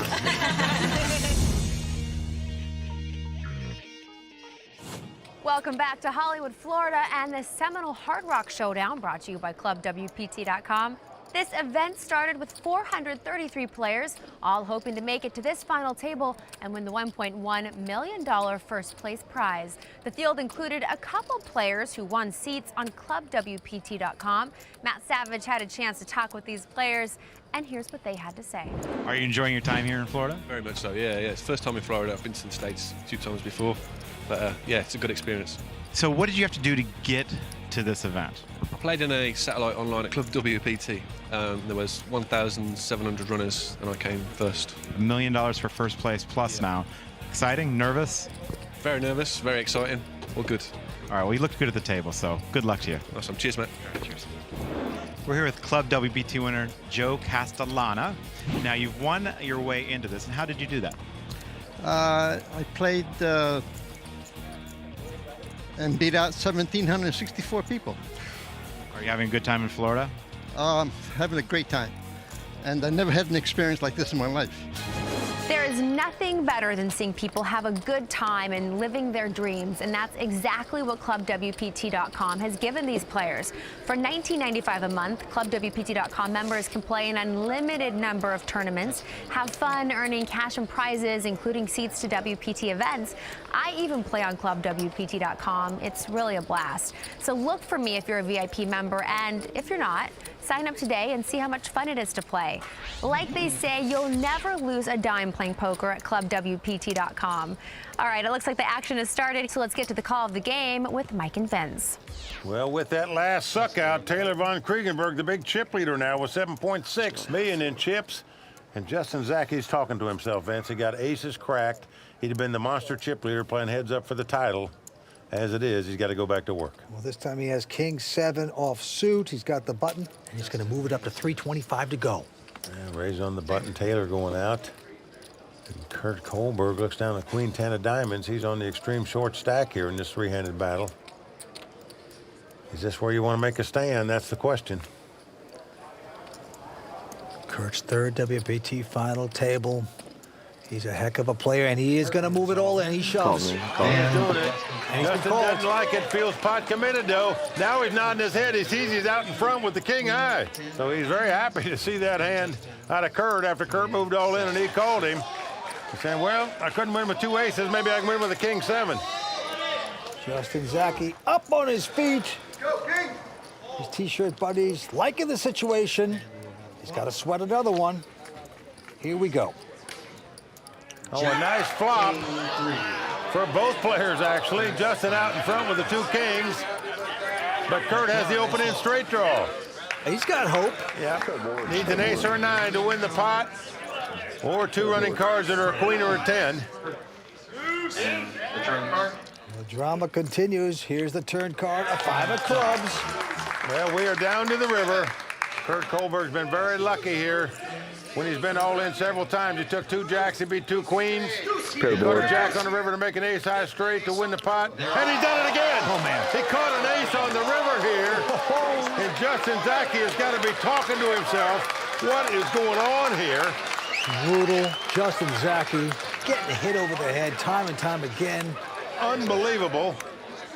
Kurt took 2 jacks, he beat 2 queens for all his money. He won a race where he spiked a jack on the river to make an ace high straight. Here he had to catch an ace or a 9 on the river. He has done it all 3 times when he's been all in, Vince. And you really have to feel the pain for Justin Zachy now. Get out the smelling salts. His best hand's getting cracked. All right, back to the next hand. Taylor von Kriegenberg well out in front. And he says all in with a silly little 6-7 of clubs. Just going to try to power through this one. Kurt going away. Go. Oh, but a quick call by Justin Zachy, who has ace-jack. Well, for the 3rd consecutive hand, Justin Zachy has well the best of it when all the money's in the pot. Justin now saying, what can happen this time? Once again, he's out in front with the ace-jack against the 6-7. Every time his money's gone in, he's had the best hand. That's right. Another crazy things can happen here. It's been happening all night. Haven't got in bed once all tournament. Justin liking this, though. Well, Vince, there's got to be some justice somewhere at some point. And so far, it looks like a little justice for Justin here as it comes king 10-10. Well out in front here. Throw king out there. If an ace, king, queen, or jack comes off, Taylor will be drawing dead. No card he can catch to win it right now. He must catch a 6 or a 7 to take the lead. Taylor hoping against hope. He can hit something here. Oh, no! A 6 comes on the turn. This just doesn't even seem fair. Unbelievable. Justin must catch an ace, king, queen, or a jack now, or he is going to be out in 3rd place. What is going on here? Taylor hits a 6. Here we go. Justin needs an ace, king, queen, or jack. Doesn't happen as the 5 comes off.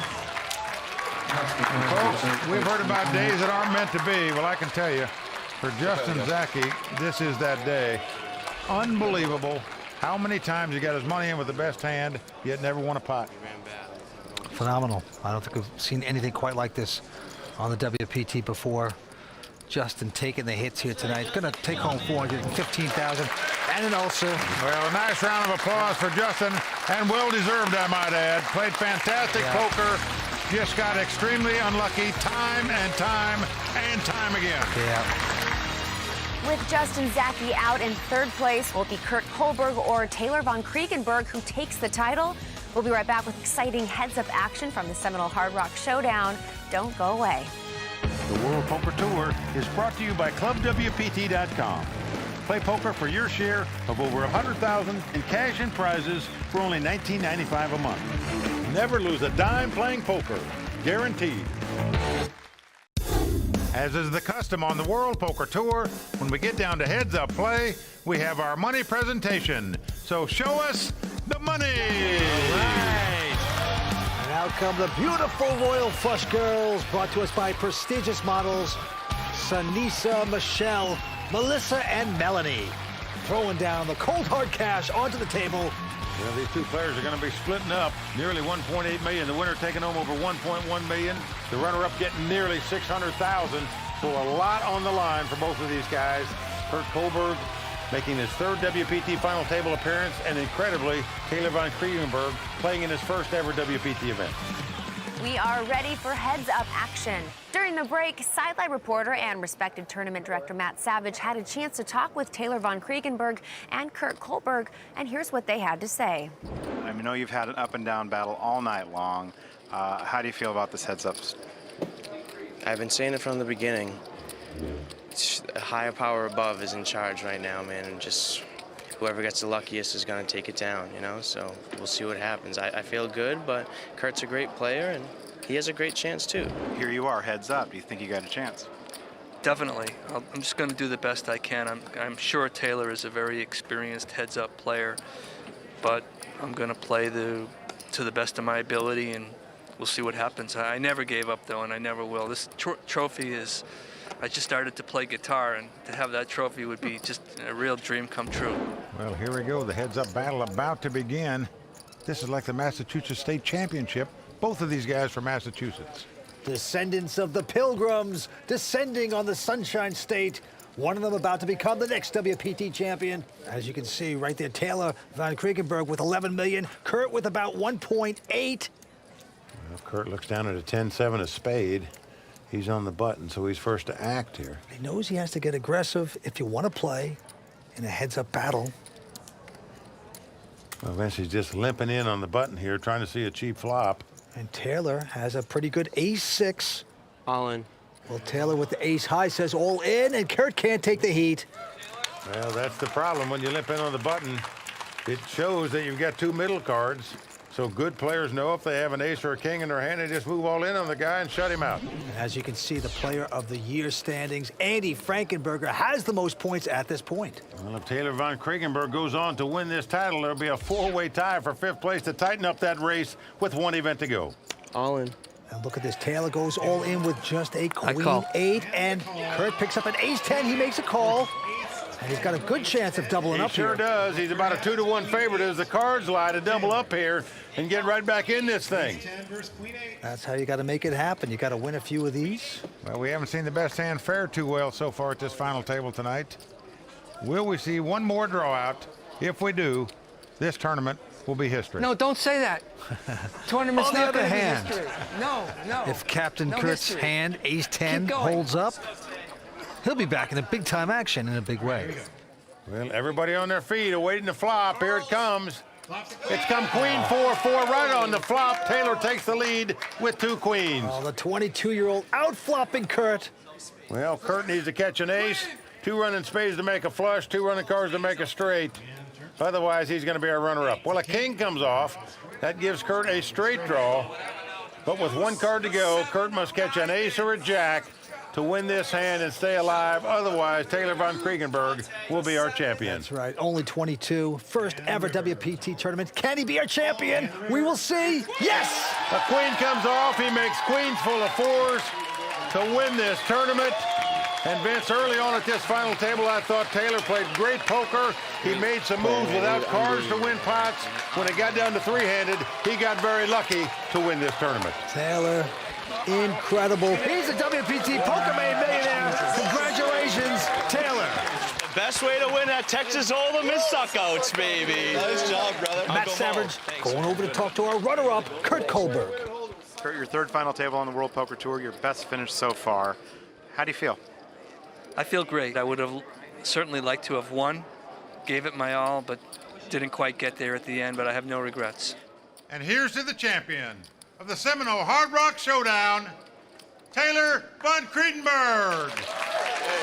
Thank you, guys. Thank you very much. Cheers, cheers, cheers, cheers. Thanks, everyone. So there you have it. Taylor von Credenberg lifts his glass in the traditional WPT Champions Toast as we celebrate the conclusion of the Seminole Hard Rock Showdown here in Hollywood, Florida. Taylor's made his way up here from the arena. Come on over here. Congratulations. Thank you very much. What a wild ride. You came into this final table as a chip leader. You finished on top, but what a wild ride it was in between there. What do you attribute your success to? My success is clearly 100% attributed to luck. That's how I've gotten here this far. I'm just very lucky. I have good karma.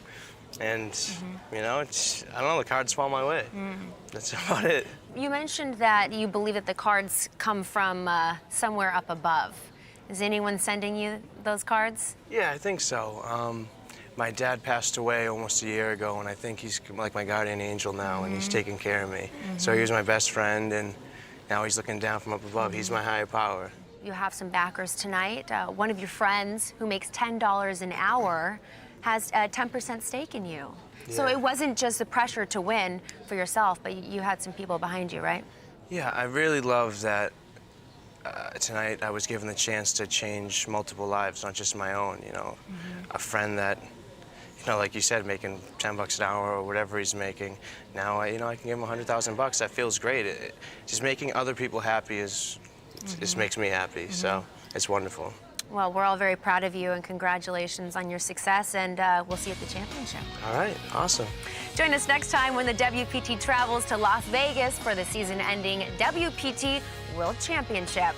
From the Seminole Hard Rock Casino in Hollywood, Florida, I'm Kimberly Lansing. For Mike Sexton, Vince Van Patten, Tony Dunst, the Royal Flush Girls, Matt Savage, and the rest of the WPT team, thanks for watching, and good night.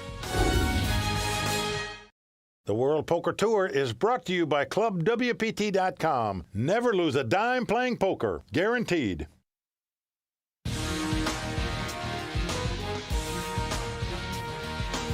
Tonight at Bellagio, we will discover who is the best of the best, as one of the most prestigious titles in poker goes to the survivor of the toughest field of the year. The WPT World Championship starts now, only on the WPT.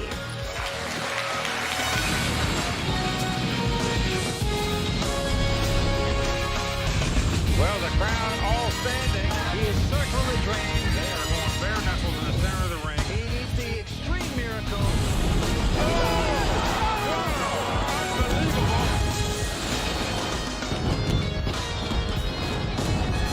For 9 seasons, the WPT World Championship has attracted the biggest names in poker, all trying to take home a title that would seal their place in the history of the game. Understand there are no soft spots in the WPT World Championship. 220 of the best players in the game came to Bellagio, ready to battle for the $1.6 million first place prize and the most coveted of WPT titles. But when you gather so much poker skill together in one room, you know the action's going to be fierce from the very first deal. We want to certainly wish all of you a great week here at Bellagio. Shuffle up and deal. It takes a special breed of player to risk the $25,000 buy-in to the WPT World Championship and compete in one of the most stacked fields of the season. Tough field, a lot of money. $25,000 is a lot of money in this day and age. But the 20 Season 9 WPT champions did not need to risk the $25,000 entry, as they had already won their seat into this event. Just looking around, and it's, you can see there's some amazing players here. It'd be a nice one to win this one as well, so let's hope we can do the second one. This was also the last opportunity for players to rack up WPT Player of the Year points and try to catch leader WPT champ Andy Frankenberger. No pressure. None whatsoever. I'm sure a lot of people in here want me to do really well. Like Alessio. Who else is right behind you? Some guy at my table, Vivek. Yes, you know? Vivek, 100 points It's great. I behind don't have to you. wonder how he's doing. He's right across the table from me. One thing I can be sure of is if I do well, I don't have to worry what everyone else does. But at the WPT World Championship, the one focus on most players' minds, including last season's runner-up in this event, Eric Baldwin, was taking home the title.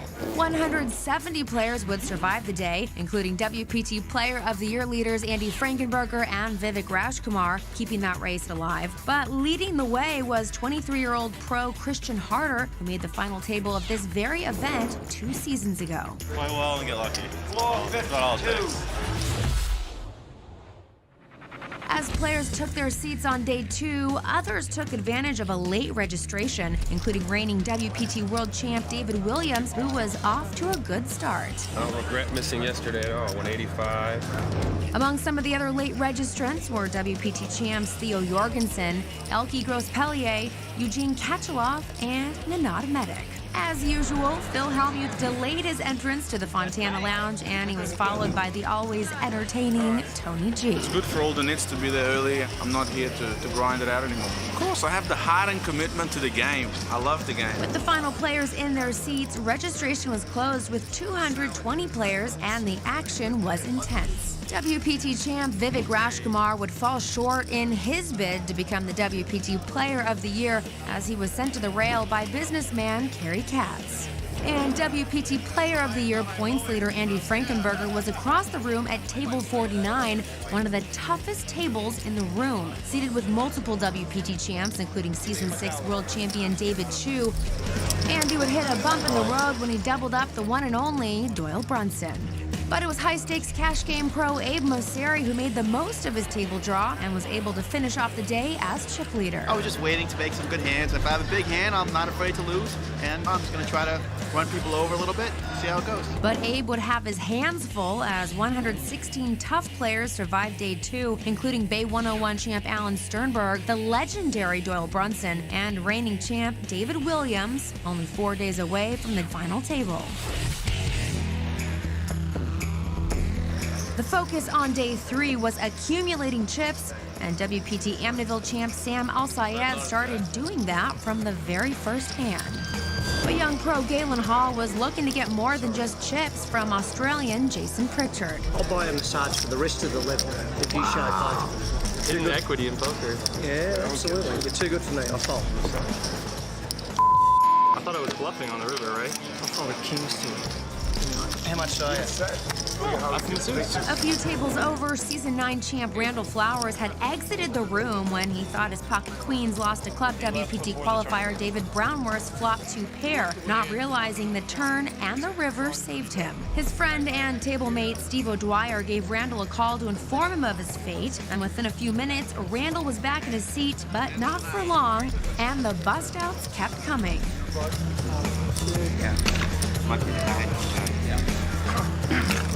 The day ended with 52 players, and David Chu was one of the 3 WPT World Champions still in contention, along with Yevgeny Timoshenko and David Williams. But the 3 players to cross the million-chip mark were WPT champ Sam Al-Sayed, Nenad Medic, and shooting star runner-up Stephen Kelly.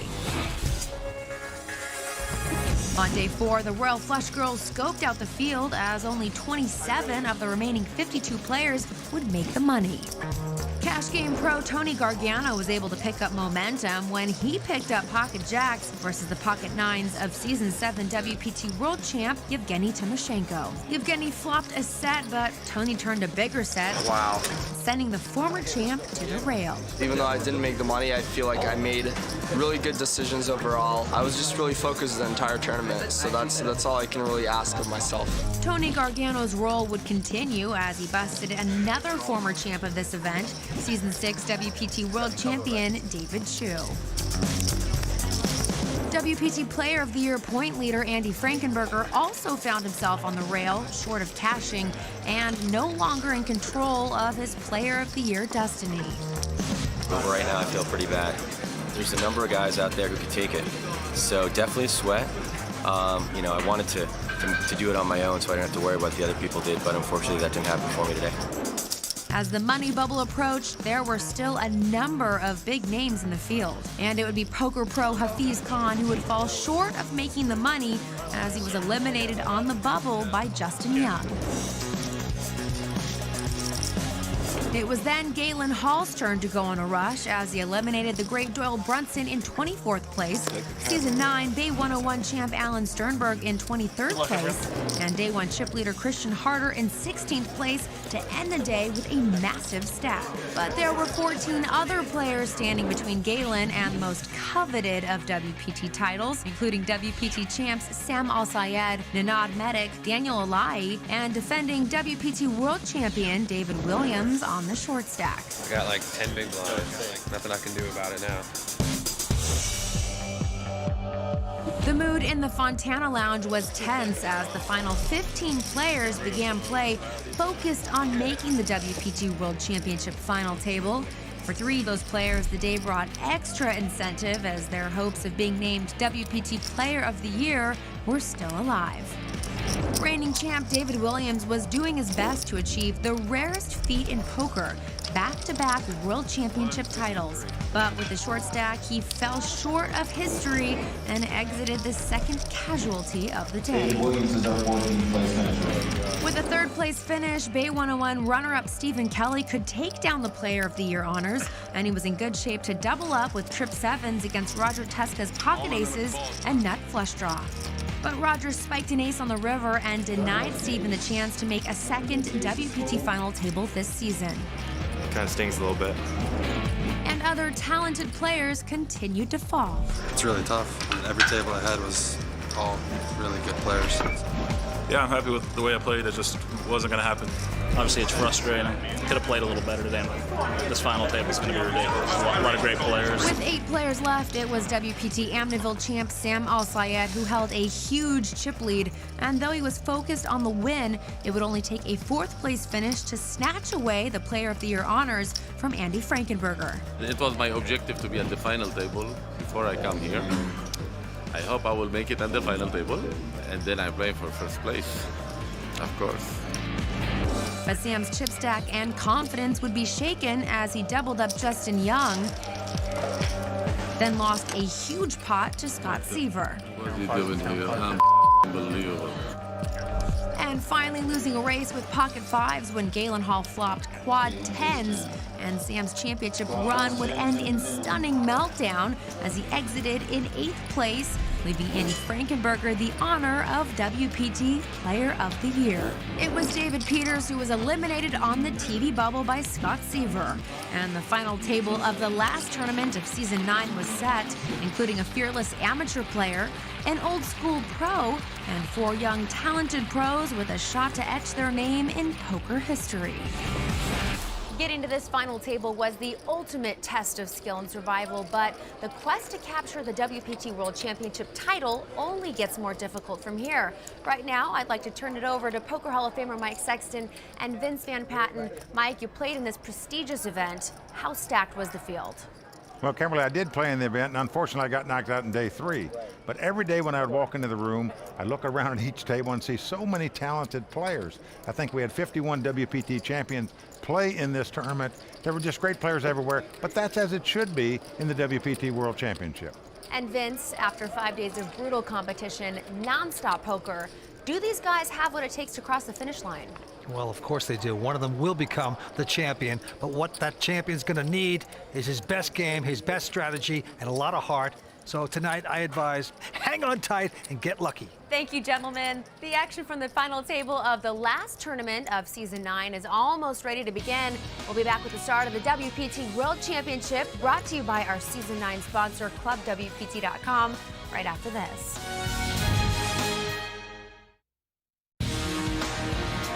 Welcome back to the World Poker Tour. Brought to you by ClubWPT.com. Where we're just moments away from the start of the final table of the WPT World Championship at Bellagio.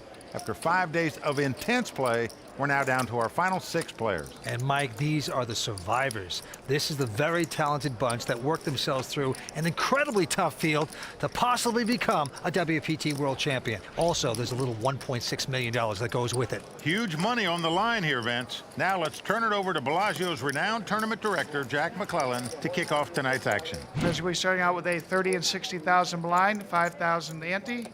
Dealer, shuffle up and deal. Okay, here we go. Final tournament of season 9 about to get underway. That is right. The WPT World Championship about to begin. One of the toughest fields in poker. The cards are being dealt. And first to act is the chip leader, Galen Hall, out of San Francisco. He's going to peek down at a king 9. Doesn't like it, folds it. Justin Young also going away. And now Tony Gargano. No, he won't play. So action around to Roger Teska. Roger, a 26-year-old from Hudson Lake, Indiana. Claims to be an amateur player, but I play a lot of high-stakes poker with Roger, so I'm not sure about that amateur status. Well, he's made it 120 with a king 9, but Scott Seaver right behind him with an ace 10, making the call. Over to the old-school player at the table, Farzad Banyati. He's going to lay it down. So two-way action, Mike. King 9 versus ace 10. Here's our first flop. Flop 9-6-5. Good flop for Rogers. He takes the lead with top pair, but both players check. Surprised Roger would check top pair in that spot. Now a 4 comes off. Again, Scott checks. And there comes the bet by Roger Teska with the 9. It's 150,000. Well, Scott Seaver's going to pay him off with the ace high. Really believes ace high might be the best hand in this situation, the way this hand's been played. Now a jack on the river. Again, Scott checks. Yeah, jack didn't help either player, but Teska bold again, gonna bet 400,000. Well, Scott knows Roger's a very aggressive player, meaning he bets a lot of hands with junk and has no hand many times when he bets, so he's gonna pay him off with the ace high. But Roger gonna take down the pot. And they were gambling in the Fontana Lounge early. Well done, Roger Teska.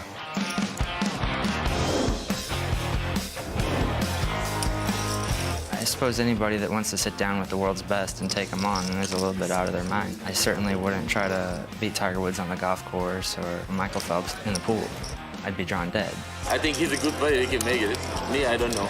With poker, there's a luck factor. So the idea that I could sit down with people that are much better than me and still come out on top, it's pretty awesome. Well, Vince, he paints this picture that he's not a very bright poker player and blah, blah, blah, but don't buy all that stuff. He's sitting at the final table playing for $1.6 million tonight. We know better. Okay, a couple quick folds. Now Farzad Banyati with 3 bracelets to his name. World Series, that is. Also going out. Back around our chip leader, Galen Hall. Galen's got a BS from Cal Berkeley, and he's going to be getting an MBA from Stanford here in the fall. So very bright guy. He's raised with just a 10-7. Justin Young going away.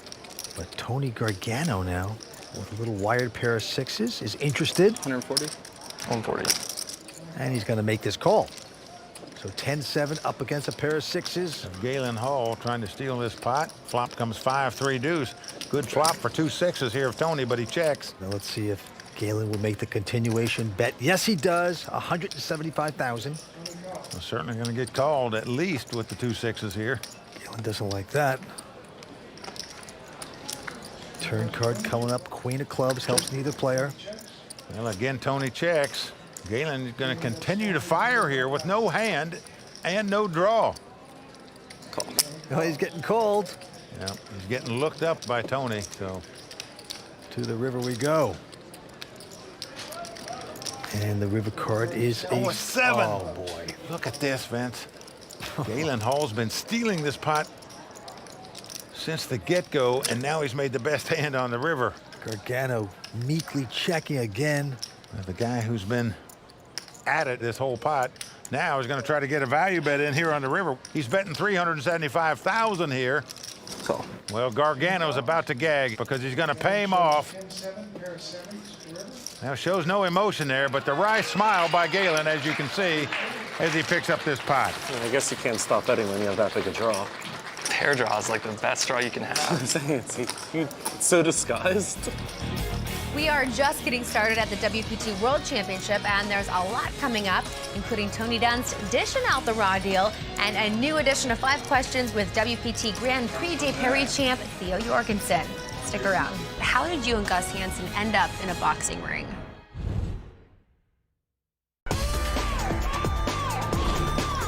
Galen means crazy in Swedish, which is kind of funny because it's how a lot of online players have described my style of play.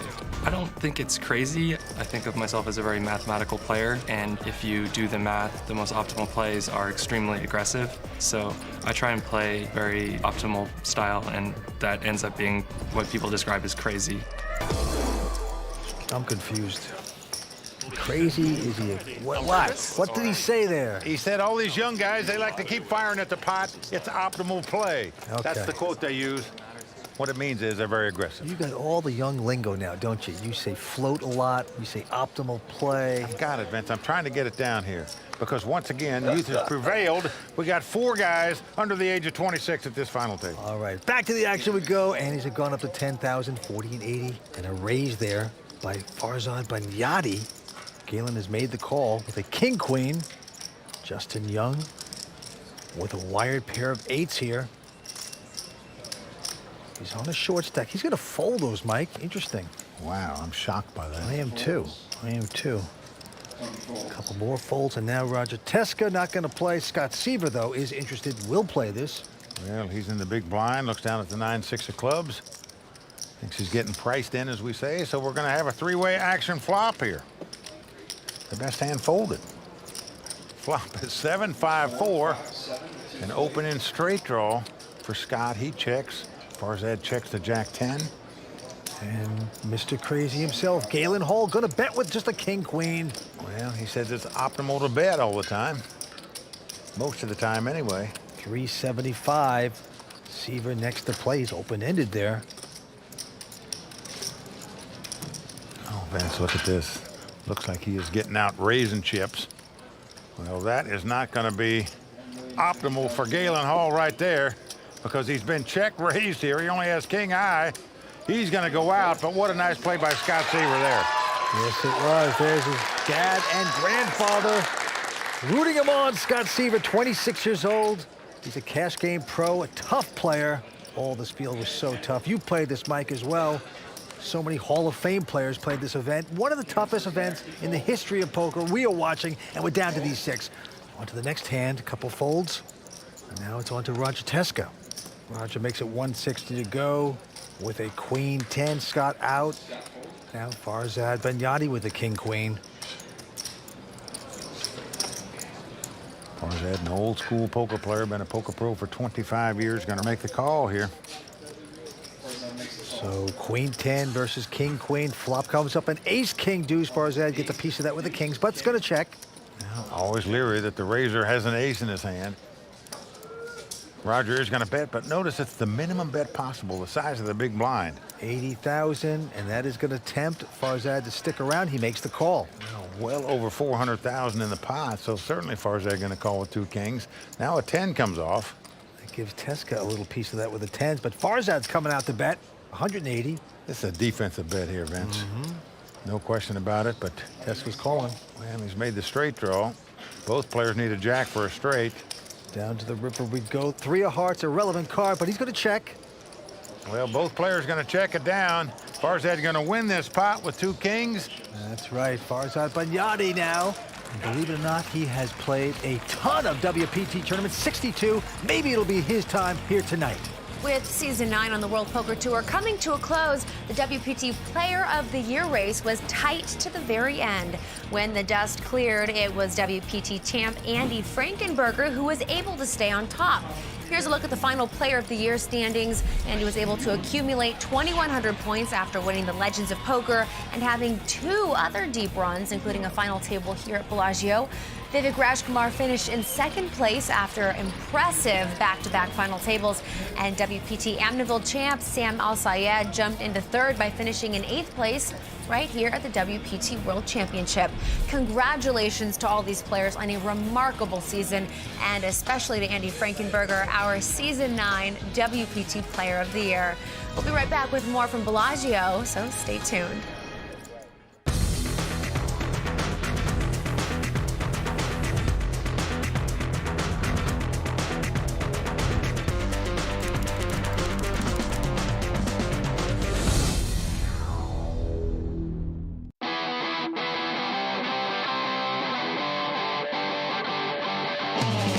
I think my most memorable moment from the final table is I picked off a Mike Matusow bluff.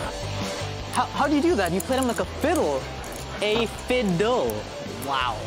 When that last card hit and I was a winner. And a 5 comes up. He has done it, Vince. And right now you can see, folks, he is overcome with emotion. Man, I could cry right now. Oh, club! 4 clubs right on the turn. That 4 clubs, I'll never forget what it felt like to see that thing peel off. Andy Frankenberger makes another flush. When Vanessa folded on the river when I had 8-4 on the suit. Come on. Whoa! Please fold. Please fold. Don't let this be the end of my tournament. The magician saws the woman in half. Went backdoor to straight against Jason, and he almost threw it. All in. Oh, boy, can't swallow a BB right there. We did it! When I was all in with 3 players left, I had King 10 offsuit against pocket aces. I grabbed my water bottle, and as I'm sipping the water, the dealer's flipping the turn card, and all my friends behind me, like 20 people, just erupted and screamed. The whole place was like shaking. Oh, that was one of the coolest moments, probably in my life.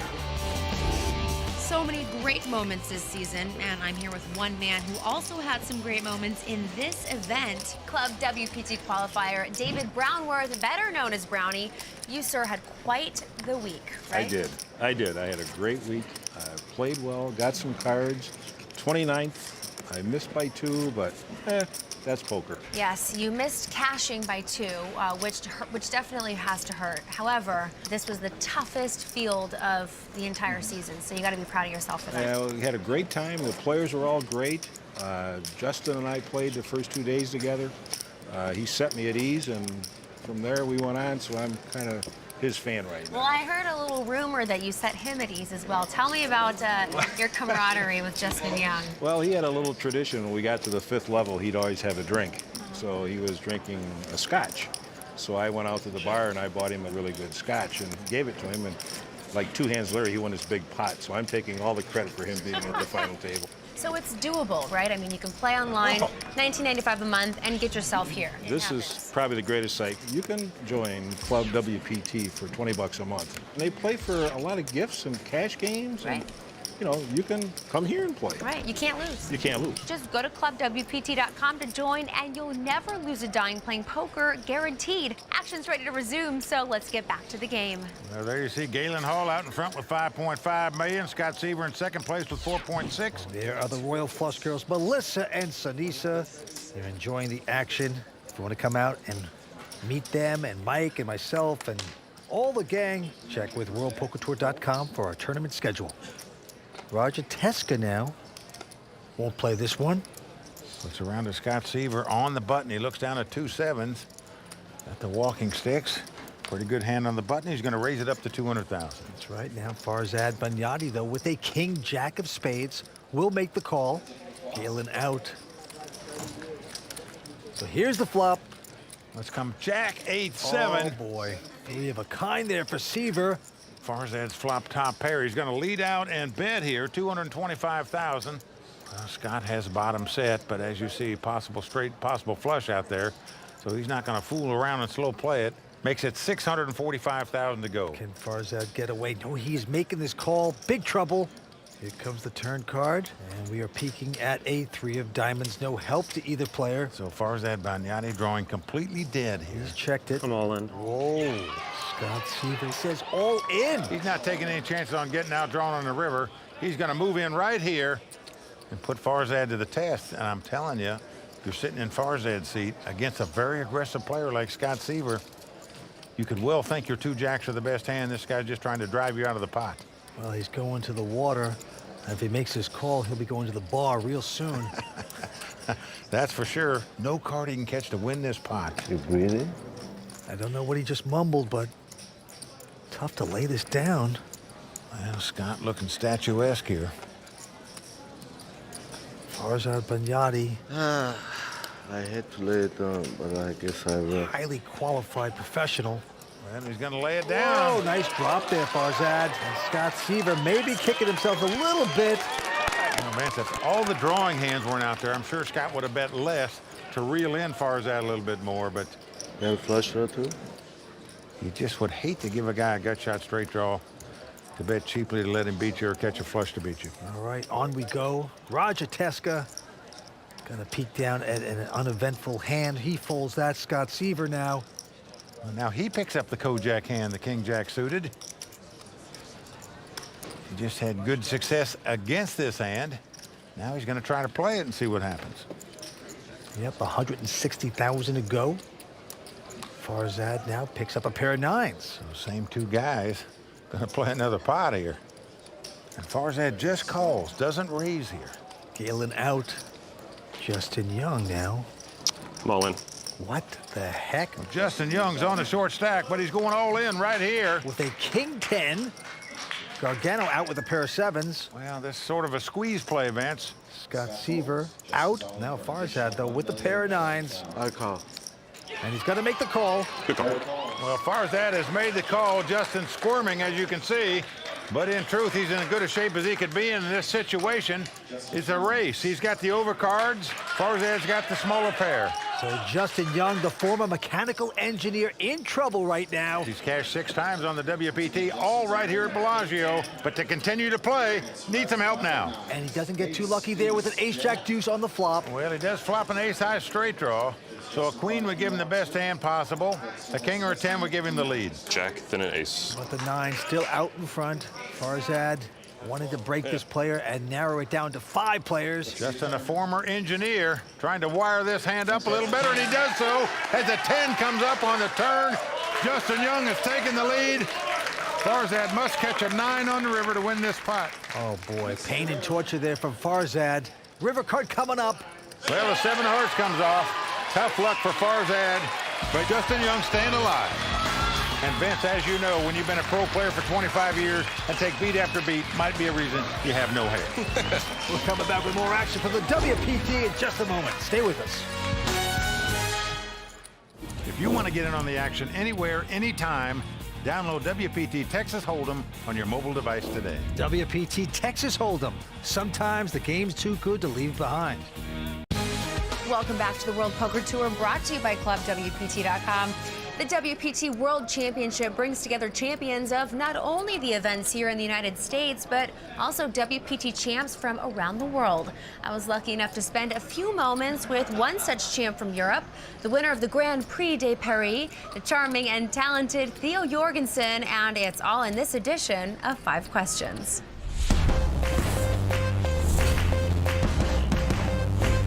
What is your playing style? I would love to win every single putt, but people has kind of figured that one out. So I kind of have to slow down sometimes. But if people will let me win every single putt, I will take every single putt I can. What was it like to win a WPT title in the Aviation Club? To actually win it was a dream come true. I've been playing poker for a living for 10 to 12 years, but I've always made most of my money playing cash games.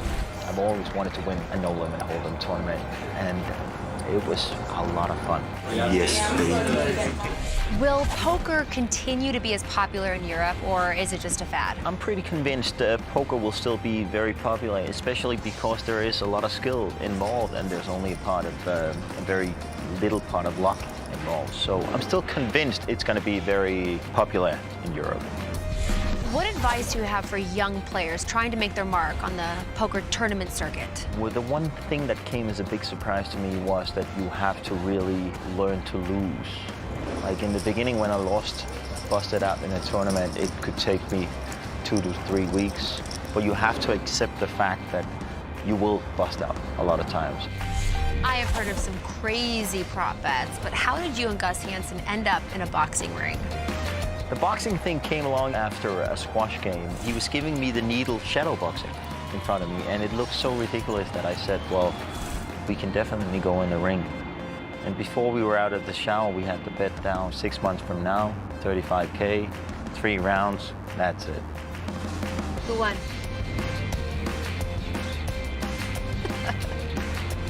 The champion. The champion.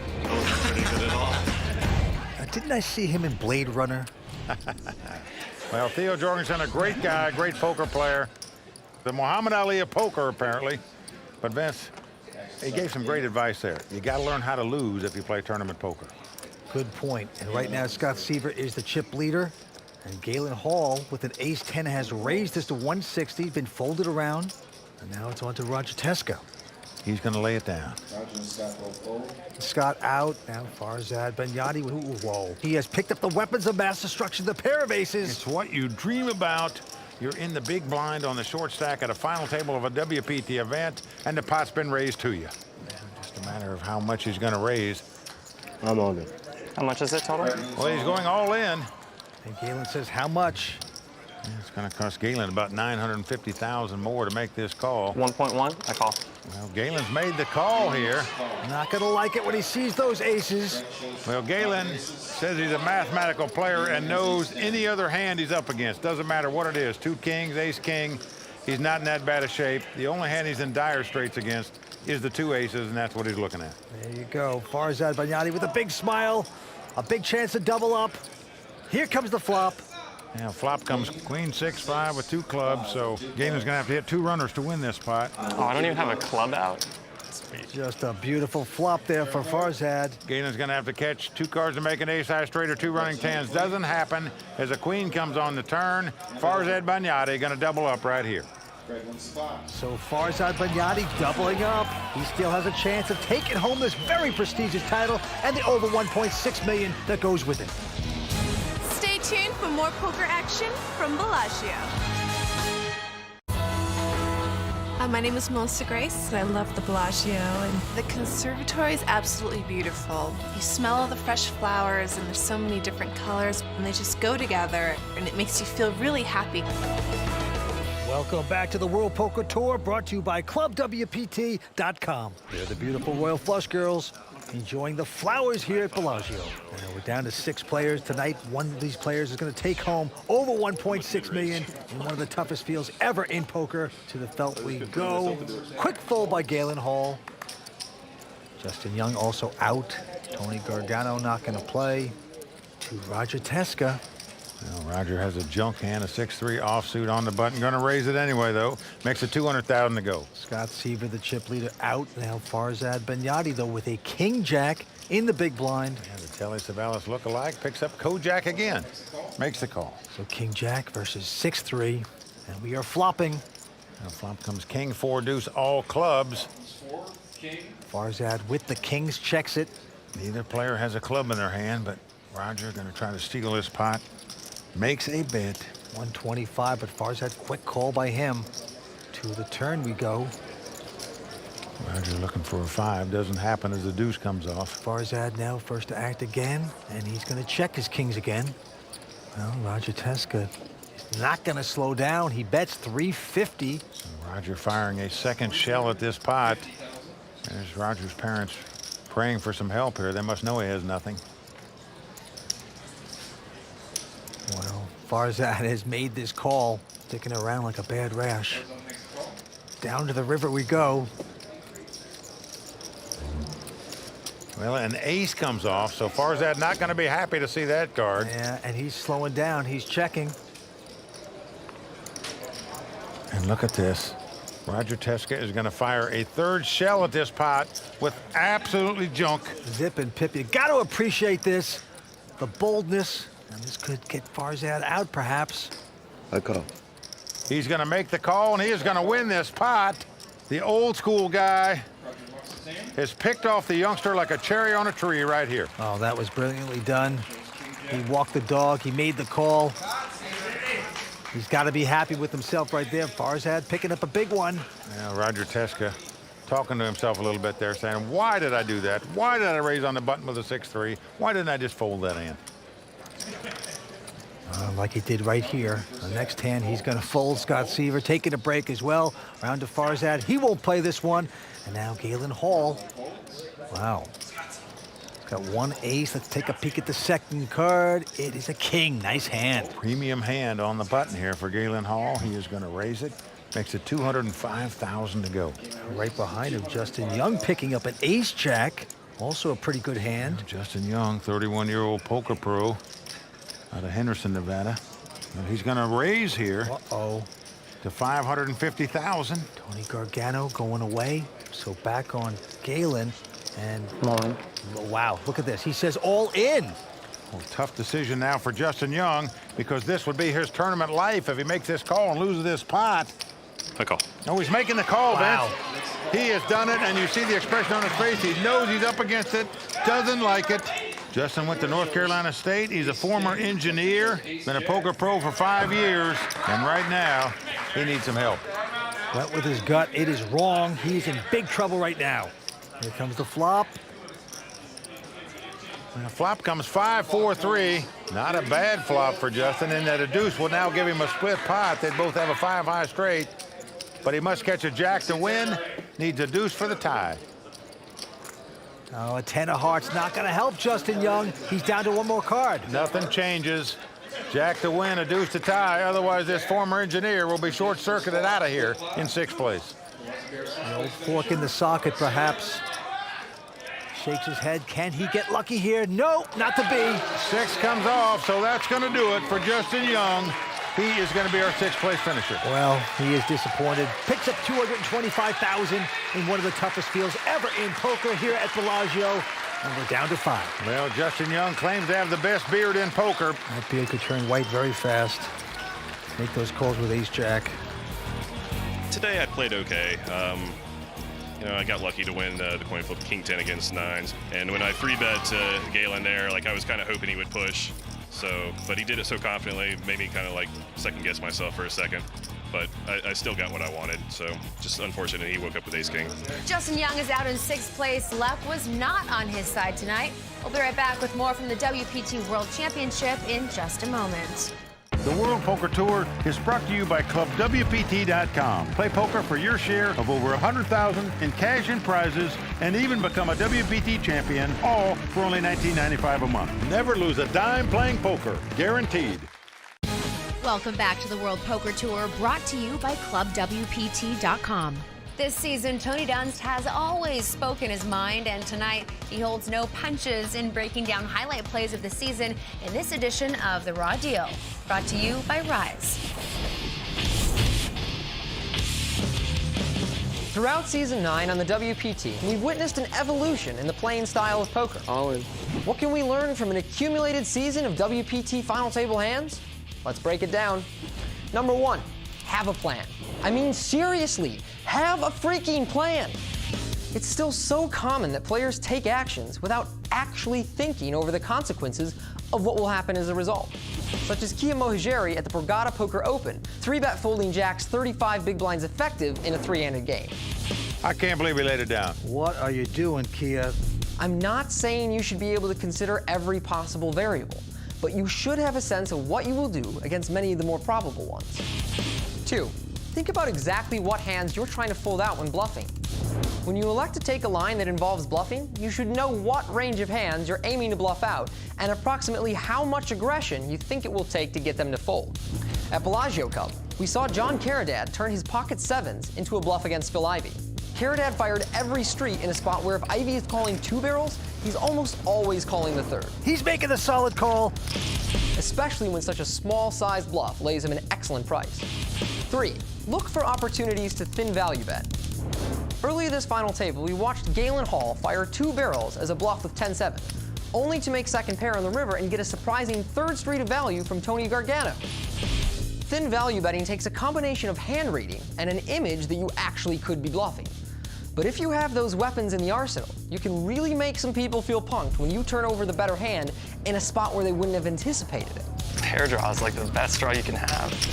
Hopefully, points such as these and the ones like them I've made through the season have given you a new insight to high-level poker strategy and how you can improve your game.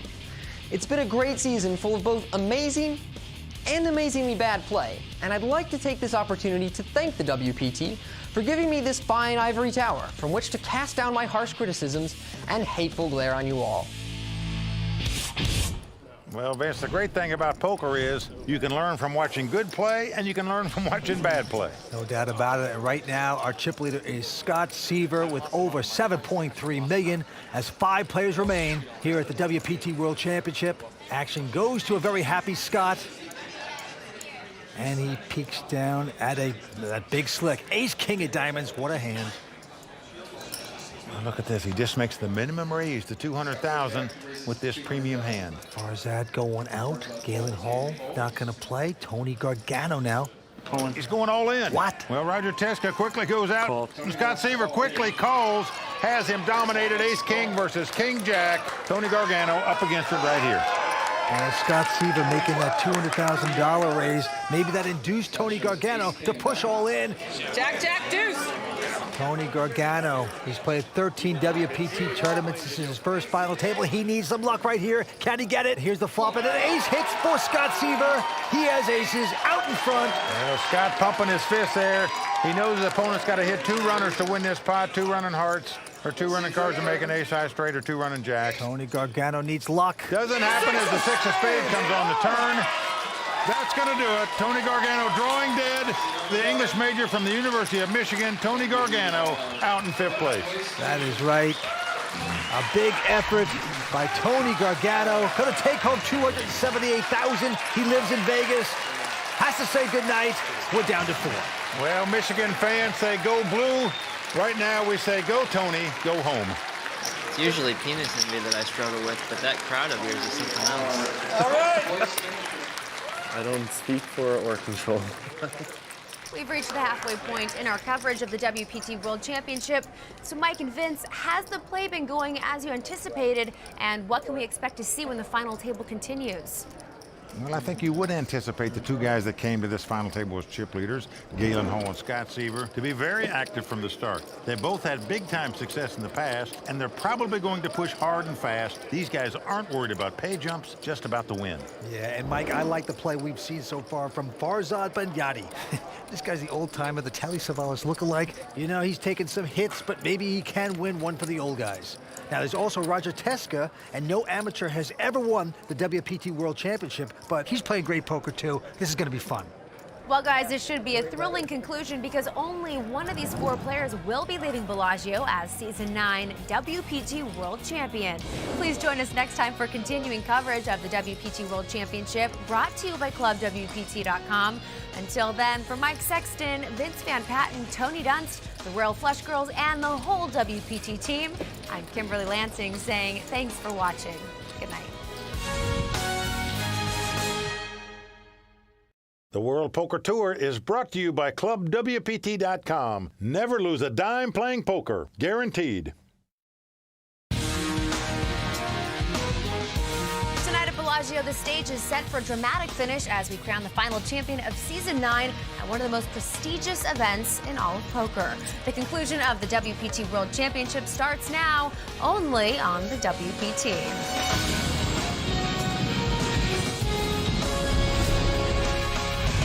Well, the crowd all standing. He is circling the drain. They are going bare knuckles in the center of the ring. He would love to knock this loudmouth out.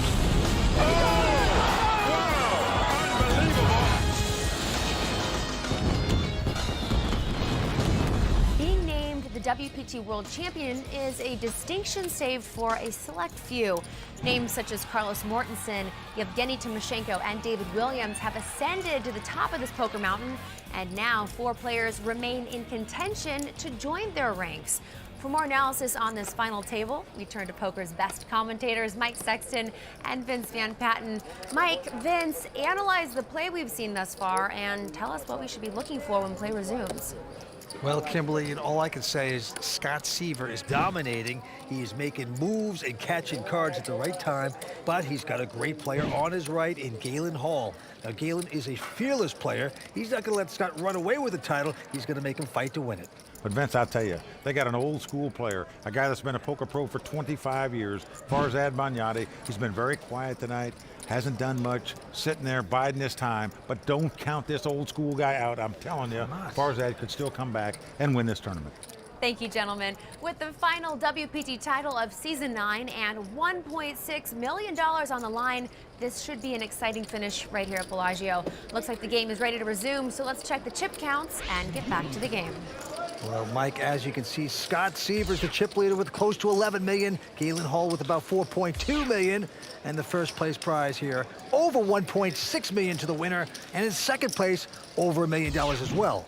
Well, our thanks goes out to Jack McClellan and Bellagio's tournament staff for hosting a great event this week. The cards are in the air, and the action's on our chip leader, Scott Seaver. He's got an 8-5. Four-handed poker continues. He folds that. Farzad Benyati, very tough senior poker player, goes out as well. So it's the battle of the blinds here. Galen Hall picking up ace high in a small blind. He's going to raise it. And Roger Teska is going to defend with the queen 5 suited.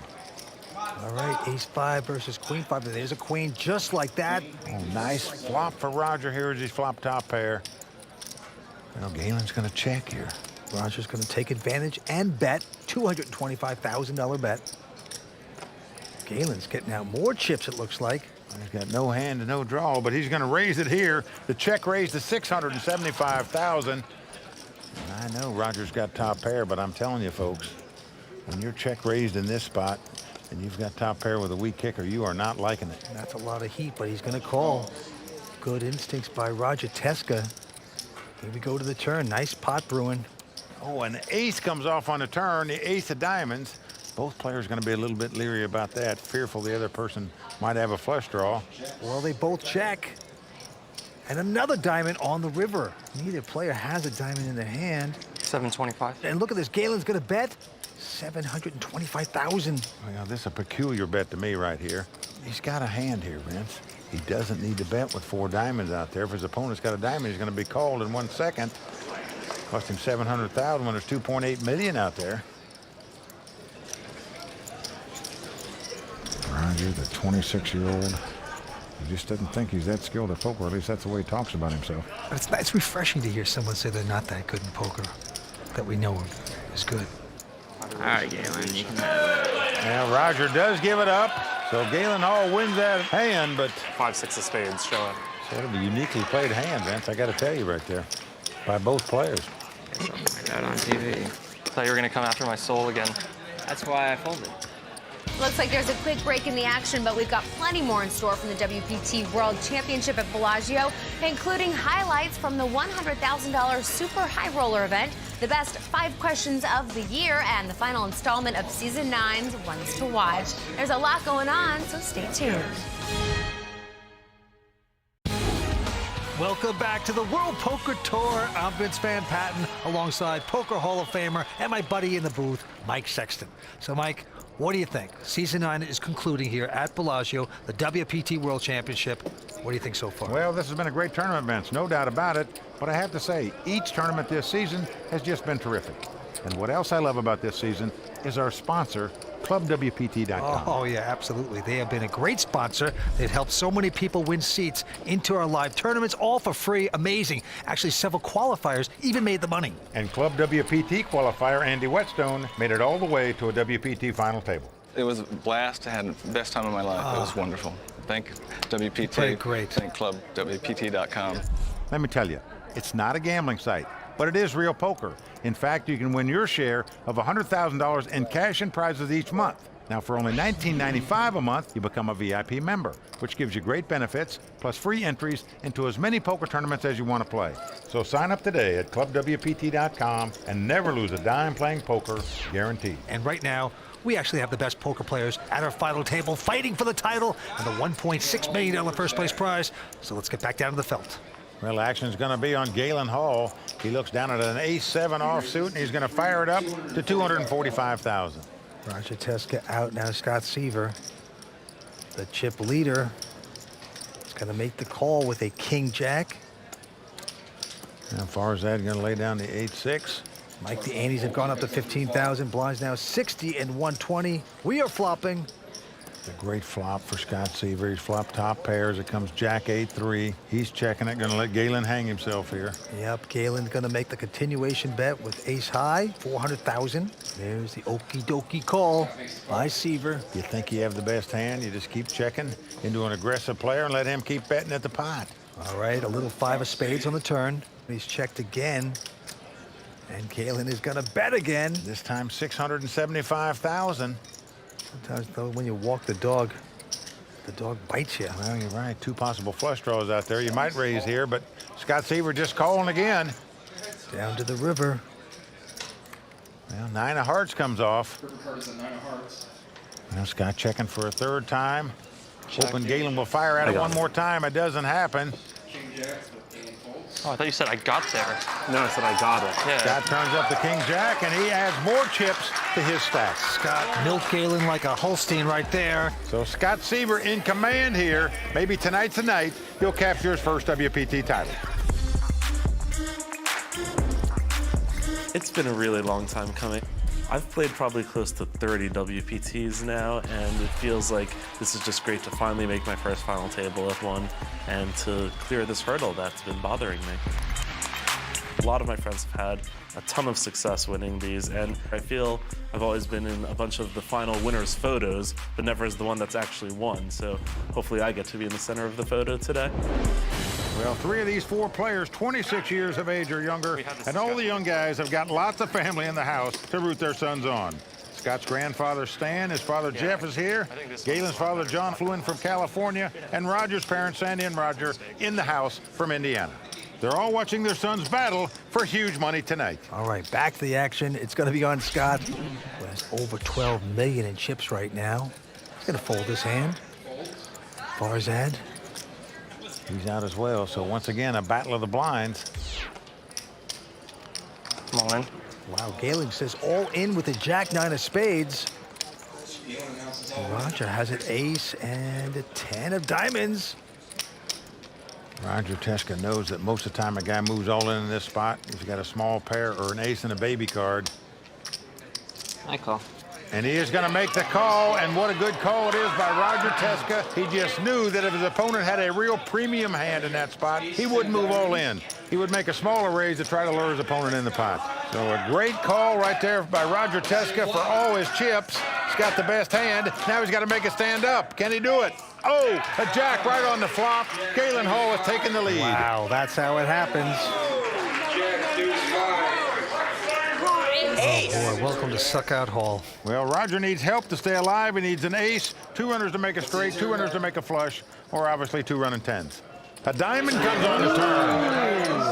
Well, the crowd moans as there's now 4 diamonds out there. The jack of diamonds obviously won't help anymore because that would give Galen a full house, but any other diamond would win it for him. That's what an ace. Gonna be a photo finish. Well, the 4 of clubs comes off, so that's tough luck for 26-year-old Roger Teska. Made a great call for all his dough right there, Vince, and then got outdrawn to be eliminated in 4th place. Yeah, he's going to pick up $371,000. Goes to his parents with a big hug. Mom still loves him. Got to be proud of that effort. We are down to 3 players at the WPT World Championship. Okay, let's get him. Me and you versus him. This side versus that side. As the beautiful Royal Flush girls bring us to the break. Stay tuned. We'll be right back with more action from Bellagio. Welcome back to the season-ending WPT World Championship brought to you by ClubWPT.com. Earlier this week, Bellagio hosted a super high roller tournament, and our cameras were there to capture all the action. This game was not for the faint of heart, as it had a $100,000 buy-in and attracted some of the toughest names in poker. As day 4 of the $25,000 WPT World Championship got underway on one side of the Fontana Lounge, the other side saw the start of action of the largest buy-in event ever held in the U.S., the $100,000 WPT Super High Roller. At 4 times the price of the WPT's previous largest buy-in, it was no wonder that the decision to enter this tournament was not an easy one. As the first hand was dealt, only 8 players had taken their seats. They were a mix of international players, young pros, and Hall of Famer Erik Seidel. Erik, fresh off his 2nd place finish at the WPT Indiana event, was in the middle of an historic heater, having won over $4 million this year alone. But the small starting field did not last long, as pro after pro ponied up their $100K to take their shot in this prestigious event. We ended up with a bigger number than I think most people expected. Jean-Noel Farrell was the first player to lose his $100,000 and be eliminated, and he would not be the last. You know, when you enter a tournament, you go in expecting to lose your buy-in, so I'll be all right. Phil Locke was on the rail early on in the day, waiting for the optimal time to enter this tough field. He finally made the decision to buy in. By the way, you know how you make like 18 pros really happy? How did you get at that table? You just happen to be me and you sit down at a tournament like this. And shortly after, lost all of his chips when he flopped set under set against John Morgan. It was a brutal end to a quick day for Mr. Locke. That's the fastest way to burn 100K I know about. The last player to register for this historic event was the never-shy Tony G. All right, buy me in for this $100,000 event, please. With registration closed, 29 players had entered the event, creating a prize pool of over $2.8 million. Over 50% of the field had previously made a WPT final table, with 8 of those players having won WPT titles. Only 5 of the 29 would make it into the money, with first place taking home over $1.1 million. There's a lot of great players here, a lot of big names and that sort of thing, so there's a lot of prestige as well. The day ended with 17 players. Justin Bonomo topped the leaderboard with over $1.8 million in chips, followed closely by Vivek Rajkumar and Eric Lindgren. Eric Seidel had just $237,000 in chips and would face an uphill battle on day 2. The start of day 2 had play moved to Bellagio's poker room, and WPT world champion Yevgeny Timoshenko was feeling optimistic about his chances. Well, the shower was worth it. It'll pay off dividends in the end. But Yevgeny's good feeling was crushed after he was eliminated by Eric Lindgren, and he would be among the first of many early bust-outs. With Eric Seidel's elimination of Dan Shack in 11th place, final 10 players combined to one table. 5 would make it into the money, and 5 would go home $100,000 poorer. The final table saw Daniel Negreanu hit his first ever royal flush against Eric Seidel. Never made one. That's my first royal, by the way, in Hold'em. True story. Yeah. And I could say I was at Daniel Negreanu's table. Randy Dorfman misread the board on his all-in hand with Justin Bonomo. After getting up to leave, the other players let him know he had actually won the hand. I am so won. Frank, I think you need to get my glasses. Give me the keys. You need them? Yeah. Shortly after, Randy would be eliminated in 7th place when this time his pocket 8s failed to improve against Eric Seidel's overpair. Making the final 6 of a WPT event is always a tremendous accomplishment, but in the case of this event, one of the final 6 players would go home with nothing. Tension was high as every player knew that 5th place would pay $224,000 and the 6th place finisher would be the last to lose $100,000. Short stack Kerry Katz got it all in with ace-queen versus Vivek Rajkumar's lowly king-deuce offsuit. The flop and turn were safe for Kerry. All he had to do was dodge a king or a deuce on the river, and he would double up. A killer river card burst the money bubble in brutal fashion. And with Kerry Katz's elimination, the remaining 5 players were guaranteed at least $224,000 and a shot at the $1.1 million first place prize. Eric Lindgren knocked out day 1 chip leader Justin Bonomo in 5th place. Today I started off as chip lead, went off to a great start, and then 2 brutal suckouts. I'm really disappointed right now, even though I made the money.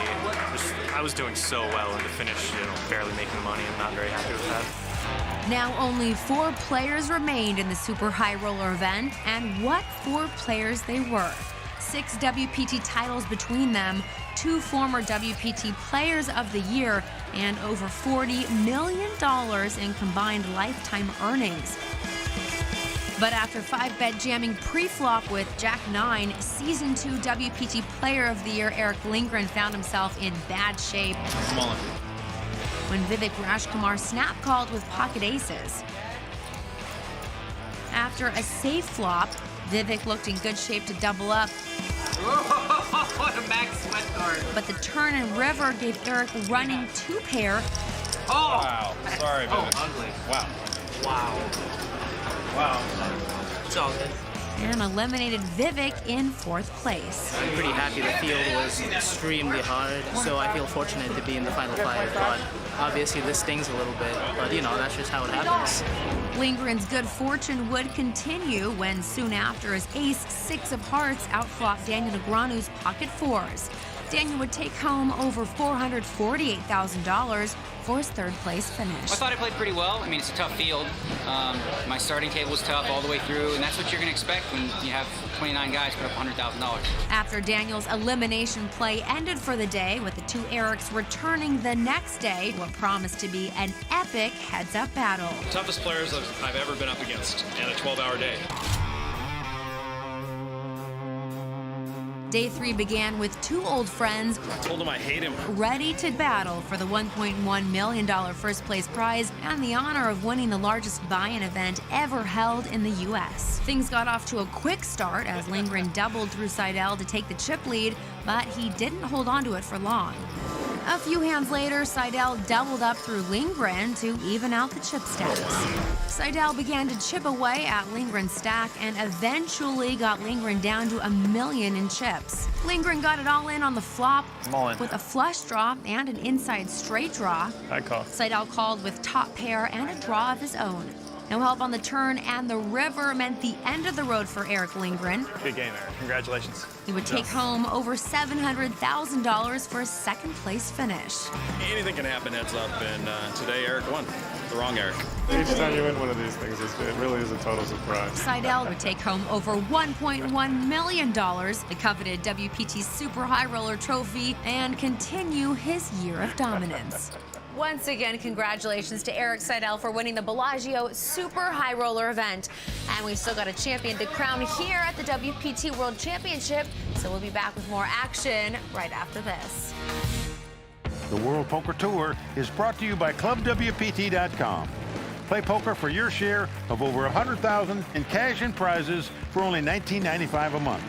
Never lose a dime playing poker, guaranteed.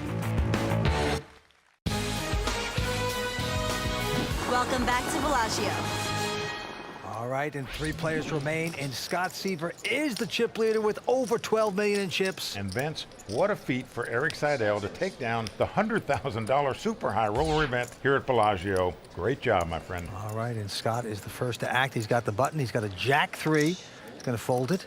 Farzad now with a Jack 10 of spades. Farzad, an old school poker player, been a poker pro for 25 years, going to raise it up here. Makes it $250,000 to go. But Galen's going to call with his ace-7. Ace-7 versus Jack 10. Here we go.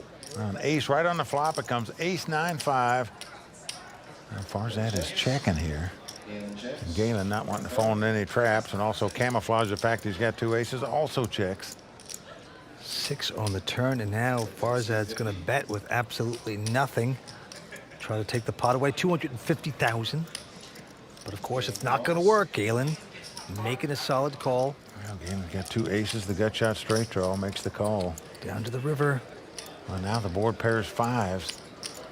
Well, Farzad looks a little uncomfortable there, doesn't he, Vince? Squirming in his chair, but he's going to fire again. I think you got to pay this off. Galen does so, and he's going to win this pot. So the old school guy getting schooled a little bit right there by the Cal Berkeley man. Yep. Nicely done by Galen Hall. And Vince, I believe Galen won that pot because he checked on the flop. He lured the old school guy to bet on the turn in the river to try to bluff at the pot and picked up a nice one. Galen Hall in the driver's seat with a queen 5. He is going to raise this time. Now look at this, Scott Seaver with a 4 deuce. He has raised it. Well, when the elbow goes up, the raise goes in, Vince. That's the way Scott Seaver plays it. Well, that is super aggressive with a nothing hand. Farzad has to run away, and so does Galen. Farzad getting shut out there by the raise and re-raise with the 2 5s. Throw more nubs!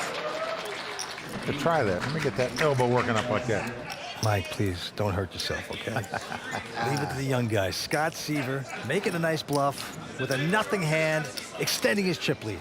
This season, I had the chance to interview some of the most fascinating players in the game. Here now are some of my favorite highlights from the past season in this best of edition of 5 Questions.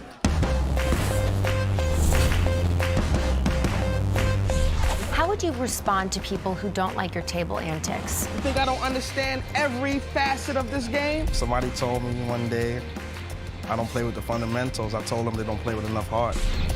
Once in a while, though, do you miss the old poker? 2005 was the best. It was almost like you just show up to collect your cash. I mean, poker was amazing back then. I mean, who doesn't miss it? Why are you so intense? I guess I gotta like sit back and relax a little bit. It's important just to let your opponent know that you're serious about this and they're not gonna, get this pot without a struggle. Do you ever regret the loss of anonymity? I asked for fame and fortune. I got it. Now what am I gonna do, complain? What motivates you to keep on going and to keep playing? The record, baby. Records, there is no limit, baby. There's no stopping. All season long, Kimberly did a fantastic job getting insight from some of the best players in the game. And right now, it is Scott Seaver who is the chip leader with over 12.5 million in chips. Ever so close to that 1.6 million that's going to our champ here tonight. Well, all three of these guys going for their first WPT title. Only one of them is going to walk out of here as the WPT World Champion for Season 9. Action on Scott. He's got an uneventful Jack-6, but that doesn't deter him. He is going to raise. No, just call. Let's get out of hand. Farzad now with an Ace-3. Also calling. Well, Galen Hall looks at an Ace-Queen, the big blind. Both these guys just limping in, so he's going to punish him here a little bit for sure. And indeed he is. Makes it 460,000 to go. Scott out. And Farzad. I'm on the call. Well, he has gone all in, and he is not going to like it as he's quickly called by Galen Hall. So Farzad might have slipped on the old banana peel here. Farzad just thought he was making a move because they both limped in. He thought he'd come over the top and move in with the ace high, but it could be his demise. Now, Farzad Banyati biting his nails, knows he's got to have help or he's going to be out in third place. Oh, he gets help right in the flop as the 3 comes off. It's Jack-9-3 of clubs. Neither player has a club. Well, Galen's going to have to catch a queen or 2 running cards to make a straight to win this pot. And they would split it if a Jack and a 9 came off. But right now, Farzad Banyati in great shape to double up. 4 spade on the turn. One more card to sweat if you're Farzad. His dream at this major title on the line right now. Well, an ace comes off, giving Farzad the best hand with aces and 3s. And Vince, I can tell you right now, when you move all in and you've got the worst hand and you get called and you get lucky and outdraw your opponent, you think destiny is on your side, it could be your night. I've been in this business for 25 years. 10 years ago, I used to be one of the youngest players. You have to have the guts to play poker, to gamble. I'm moving on it. He's going all in. What a bold play by Fred Banyati right here, Vince. Why not? Now, I'm the oldest one. I'm going to get one for senior citizen.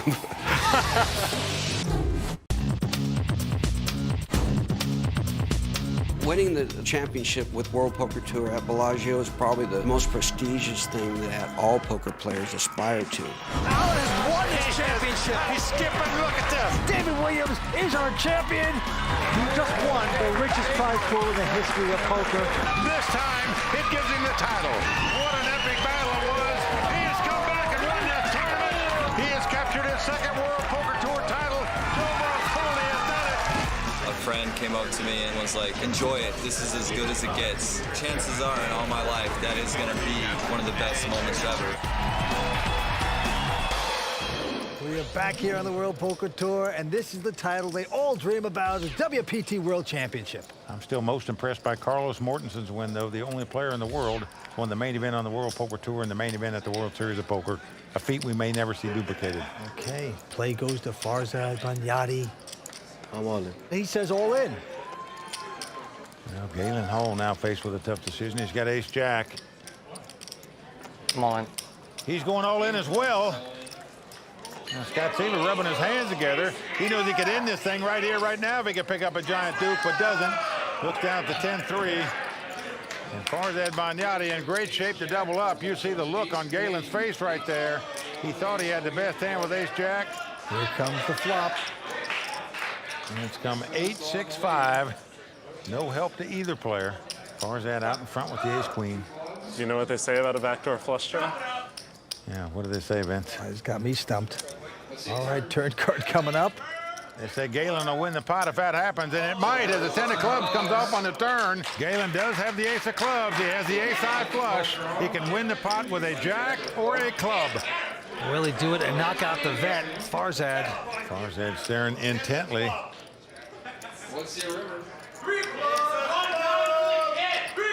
Well, the 5 of hearts comes off. So yet again in this three-handed battle, the old veteran Farzad Banyati doubling up, and now he's in second place, Vince. Much is it? When we started following the Season 9 ones to watch, we believed in their talent, but they've exceeded our expectations by making final tables in our past 2 tournaments, as William Reynolds took 3rd place at the Hollywood Poker Open and Alan Berry placed 4th at the Seminole Hard Rock Poker Showdown. But did they have what it takes to finish off strong here at Bellagio? Find out in this edition of Ones to Watch. Oh yeah, that's the double fist hump. Are you gonna let us play, or is it like a girl thing? The rest of my table was like 45-year-olds. We're all terrible. I just want to win one of these bitches. Wants to watch. Day 1, Bellagio, 25K. You know, this is the last tournament of the WPT season, and I'm looking to make my first cash. Last year's season, I had an awesome season. Player of the year, 2 final tables, a bunch of cashes. This season, I haven't done diddly squat. Feeling good. Just focused and playing my game. This is pretty much going to be the hardest World Poker Tour event each year. It's the best players in the world. Awesome challenge. It's a ton of fun. I know I'm not one of the best, but competing against all of these great players is where you want to prove yourself. Phil Collins is a really solid player. He's been around online for years. Yeah, I grew up playing online poker. I'm from South Carolina, so there were no casinos, and I jumped right into some big live tournaments, and it's taken me a little while to adjust, and I'm starting to get that comfort factor that I have whenever I play online. I don't know how much live experience he has, but I don't think it should be a problem for him. Maybe not right away, but he should definitely adjust really well and really quick.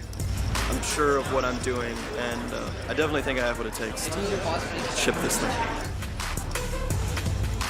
Phil Collins, I got mad respect for his game, but he's getting whacked in these live poker tournaments. How do I miss? I don't flop 14 outs versus set and brick. He's gonna get there if he just puts his head down and keeps trying to play well. Just busted, 36th it looks like. 1 table away from cash, almost there. Made a bad call. Good game. Next time. Damn. That's that. Next year, what could you do? Oh, I'm coming back. I ain't going nowhere. My confidence is growing. Still got some work to do, but I know I'm heading in the right direction. Well, here's the final ones to watch standings for Season 9. As you can see, Alan Barry was the top money winner of the group, and it was exciting to follow their progress all season long. No doubt about it. I guarantee we'll be seeing more from these young, talented players in the future. But right now, we have a 3-way battle at the WPT World Championship. Galen Hall has slid to the short stack. Now Farzad folds on the button. I'm all in. Galen going all in. Can I get an exact now? With the Jack-7 here. They are playing fast. Scott Seaver, though, has a King-10. Well, that's going to cost him almost $2.5 million to make this call, though. I called. And he's made the call. What a great read by Scott Seaver here as he turns up the best hand, the King-10.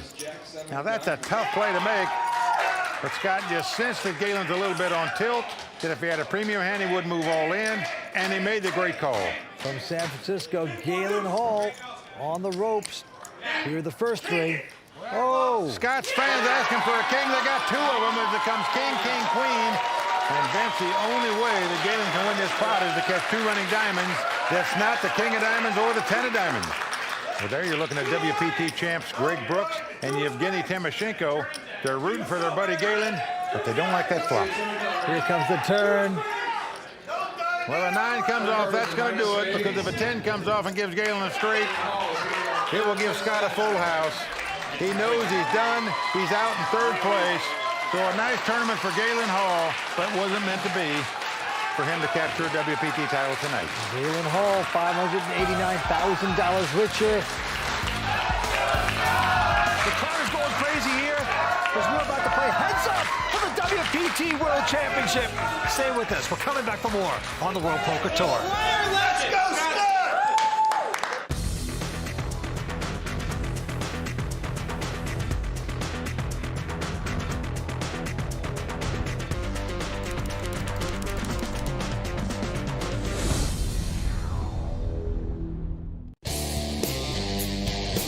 Farzad Banyadi is a world-class player. He's a truly excellent poker player, and not just at Hold'em, but at all disciplines of the game. $1.6 million would be incredible. I would absolutely love it, but it's the recognition, the prestige that comes with it that honestly would mean the most to me.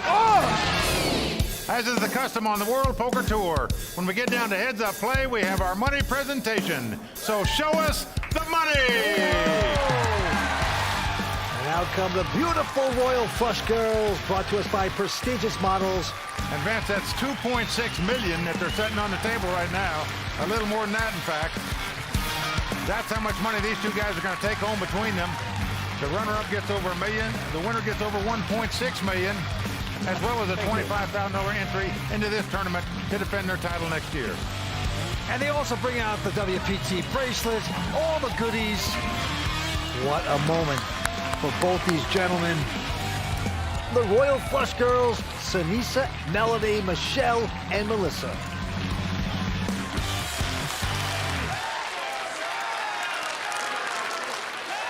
All right, Scott Seaver now. Well, he is leading the crowd here in his own cheers. The crowd chanting it up for their man Scott Seaver, who has a 3-1 chip lead over Farzad Banyadi. Well, this win would be the biggest in either of these guys' careers, no doubt about it. Certainly one of the most prestigious titles in the world, the WPT World Championship. Truly an event every poker player wants to win. All right, Scott Seaver now with the button. He's first to act. Cards have been dealt. He's got a Jack-10, and he's going to put it in a raise. He makes it $320,000. And Farzad Banyadi with the Jack-7 of clubs is going to make the call, so we're going to have a flop here. Jack-10 versus Jack-7. Well, the flop comes 8-4 deuce with 2 clubs. Nice flop for Farzad as he flops a flush draw, but it goes check, check. Farzad hoping to hit his flush, but no, he hits his 7s, though, at least. Well, now a 7 comes on the turn, so Farzad now has the best hand and the best draw. Yeah, looks like $450,000. Oh, and look at this. Scott Seaver's going to try to manhandle him with a raise. He has raised it with a gut shot straight draw. Now, if you're sitting in Farzad's seat, you think this guy must have flopped a set or something. Well, he's called it. But now the 5 of diamonds comes off, so possible straight out there. Now Farzad is checking. But Scott has nothing still. Well, he's going to continue. Wow. With this bluff here. $2,050,000. He is just going to put the hammer down here. Just continue to apply big pressure to Farzad.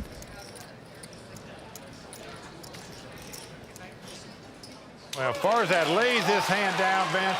And how about the moxie of the young 26-year-old Scott Seaver to make these kind of plunging bets? He's going to try to manhandle Farzad, and so far it's working. Well, Vince, you saw him wipe his brow there. Farzad saw it too, meaning he knows he was bluffed out of that pot. You had it? I'll tell you after if you want. With the pressure mounting at the prospect of capturing a WPT World Championship title, are players bound to make a mistake? Well, let's turn it over to Tony Dunst, who never lets anyone off easy in this edition of The Raw Deal, brought to you by Rise. Galen Hall came into the final table with the chip lead and an excellent chance to win one of the most prestigious tournaments in poker and $1.6 million. Unfortunately, it all unraveled, and during three-handed play, Galen found himself in a precarious position where he was sitting comfortably second in chips. So what is the proper strategy to take in a three-handed game with the stack sizes so varied and the pay jumps so large? Let's break it down. There are 2 schools of thought as to tournament strategy at this point. One is to sit back and let Scott Seaver, who has a massive chip lead, clash with Farzad Banyadi on the short stack and hopefully move up $500,000 in real money. The other is for Galen to mix it up and continue playing the loose aggressive style that got him to the final table, try to eliminate Farzad himself, and amass the chips necessary to take on Scott heads up. Galen chose the latter option, and that's where it all fell apart. I'm on it. Call. Galen gets it in very good against Farzad and is unfortunately 3-outed. Oh, he gets help right in the flop. as the 3 comes off. Not long after, he's dealt an unavoidable cooler. Come on. When he gets it in with ace-jack versus ace-queen of Farzad. How much is it? For about 17 big blinds. Finally, when on the short stack of 15 big blinds, I'm all in. he makes the jam with Jack-7 suited out of the small blind and is called by Scott in the big. I call. What a great read by Scott Seaver here. Although Jack-7 suited seems like a weak hand to risk your tournament on, it's certainly a profitable shove when you're moving in such a short stack from the small blind. And without a willingness to take pre-flop gambles, your stack will quickly waste away in a 3-handed game. And while his stoic and professional demeanor throughout his collapse is to be commended, as a man who needs material for his segment, I think Galen and his polite attitude can go straight to hell. See you next season. Well, I agree with him. Galen was very stoic, and that's the way you're supposed to behave when you lose. And Scott Seaver going over 19 million. He is feeling it now, Vince. This time Scott Seaver with a Jack-4. Scott Seaver has called for Zad. Not going to raise, so it's Jack-4 up against 9-10. And look at this flop. Well, this is going to be the hand they get it all in here with, Vince. One guy's got top pair and an open-end straight draw. The other guy's got a gut shot and a flush draw. I'm all in. Wow. Call. And there it goes. Boom, boom. Scott bets 400,000. Farzad moves all in, is quickly called by Scott Seaver. Scott Seaver looking for a 10 to make a straight, a heart to make a flush, and end this thing right here, right now, and become the WPT World Champion for Season 9. Let's go, Scott! Join the likes of Carlos Mortensen, David Williams, Alan Gehring, among others, and be a WPT World Champion. Well, that 9 comes off, giving Farzad 3 9s. Now that takes away the 7 of hearts and the 10 of hearts. So 2 of his hearts have been killed with the third 9 on the turn there. Yep, he's closing in on Scott. He could still get lucky and make this miracle happen and take the title, but no. Well, an ace comes off, so Farzad Banyati doubling up there. And a nice double up for him. He just won't go away. He's got a dream. Can he take this title down? We'll come back with more action from the WPT in just a moment.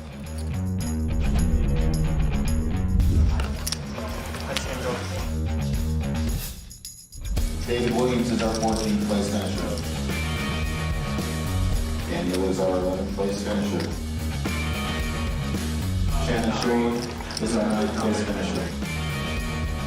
David's our 7th place finisher. Welcome back to that sleepy little town in Nevada called Las Vegas. We're at the Bellagio for the WPT World Championship. Well, as you can see, we're playing heads up here. Scott Seaver with a big chip lead. It's old school versus new school. Who's going to take the title? Back to the felt we go. Scott this time with a Jack-9. And he will raise it to 400,000. Farzad with a Queen-10. Going to make the call. So Jack-9 up against Queen-10.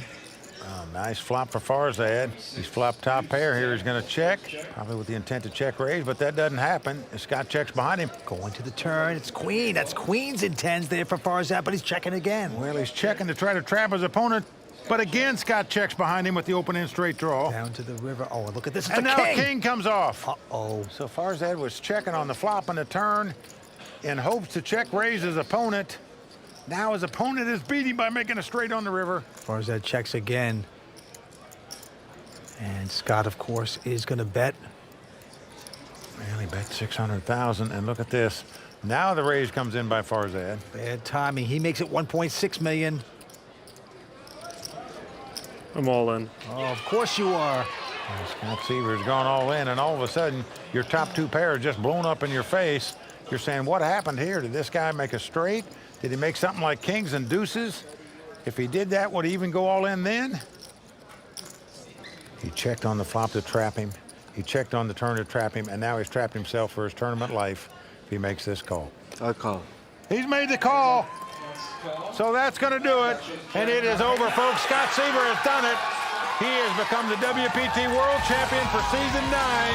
And Vince, there's the hand that Farzad's going to question himself the way he played. He checked the flop, he checked the turn, and then he paid off the big bet on the river. And we have a WPT World Champion, and it is Scott Seaver. Congratulations. Let's go, Scott! The crowd and family goes wild. $1.6 million richer is Scott Seaver as he hugs his dad. And he's a very good player.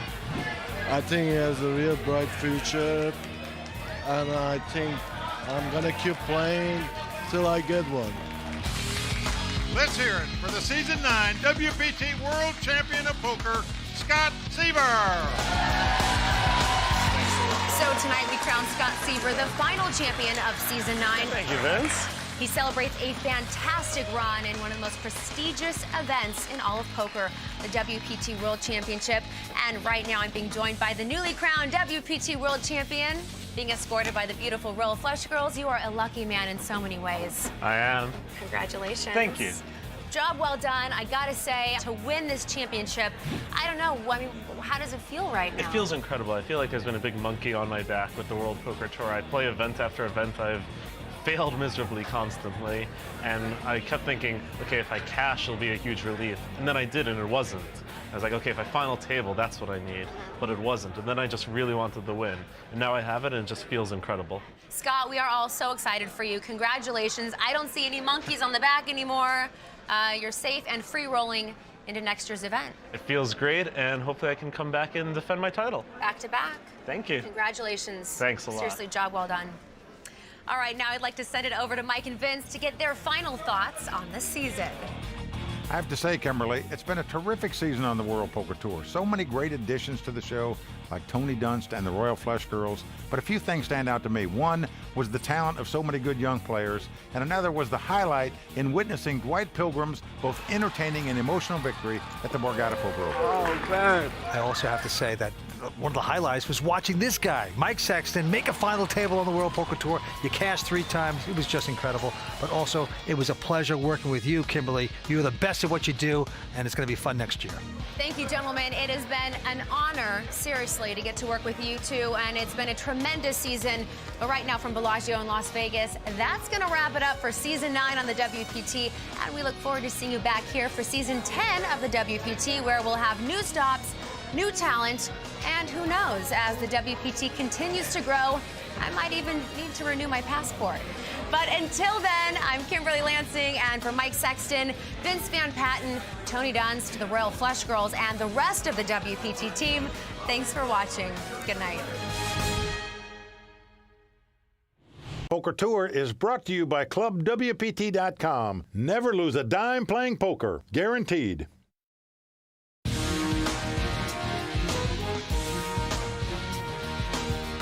Season kicks off in Los Angeles with a new look and new energy as 6 players fight for the title of legend.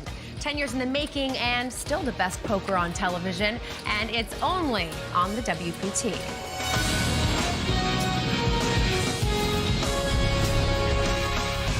Well, the crowd all standing. He is circling the drain. They are going bare knuckles in the center of the ring. He would love to knock this loudmouth out. Oh!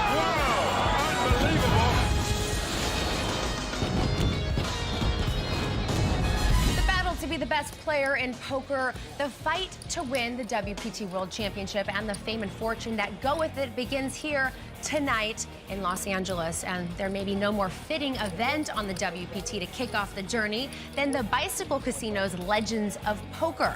For 10 seasons, this marquee event on the WPT has afforded its champions the distinction of having his name ranked alongside some of the greatest players in the game, including Poker Hall of Famers Doyle Brunson and Dan Harrington, and last year's champ, WPT Player of the Year, Andy Frankenberger. And this season, players descending on the Bicycle Casino had a shot to have their name immortalized on the new WPT Champions Cup. All WPT champs have their name engraved on this towering trophy, and it's one of the premier accomplishments in poker. It is our historic 10th season here on the World Poker Tour, and we've got a lot of surprises in store for you this year, including a new segment called WPT on the Road, a look back at some historic victories in the WPT Champions Cup moment, a fresh batch of players to follow and ones to watch, and best of all, we're expanding our coverage of the playdown and final table action to 3 full hours in order to bring you even more of the best poker on television.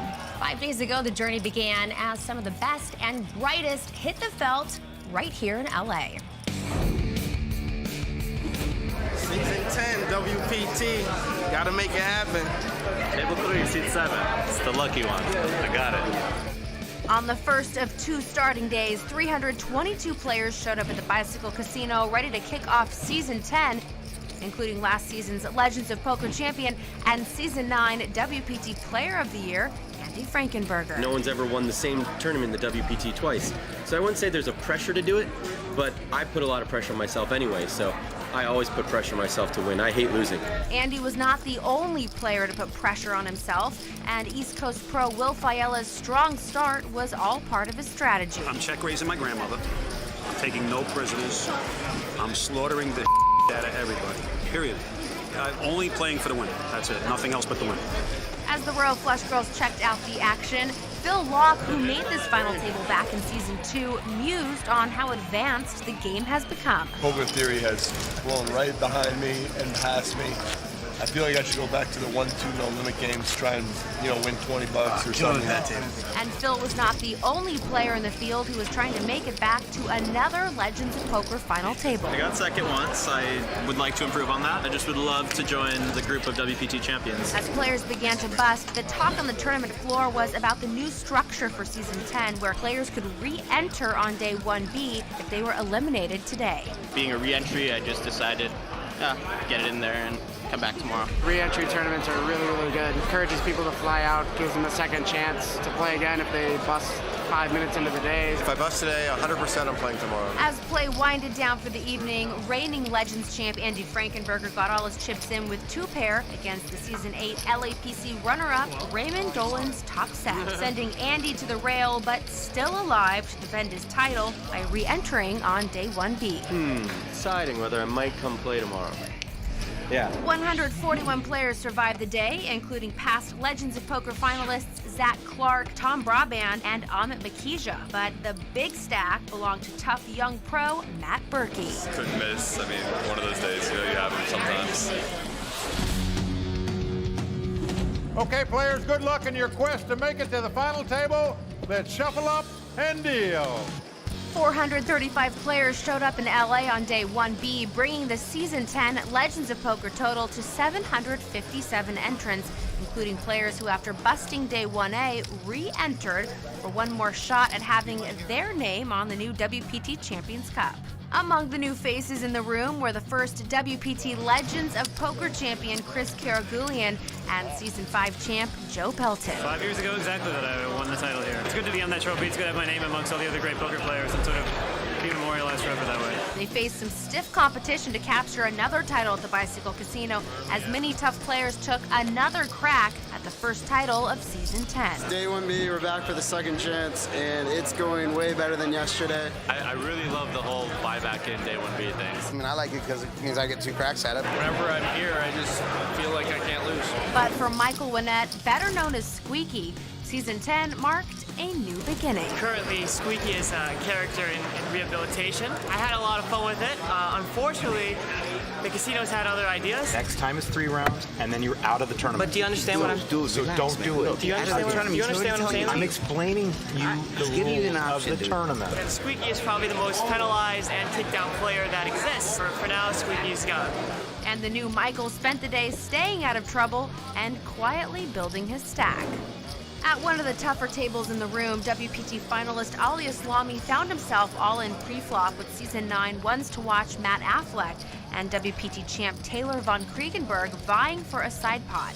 After Taylor bet the flop, Matt got out of the way, and Ali was able to triple up his short stack with a set of 10s while Taylor took down the side pot and finished the day well above average in chips. But it was Season 5 WPT Player of the Year, JC Tran, who made the most of his re-entry on day 1B. JC had not cashed in a WPT event in the past 4 seasons, but on this day, he crushed the competition and to end the day as chip leader. JC was not the only past WPT Player of the Year to survive the day. Gavin Smith, Jonathan Little, and Season 9 Player of the Year and reigning champ of this event, Andy Frankenberger, were part of the tough field that would combine with the remaining players from Day 1A to continue to battle for the Legends of Poker title. On Day 2, the remaining 338 players settled in for a long day of poker. And and Season 10 One to Watch, Dan O'Brien summed up the mindset for the day. Strategy is just to get some chips, you know? Like, my table's pretty good. There's a little bit of action. Dan made the most of his table draw and added to his stack early on, but day 2 marked the end of the road for many players, including reigning champ Andy Frankenberger. I don't think anyone expected me to defend, so I think I'm the only one who's disappointed. Everyone else is like, of course he didn't defend. You know, I didn't get off to the best start this afternoon, and I lost half of my stack really early, and I just never really recovered from it. These things are a lot harder. Cash game, I can show you how to win every time. There's too many people on. But many players' chip stacks were moving in a positive direction, including Alec Torelli. I'm sort of OCD, so I'm trying to align all the chips, but then sometimes I cheat, like back here where I kind of like don't align them because you can't see them from the front. So only you guys really know that this is not totally kosher. But yeah, I've had a few really good spots today. People bet, and then I just have a hand. And young pro Cody Slaybaugh used his stack to put pressure on both JC Tran and multiple WPT finalist Amnon Philippi. Seems to be playing pretty well. Against me, he's making all the right decisions, and I'm making all the wrong decisions. So, I mean, he seems to be playing good. He's holding his own.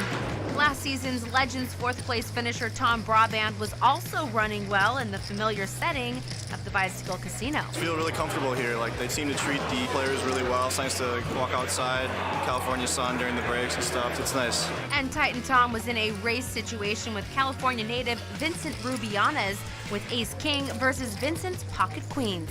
And after hitting a king on the flop, Tom sent Vincent to the rail and was primed to make a run at back-to-back final tables at the bike. Better luck, buddy. But he was not the only player to finish strong, as it was retired school teacher Ken Aldridge who closed out the day as chip leader. Day 2 was exciting. I'll keep the smile on my face if I keep those chips running up, that's for sure.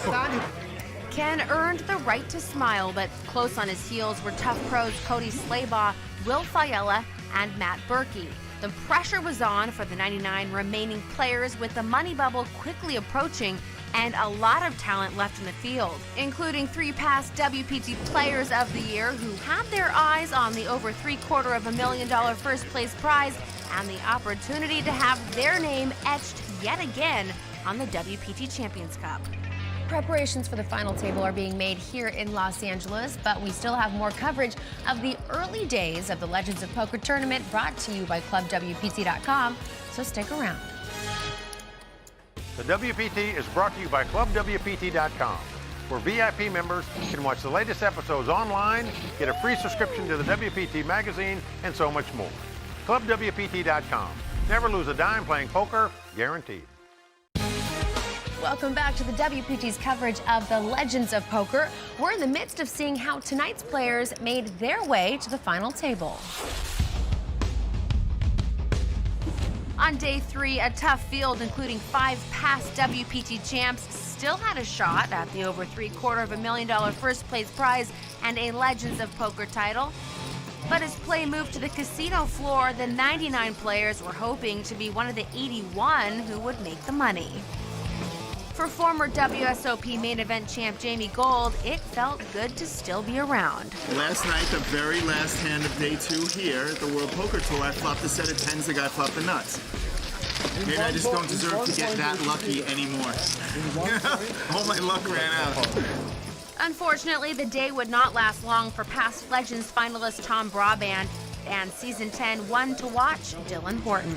I know how to abuse bubbles, and I was really looking forward to just chipping up slowly and building up a stack on the bubble. But on the money bubble, it was Joe Ressler who ran into bad luck when Brent Hanks's ace-queen of diamonds was able to draw out against his ace-king by making a flush on the river. Left with less than a small blind in his stack, Joe was all in on the very next hand, and Brent finished the job, leaving Joe the last player to bust out short of the money at the Bicycle Casino. WPT staffer Keith Kozar was happy to make it in the money in his first WPT event. Yeah, in the money, baby. And not long after, he would knock out Canadian pro Greg Mueller in a cooler of a hand. Okay, the poster boy for WPT in seat 1 raises it up. I have 2 7s I call. The flop comes king of hearts, 7 of clubs, 3 of clubs. He leads out. I pop him because I know he's not going to put me on anything. He repops me and I jam. He has the ace of spades, king of clubs. Turn is the ace of clubs. The river's the queen of clubs for a 4 flush, and it's the end of me. How is that possible? I don't get it. Pretty nasty. He had a big hand. So I put a bad beat on him. Sorry, Greg. I'm not upset with him. It's just brutal the way it turned out. I finally would have had some chips. The table's pretty good. I was feeling good. I'm annoyed. And Greg would have company on the rail as he was followed out by season 10 one-to-watch Dan O'Brien. Jamie Gold with his first WPT cash. Season 4 WPT Player of the Year Gavin Smith, and WPT finalist Alec Torelli. Next time. Then it was season 5 WPT Player of the Year JC Tran, who ran his pocket kings into the pocket aces of Bicycle Casino local player William Vo. With no help on the board, William had JC barely covered in chips, and JC would exit the Legends of Poker in 39th place. The pros would then take turns busting each other as WPT champ Sean Buchanan eliminated season 6 Player of the Year Jonathan Little in 38th place. I lost like 5 pots today on the river that, if I win any of them, I have a lot of chips. So I had a lot of chances, but none of them worked out. And all you can do is give yourself chances, and I gave myself plenty today.